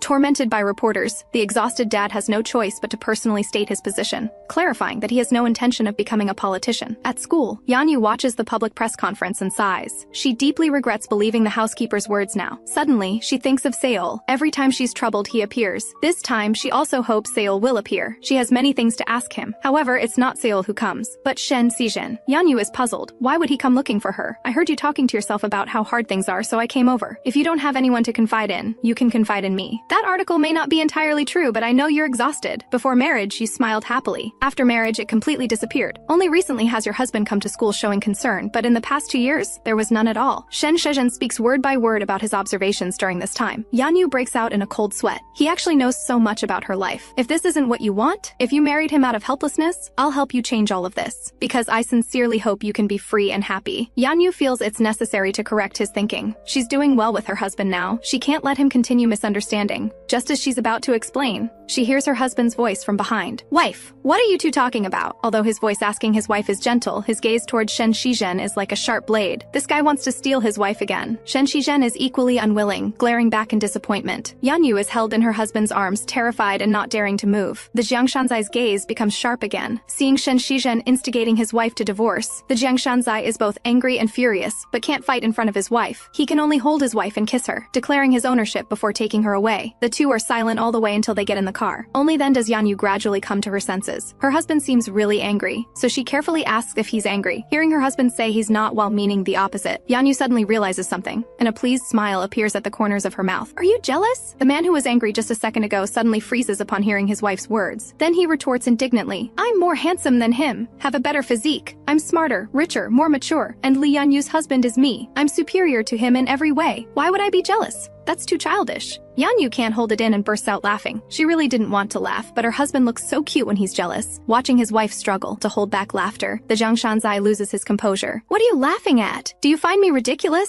Yanyu can't help but laugh again. However, she didn't expect that. Her husband, who was just angry, suddenly asks her seriously if she didn't realize Shen Shizhen was confessing his feelings. Hearing this, Yanyu is stunned. She thinks her husband is overthinking. How could Shen Shizhen be confessing to her? If talking to her a few more times meant he liked her, they would have been together long ago. Oh, husband, you're overthinking this. Shen Shizhen wasn't confessing. Watching his wife, who's completely in the dark and still smiling so happily, the Jiang Shanzai sighs helplessly. It seems if he doesn't teach her a lesson, she won't understand how treacherous people's hearts can be. He suddenly reaches out and wraps his arm around her waist, holding her tightly, pulling her closer. He leans down and nuzzles against her shoulder. Yanyu is startled and reminds him with a red face that they can't fool around here, but she hears her husband say he'll just kiss her once. Just one kiss. Watching her husband act cute and beg for a kiss, Yanyu's resolve begins to waver. Her husband is so obedient now. Yanyu thinks if she wants, she can let him do as he pleases. Naive as an innocent flower, Yanyu is also bewitched. She slowly cups her husband's face. However, she doesn't know that. Men's sweet words are lies. Just how twisted is a woman? To crazily abuse a child? Just because she accidentally fell and miscarried, losing her husband's affection. She actually vented her resentment on the housekeeper's daughter. For over a decade after that, whenever she felt upset, she would drag the housekeeper's child out for a beating. Until the housekeeper's daughter married into a wealthy family, she still wouldn't stop. Even knowing the other party's in-laws were a top-tier wealthy family, she repeatedly challenged the conglomerate's limits because she had become obsessed. At this moment, Wang Chengwei is extremely frantic inside. She calculates venomously how to drag Yanyu back to her side for her to torment. It turns out the incident, where she had her daughter match dresses with Yanyu, became a joke in high society. So Ma Zhentai gave her a crazy scolding. At this moment, she desperately wants to beat Yanyu without restraint like before. On the other side, the Jiang Shanzai hands the USB drive of Wang Chengwei abusing his wife to the lawyer. For the first time, he uses his conglomerate status to pressure the lawyer. He must send Wang Chengwei to prison at any cost. The lawyer adjusts his glasses, a calculating gleam passing through his shrewd eyes, indicating he understands. Just then, the phone in his pocket rings. It's a call from Dad. Dad tells them to come home immediately. Yanyu is a bit scared. The online incident caused a huge uproar, and father-in-law is still being cursed. She carefully asks her husband if he knows why they're being called home. The Jiang Shanzai explains it must be because yesterday he told Dad about the housekeeper incident. So that's why he's calling them back. Yanyu is a bit uneasy. She doesn't know why father-in-law wants to see her too. Although the Jiang Shanzai himself isn't sure, he still holds his wife and comforts her that it's okay. Dad won't say anything to you. However, when they arrive at the family estate, it's a completely different scene. First, they see Mom with eyes red from crying. Then they see Dad with an extremely serious expression. Yanyu nervously swallows. It's even more frightening than what she saw on the news. Shanzai, kneel down first. Dad's sudden words stun both of them, but the Jiang Shanzai still kneels down. Under Yanyu's shocked gaze, she hears father-in-law say, "You two should live separately for now. Shanzai will commute to work from here. Daughter-in-law, you go back first." Yanyu never expected this situation. It turns out the man's contract marriage with his wife was exposed. Father thinks his son used dishonorable means to force someone into marriage. This makes Dad, who has always hated bullying with power, very angry. So he has his son and daughter-in-law live separately first. Mom's eyes are even more red from crying, regretting and blaming herself for not discovering earlier. She called Yanyu baby with every sentence, but it turns out her own family hurt her the most. Thinking of the online news, she imagined her son upon seeing the pure and beautiful daughter-in-law, using despotic methods to force Yanyu. Thinking of the heartbreaking part, she grabs Yanyu's hand and firmly tells her, no matter how her son tries to act shamelessly, she will definitely stand on Yanyu's side. Dad also blames himself regretfully. He can't understand how he raised a capitalist son. When he heard from his nephew that his son kept pestering his daughter-in-law, he walks while cursing furiously. How did you become like a vampire capitalist? At this moment, the couple doesn't know what happened. The Jiang Shanzai is completely stunned. How did he become a vampire? Until mother-in-law cries and says, "Yanyu, don't be afraid. How did Shanzai bully you? Tell Mom. Mom will protect you. If Shanzai did anything unforgivable, he will definitely disown his own son for justice. Not wanting his son, but keeping his daughter-in-law. Only then does the Jiang Shanzai understand. Mom sees him as a despotic bully who took what he wanted by force. Seeing how much father-in-law and mother-in-law care about her, tears slowly overflow from her eyes. It turns out she was never alone. Everyone respects and cherishes her. She helps her husband up. She sweetly nestles beside him, smiling as she wipes away the tears from the corners of her eyes. "Mom, I love Shanzai very much. It's not like what's being said online. We love each other very much." Seeing the two have such a good relationship and that their son's attitude is so proper, father-in-law and mother-in-law reluctantly believe their son. After this online scandal, Yanyu is even more determined to sue Wang Chengwei as soon as possible. So the next day, she submits the lawsuit to the police station. Because of her special status, her every move is watched by the media. The lawsuit she just submitted in the morning is now exposed by the media. Watching the online torrent of curses, Yanyu sighs helplessly. She finally understands why her husband told her to go home early. He was afraid she'd see the online news. Now that things have blown up so big, her mom must know too. She wanted to tell her parents in person, but didn't expect things to escalate so quickly. Yanyu leaves school dejectedly. She can't figure out why the timing is always wrong, as if time is never on her side. Little Yellow, who hasn't appeared for a while, suddenly shows up at school, looking at Little Yellow crouching by the roadside. Yanyu thinks of Seol. Every time she's in a bad mood, he always appears. She picks up Little Yellow in surprise and asks if he's Seol. She puts the little dog on the ground. She recites a spell to it, turn into a person. But after waiting for a long time, the person she expects doesn't appear. Yanyu dejectedly pats Little Yellow's head. How exactly does one turn into a person? Could it be because she knows Little Yellow is Seol? That Seol won't appear anymore? Watching Little Yellow wag his tail foolishly to please her,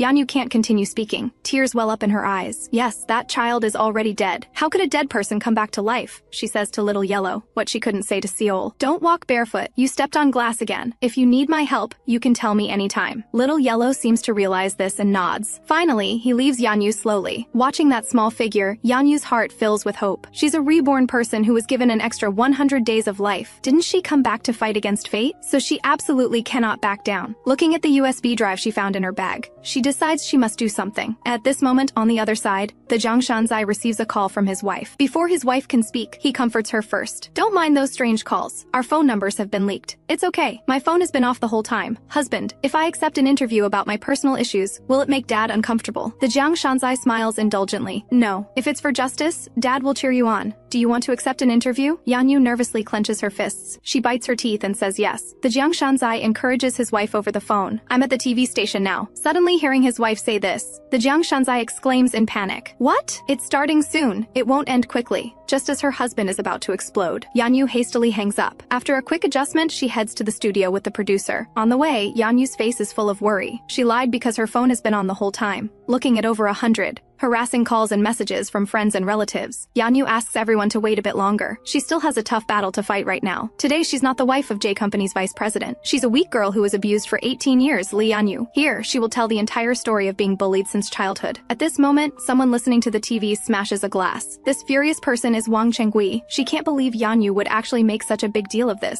Because of the recent contract marriage between Yanyu and the Jiang Shanzai causing a huge uproar online, the host's questions are very tricky. If you've been beaten for 18 years, why didn't you speak up earlier? Just based on this alone, it should be very difficult to prove that you actually experienced these things since childhood, right? Hearing this, Yanyu freezes on the spot. At this moment on the other side, Wang Chengui shows a triumphant, sinister smile. Yanyu falls into memories. At first, because she was too young, she didn't understand what it was. After growing a bit older, because she understood the wealth gap, she didn't dare tell her parents about being abused. Because her family's life was very hard and they still owed Wang Chengui money, she silently endured everything. If she broke this peace, her family might end up on the streets. But she didn't expect that constant tolerance would make Wang Chengui addicted to the abuse.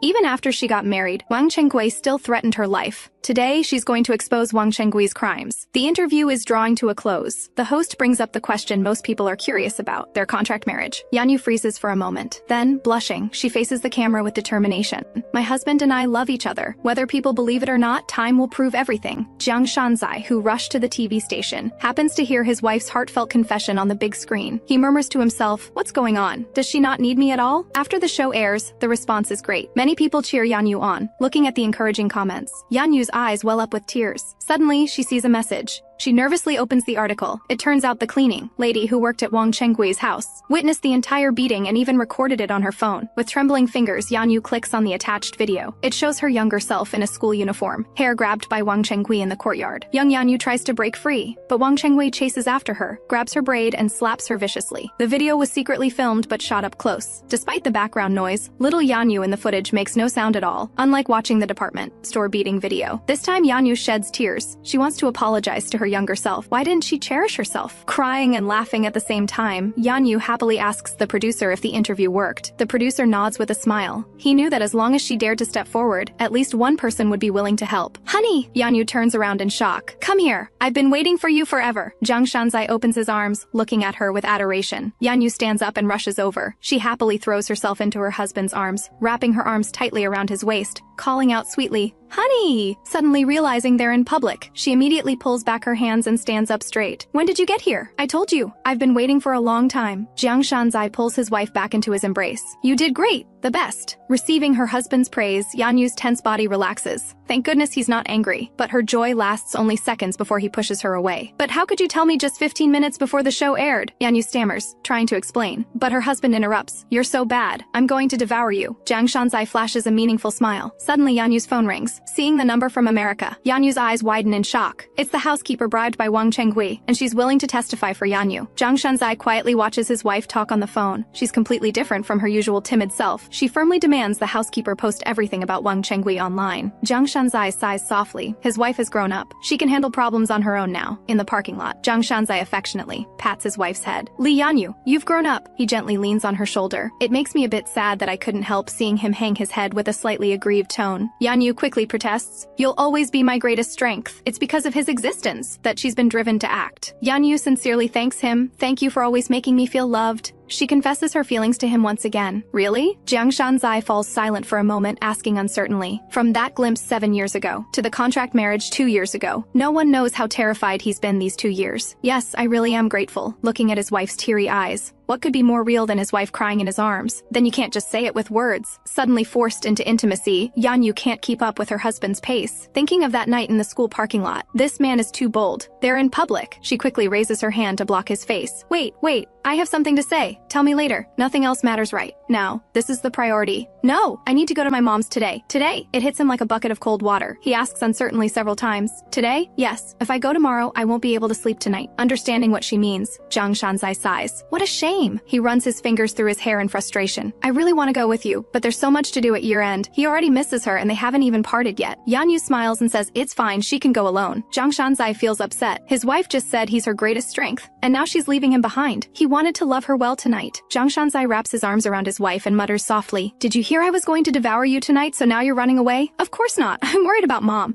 When I come back, I'll be ready to be devoured. You can't just say things like that. What if I'm a pervert? Still, her words successfully please him. He's crazy about how sweet and clingy she is. He pulls her even closer. When you get home, you'll see. He decides to speed through his work and pick her up tomorrow. To let his wife know she's not fighting alone, Jiang Shanzai goes on and on. Yanyu, you know I'm not the only one who loves you, right? If you feel tired, there are many people you can lean on. When you cry, they'll comfort you too. With tears in her eyes, Yanyu hugs her husband back. She nods. She knows many people love her. Right now, she feels like the happiest person in the world. Thinking of her mom, Yanyu feels anxious. Her mom must really want to see her tonight. Sure enough, as soon as she enters the alley, she sees her mom standing alone under the streetlight. Yanyu's eyes immediately turn red. She runs over in big strides and throws her arms around her mom. Inside the house, her dad and brother hear Yanyu's voice and rush out. The scene of the family of 4 embracing under the streetlight warms Yanyu's wounded heart. Meanwhile, Wang Chenggui hurriedly drags her suitcase, fleeing to America. She hands her passport and plane ticket to the inspector. She smugly thinks that as long as she leaves Korea, even J Company and the police can't catch her. But as expected, something unexpected happens. On her way to America, Wang Chenggui is detained by the police. It turns out Jiang Shanzai predicted Wang Chenggui would try to escape, so he went directly to the police chief and requested an emergency travel ban. After offending his beloved wife, how could Jiang Shanzai let Wang Chenggui escape Korea? Right now, Yanyu is watching TV with her family. They happen to see the news of Wang Chenggui's arrest. Her brother wonders how the travel ban was issued so quickly. Yanyu suddenly realizes the matter her husband said he had to handle. Could it be this? With Wang Chenggui arrested, Mom and Dad also breathe a sigh of relief. She won't dare bully their daughter anymore. At midnight, Yanyu slowly falls asleep with her mom by her side. Mom wanted to sleep with her daughter, but afraid Yanyu would see her crying. She coaxes her daughter to sleep like when she was little. Watching her daughter sleep soundly, Mom gently strokes her face. Yanyu's expression gradually calms. When she opens her eyes again, she finds herself lying in an empty void. Yanyu is surprised. Is this a lucid dream? Turning around, she sees her husband, propping his head up looking at her. Maybe because it's a dream, Yanyu says without hesitation, I miss you so much. You miss me? I thought I was the only one who liked you. You're always trying to run away. Hearing this, Yanyu quickly defends herself. That's not true. You're the person I love most in the world. With this blissful confession, Yanyu tightly wraps her arms around her husband's waist. Such a happy dream makes her so joyful. I love you too. Jiang Shanzai plants a kiss on his wife's face. Then he holds his wife even tighter. Just wait, I'll settle accounts with you later. Yanyu freezes. Her husband threatens her even in dreams? But whatever, it's just a dream anyway. However, in the morning, she wakes up to find herself in her husband's arms. Yanyu is startled. She thought it was a dream, but it was real. When did you get here? Didn't I say I was coming? Still drowsy, Jiang Shanzai pulls his wife back into his embrace. You even welcomed me. Don't you remember? Yanyu blinks in confusion. She doesn't remember. It turns out Jiang Shanzai didn't want to spend a night apart from his wife. After handling Wang Chenggui's matter, he drove for hours through the night. If her dad hadn't come out and seen him, he would have spent the night in the car. Yanyu's first reaction isn't happiness but concern for her husband's safety. You worked all day and then drove through the night. What if something happened? After a long time with no response from her husband, Yanyu looks up to find he's already asleep. She gently kisses him. You miss me that much? Sleep well. Jiang Shanzai sleeps until noon. Realizing he slept so late at his wife's family home, he hurries out to greet his in-laws. I'm sorry I slept so long. Setting out lunch, Yanyu bursts out laughing at the sight of her husband. All 4 try hard to suppress their laughter, avoiding looking in the direction of the bedroom door. Jiang Shanzai, sporting a wild bedhead, looks at them in confusion. After lunch, Jiang Shanzai blames his wife for laughing instead of telling him right away. He wanted to make a good impression on his in-laws. Now his image as a mature son-in-law is ruined. Because you were too cute. I couldn't help it. Watching her husband put on an apron to wash dishes, Yanyu thinks of the letter she wrote when filing for divorce. Back then, she thought being with him could never bring happiness. She felt only by leaving him could she find her own happiness. But she never expected happiness was this close. Thank goodness she came back from the future, or she'd regret it forever. Yanyu tightly hugs her husband's husband's waist. Jiang Shanzai blushes from his wife's embrace.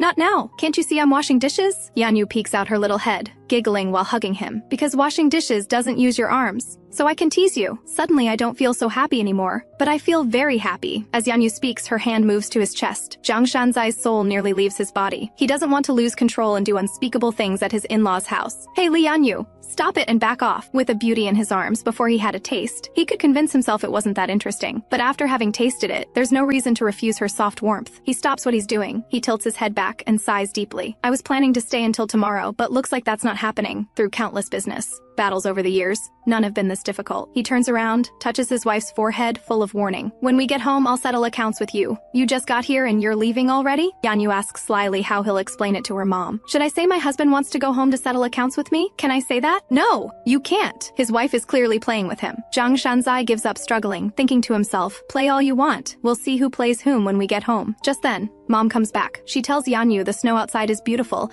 and suggests taking her son-in-law to see it. The two come out of the house and sit side by side on chairs under the eaves. Yanyu sighs. Sitting here makes you feel like time flies like swallows. It's time flies like an arrow. If you don't know, don't say it. Yanyu pouts. Her husband has no sense of romance. In such a romantic atmosphere, she only got one word wrong and he has to call her out. A woman's heart is like a needle in the ocean. Jiang Shanzai can't figure it out. His wife only makes mistakes when she's nervous. You said that on purpose to make me think you're cute, didn't you? Yanyu chuckles. So I am pretty cute in your eyes. Back home, Jiang Shanzai's first move is to start undressing, wanting to get intimate with his wife. You remember what happened before, right? Yanyu plays dumb, saying she hasn't watered the plants yet. Then she scurries to the balcony, leaving her husband alone at the door. Done watering? Jiang Shanzai follows closely behind his wife. I still need to do laundry. The housekeeper hasn't been here in a while, and we need to deep clean. Yanyu takes out the mop and cloth, looking happily at her husband. You're on vacation anyway, let's clean together. They've been home for minutes, and he still hasn't gotten close to his wife. Though discouraged, Jiang Shanzai still decides to comply with his wife's request. To earn his wife's praise, he works hard at cleaning. Actually, Yanyu isn't unaware of her husband's intentions. It's just that thinking about the upcoming investigation makes her anxious, so she wants to keep busy. But seeing her husband work so hard and stay with her, she feels bad and apologizes. Hearing his wife say she's cleaning because she's nervous, as she's about to leave, he quickly grabs her hand. Why didn't you tell me earlier? Jiang Shanzai says with melancholy. My wife always tries to solve problems alone, making people around her anxious. But didn't we need to clean anyway? So are you going to keep cleaning? Jiang Shanzai looks at his wife with burning eyes, clearly ready to take her right there if she dares say yes. Reading her husband's expression, Yanyu immediately shakes her head. No more cleaning. You're tired. I'm not tired. So what should we do next? Jiang Shanzai coaxes her, wanting his wife to say what she wants to say. Yanyu's little heart pounds wildly. Unable to resist his temptation, I hope you'll hold me. Hearing his wife's words, Jiang Shanzai pauses slightly, then slowly curves his lips into a smile. And then go to bed and sleep. Just sleep? The man looks down at her, his smile sweet enough to kill. Yanyu is momentarily dazed, losing all ability to think. She blurts out, no, and do other things in bed. Well done. With that, Jiang Shanzai sweeps his wife up into his arms. He impatiently leans down for a couple of kisses to satisfy his craving. At his in-laws' house, his wife drove him crazy with desire. As soon as they enter, he eagerly pins his wife against the wall and begins kissing her deeply. They embrace intimately, the battlefield gradually shifting to the bed, clothes scattered on the floor. My wife is so beautiful, but only I can see. The mysteries unravel one by one. Jiang Shanzai finally believes he will die. 3 months ago, Yanyu confessed to her husband that she came back from the future. To prove she wasn't lying, she wrote down the winning lottery numbers her best friend would get. At the time, Jiang Shanzai didn't take it seriously, but just now, those numbers actually won. This forces him to believe his wife really is a reborn soul. All night he tosses and turns, unable to sleep, his mind full of these past months' events. He stares blankly at his sleeping wife in his arms. Will he really die? He strokes his wife's cheek, over and over, his expression filled with devotion. He asks himself, can he really leave behind such a lovely wife? Sleeping Yanyu, perhaps sensing her husband's unease, instinctively burrows into his embrace. He holds his wife even tighter, then dismisses his absurd thoughts. No, they didn't divorce, so it's different from that dream. They won't divorce. He raises his right hand with the ring, looking at the ring he's never taken off. Because we won't divorce. I can't take off this ring, and I can't possibly have an accident. After tossing for a long time, he finally falls asleep. But he has a dream about his cousin's wedding months ago. He and Yanyu attended the wedding because of something his aunt said. She was so frightened she dropped her spoon. Back then, he blamed her for not being stronger, getting so panicked over small things. To dispel rumors of discord in front of relatives, he wanted to put on a show for his aunt and uncle, but his wife hesitated. That resistant expression deeply wounded his heart. Though he saw his wife's expression of dislike again, he still firmly demanded Yanyu cooperate with him, but he didn't expect this would be the last time he kissed his his wife, because that evening when he got home, he saw the divorce papers Yanyu left for him. He read the letter carefully. The word divorce hit him like a ton of bricks. The contract marriage was his idea to begin with, to convince Yanyu to agree to marry. He made up an excuse about family pressure, promising to end the marriage after 2 years. Otherwise, Yanyu wouldn't have agreed. But 2 years passed, and he still couldn't make Yanyu fall in love with him. Thinking that he'd been waiting for this day for so long made him heartbroken. So when his wife left with her suitcase, he couldn't refuse. He could only watch helplessly as she left. All because of the last line in the letter, "I want to be happy too." When discussing divorce with his wife, he played a small trick, delaying it by about 2 months. He held on to hope that Yanyu might change her mind. But after that day, Yanyu vanished as if she disappeared from the world. He often wandered near Yanyu's family home, trying to create chance encounters but never once ran into her. He wanted to call but ultimately gave up, because Yanyu said leaving him would make her happy. In love, whoever falls first loses. March 12th, they divorced. After the divorce, it was the first time he saw his wife smile so happily. He felt apologetic. Because of him, she hadn't truly smiled once in 2 years. After saying goodbye to Yanyu, he transferred 10 billion to Yanyu. At that moment, he thought if the beginning was wrong, they could start over. However, he never expected to have a car accident on the day of their divorce. Before dying, he saw his wife's shocked and terrified eyes. The wife he'd loved for 7 years had just wanted to start over with him, and then he died. He shed tears of unwillingness, but he didn't expect that when he opened his eyes again. He was standing in the rain, completely unharmed. Realizing he could still breathe, Jiang Shanzai could hardly believe he was alive. His body felt fine, not a single wound. As he moved his arms, a voice from somewhere told him not to drop the ring. He suddenly freezes. Instinctively, he clenches his fist. There's something inside. It's the ring, though he can't reach in to confirm. The feel in his hand is clearly the wedding ring. It can't be anything else. Could the ring have teleported him? Suddenly, he remembers something a friend said long ago. At life's final moment, God gives kind people a gift, a brief chance to return to the past. Looking at the ring in his palm. If I open this hand, will I return to the moment of my death? But he hopes this is rebirth, not a final farewell. Though he thinks this, he doesn't dare open his hand. Even taking his phone from his pocket, he uses his left hand carefully, looking at the time on his phone, February 16th. So his final memory was that day when he didn't see his wife. Looking around in confusion, he quickly realizes this is where he wandered that day. The ring brought him back to the day he wanted to run into Yanyu. Since fate brought him here, he'll follow God's will. He resolutely rings the doorbell. His wife was very surprised to see him. She angrily asked how he found this place. He lied then, claiming her brother told him. Though his wife said many harsh things fiercely, those lively words sounded so good. He wanted to etch that voice deeply into his heart. He had so much to say but couldn't say a word. Live well. Finally, he forced out this one sentence. As he turned to leave, he realized he wasn't living again. God was giving him a final chance to say goodbye, because the oxygen in his brain was nearly gone. Inside the house, he was already in too much pain to speak. Though regretful, he had to turn away, until the sound of the door closing behind him. It rang like a death knell. The hand gripping the ring could no longer hold on. It quietly slipped to the ground. He wanted to grab the ring tightly, but his body endured such immense pain that he had no strength. He could only helplessly watch the ring slowly roll away. His lungs and heart felt like they were being crushed by a machine. In agony, he hoped life would end quickly. The pain finally made it impossible to stand. Hunched over on the ground, trying to ease the pain, in his final moment he remembered something. He hadn't been able to cancel his wife's birthday flowers. He hoped when she saw the flowers, she wouldn't cry too sadly. In the early morning hours, Jiang Shanzai suddenly jolts awake from the dream, gasping for breath. So he really did have an accident. Yanyu doesn't yet know her husband dreamed of his previous life. She asks in confusion what's wrong, but he can't answer her question. His breathing is unstable, even struggling for air. His blurred vision gradually clears, and he sees his wife's face. He suddenly pulls her into his arms. Like a reunion after long separation, he calls Yanyu's name over and over. He holds her for a long time with attachment. He can't understand. Is this a gift from God? A warning? Is it because he doesn't have much time left, so it's reminding him to cherish every day? But he truly loves his wife so much. He really doesn't want to leave her behind. After that night, Jiang Shanzai lives in a daze. Even when his wife changes clothes in front of him, he just watches quietly, not pouncing on her like before. Yanyu looks worriedly at her listless husband. After that night, her husband seems different. She thinks he dreamed about the fire from 20 years ago, which is why he's in a bad mood. Until after school, she remembers her husband's poor spirits, or because he heard the phone call about her friend winning the lottery. So the lottery win means what happened in the previous life is approaching. Thinking of her husband, Yanyu's mood grows heavy too.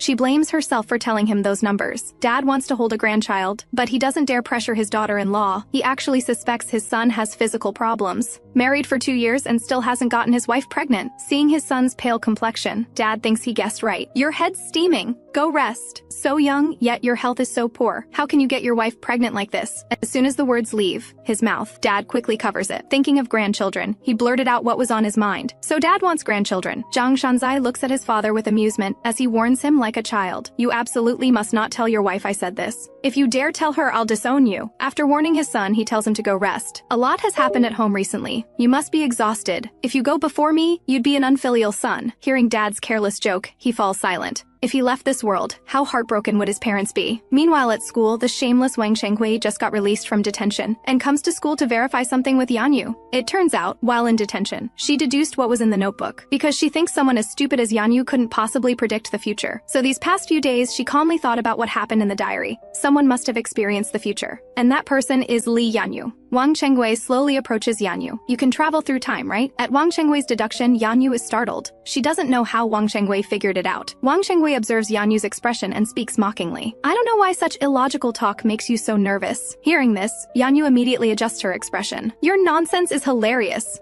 I'm just listening. You actually have time for wild fantasies? How leisurely. She turns and leaves with big strides, not wanting to get further involved. But Wang Shenghui continues unhurriedly. The notebook says an accident happens on March 2nd, and then it ends there. So did you come from the future to the past to prevent that accident? Let me guess what the accident is. Will you die? Or your husband? Wang Shenghui's last sentence hits Yanyu like a bomb. Her eyes widen in shock. She can't believe Wang Shenghui guessed so accurately. For the rest of the day, Yanyu lives in fear and anxiety, until she gets home that evening. She discovers her husband, who usually works late, came home early, but she didn't expect her husband, who's never been sick, actually has a high fever this time. This is the first time she's seen him ill. After getting sick, her husband becomes very clingy. Yanyu asks if he took medicine. Hearing her husband say he already did, and that he's very sleepy now, Yanyu watches as her husband slowly closes his eyes. The next morning, when Jiang Shanzai wakes up, he finds his wife curled up at the edge of the bed, sleeping restlessly. She's been sleeping with her head on his hand with the ring. He regrets sleeping so deeply. Worried the ring will leave a mark on her cheek, he carefully tries to withdraw his hand, but this wakes Yanyu. The first thing Yanyu does upon waking is check if her husband's hand is numb. Her worried look is so adorable. To hide his stinging eyes, he pokes his wife's cheek. You have a ring mark here. Feeling her husband's finger temperature is normal. The fever's gone. Her worry subsides too. She tells her husband about Wang Shenghui coming to school today. Jiang Shanzai comforts his wife not to worry. Once the prosecution period arrives, Wang Shenghui won't be able to jump around much longer. Yanyu hugs her husband, feeling a bit sad. I wish you'd infected me instead. Then you wouldn't be sick. Hearing this, Jiang Shanzai sternly corrects her thinking. Don't say that. Thinking of sacrificing yourself to protect me is wrong, because the one who should be happy isn't me, it's you. However, the gears of fate continue to turn. What's meant to come can never be avoided. Just leaving the office, Jiang Shanzai breaks his leg saving a little girl. Having learned a different future through his dream, he knows more about his own body than what his wife recorded in the notebook. February 1st, received divorce papers. On the way back, fell down the stairs and broke his leg, and wore a cast for 4 weeks. Everything is happening now. Even though the circumstances differ, the injuries remain the same. No matter what, he gets injured. This fall from the stairs also caused a fracture. How worried will his wife be knowing this?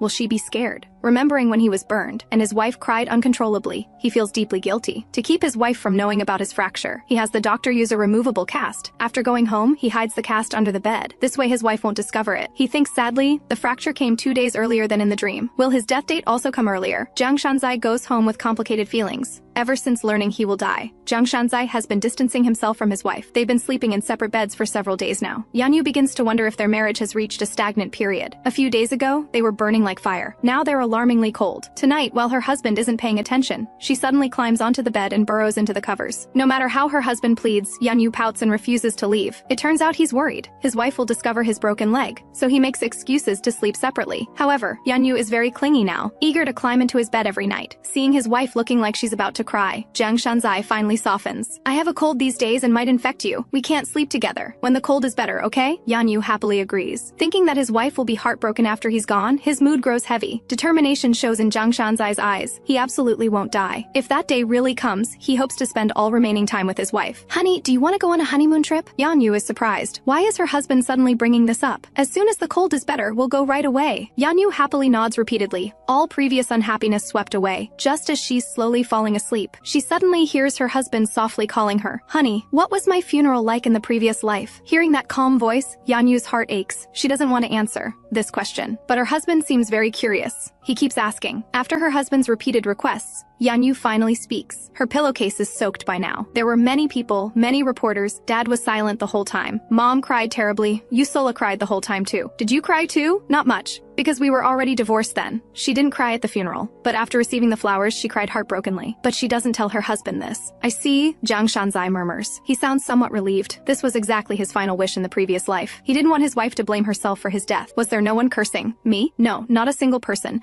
Everyone was heartbroken. Did you put up a tombstone for me? Yanyu grips the sheets tightly, her voice choked. We gave you a tree burial, so I became a tree. Hearing this, Yanyu can no longer hold back. She suddenly sits up and shouts, "You don't need to worry. We won't divorce because we've already changed fate." Okay. After that, they don't speak anymore. In the middle of the night, Jiang Shanzai's eyes suddenly snap open in terror. He had that dream again. This time he doesn't feel as frightened as the first time. He doesn't know if it's connected to a different future or if fate is warning him. It seems he doesn't have much time left. The next afternoon, seeing the medicinal wine jar in Yanyu's hands, he panics. Despite all precautions, he couldn't prevent this. It turns out after school, Yanyu ran into her husband's assistant downstairs. That's how she learned about his fracture. Watching his wife crouch down and roll up his pant leg, he shrinks back in panic, but the cast still shows. He sighs helplessly. Seeing his wife sad and upset, his heart breaks with pain, but fate still can't be avoided. So he apologizes to his wife. "I'm sorry. I didn't mean to deceive you." But Yanyu can't comfort herself. Tears stream down. "How much pain were you in this whole week?" "In so much pain, but you didn't say anything." Yanyu thought her husband had nightmares because of the notebook, but hearing him say he dreamed about the previous life, she finally knows the truth. Yanyu is stunned. She never expected her husband would remember the previous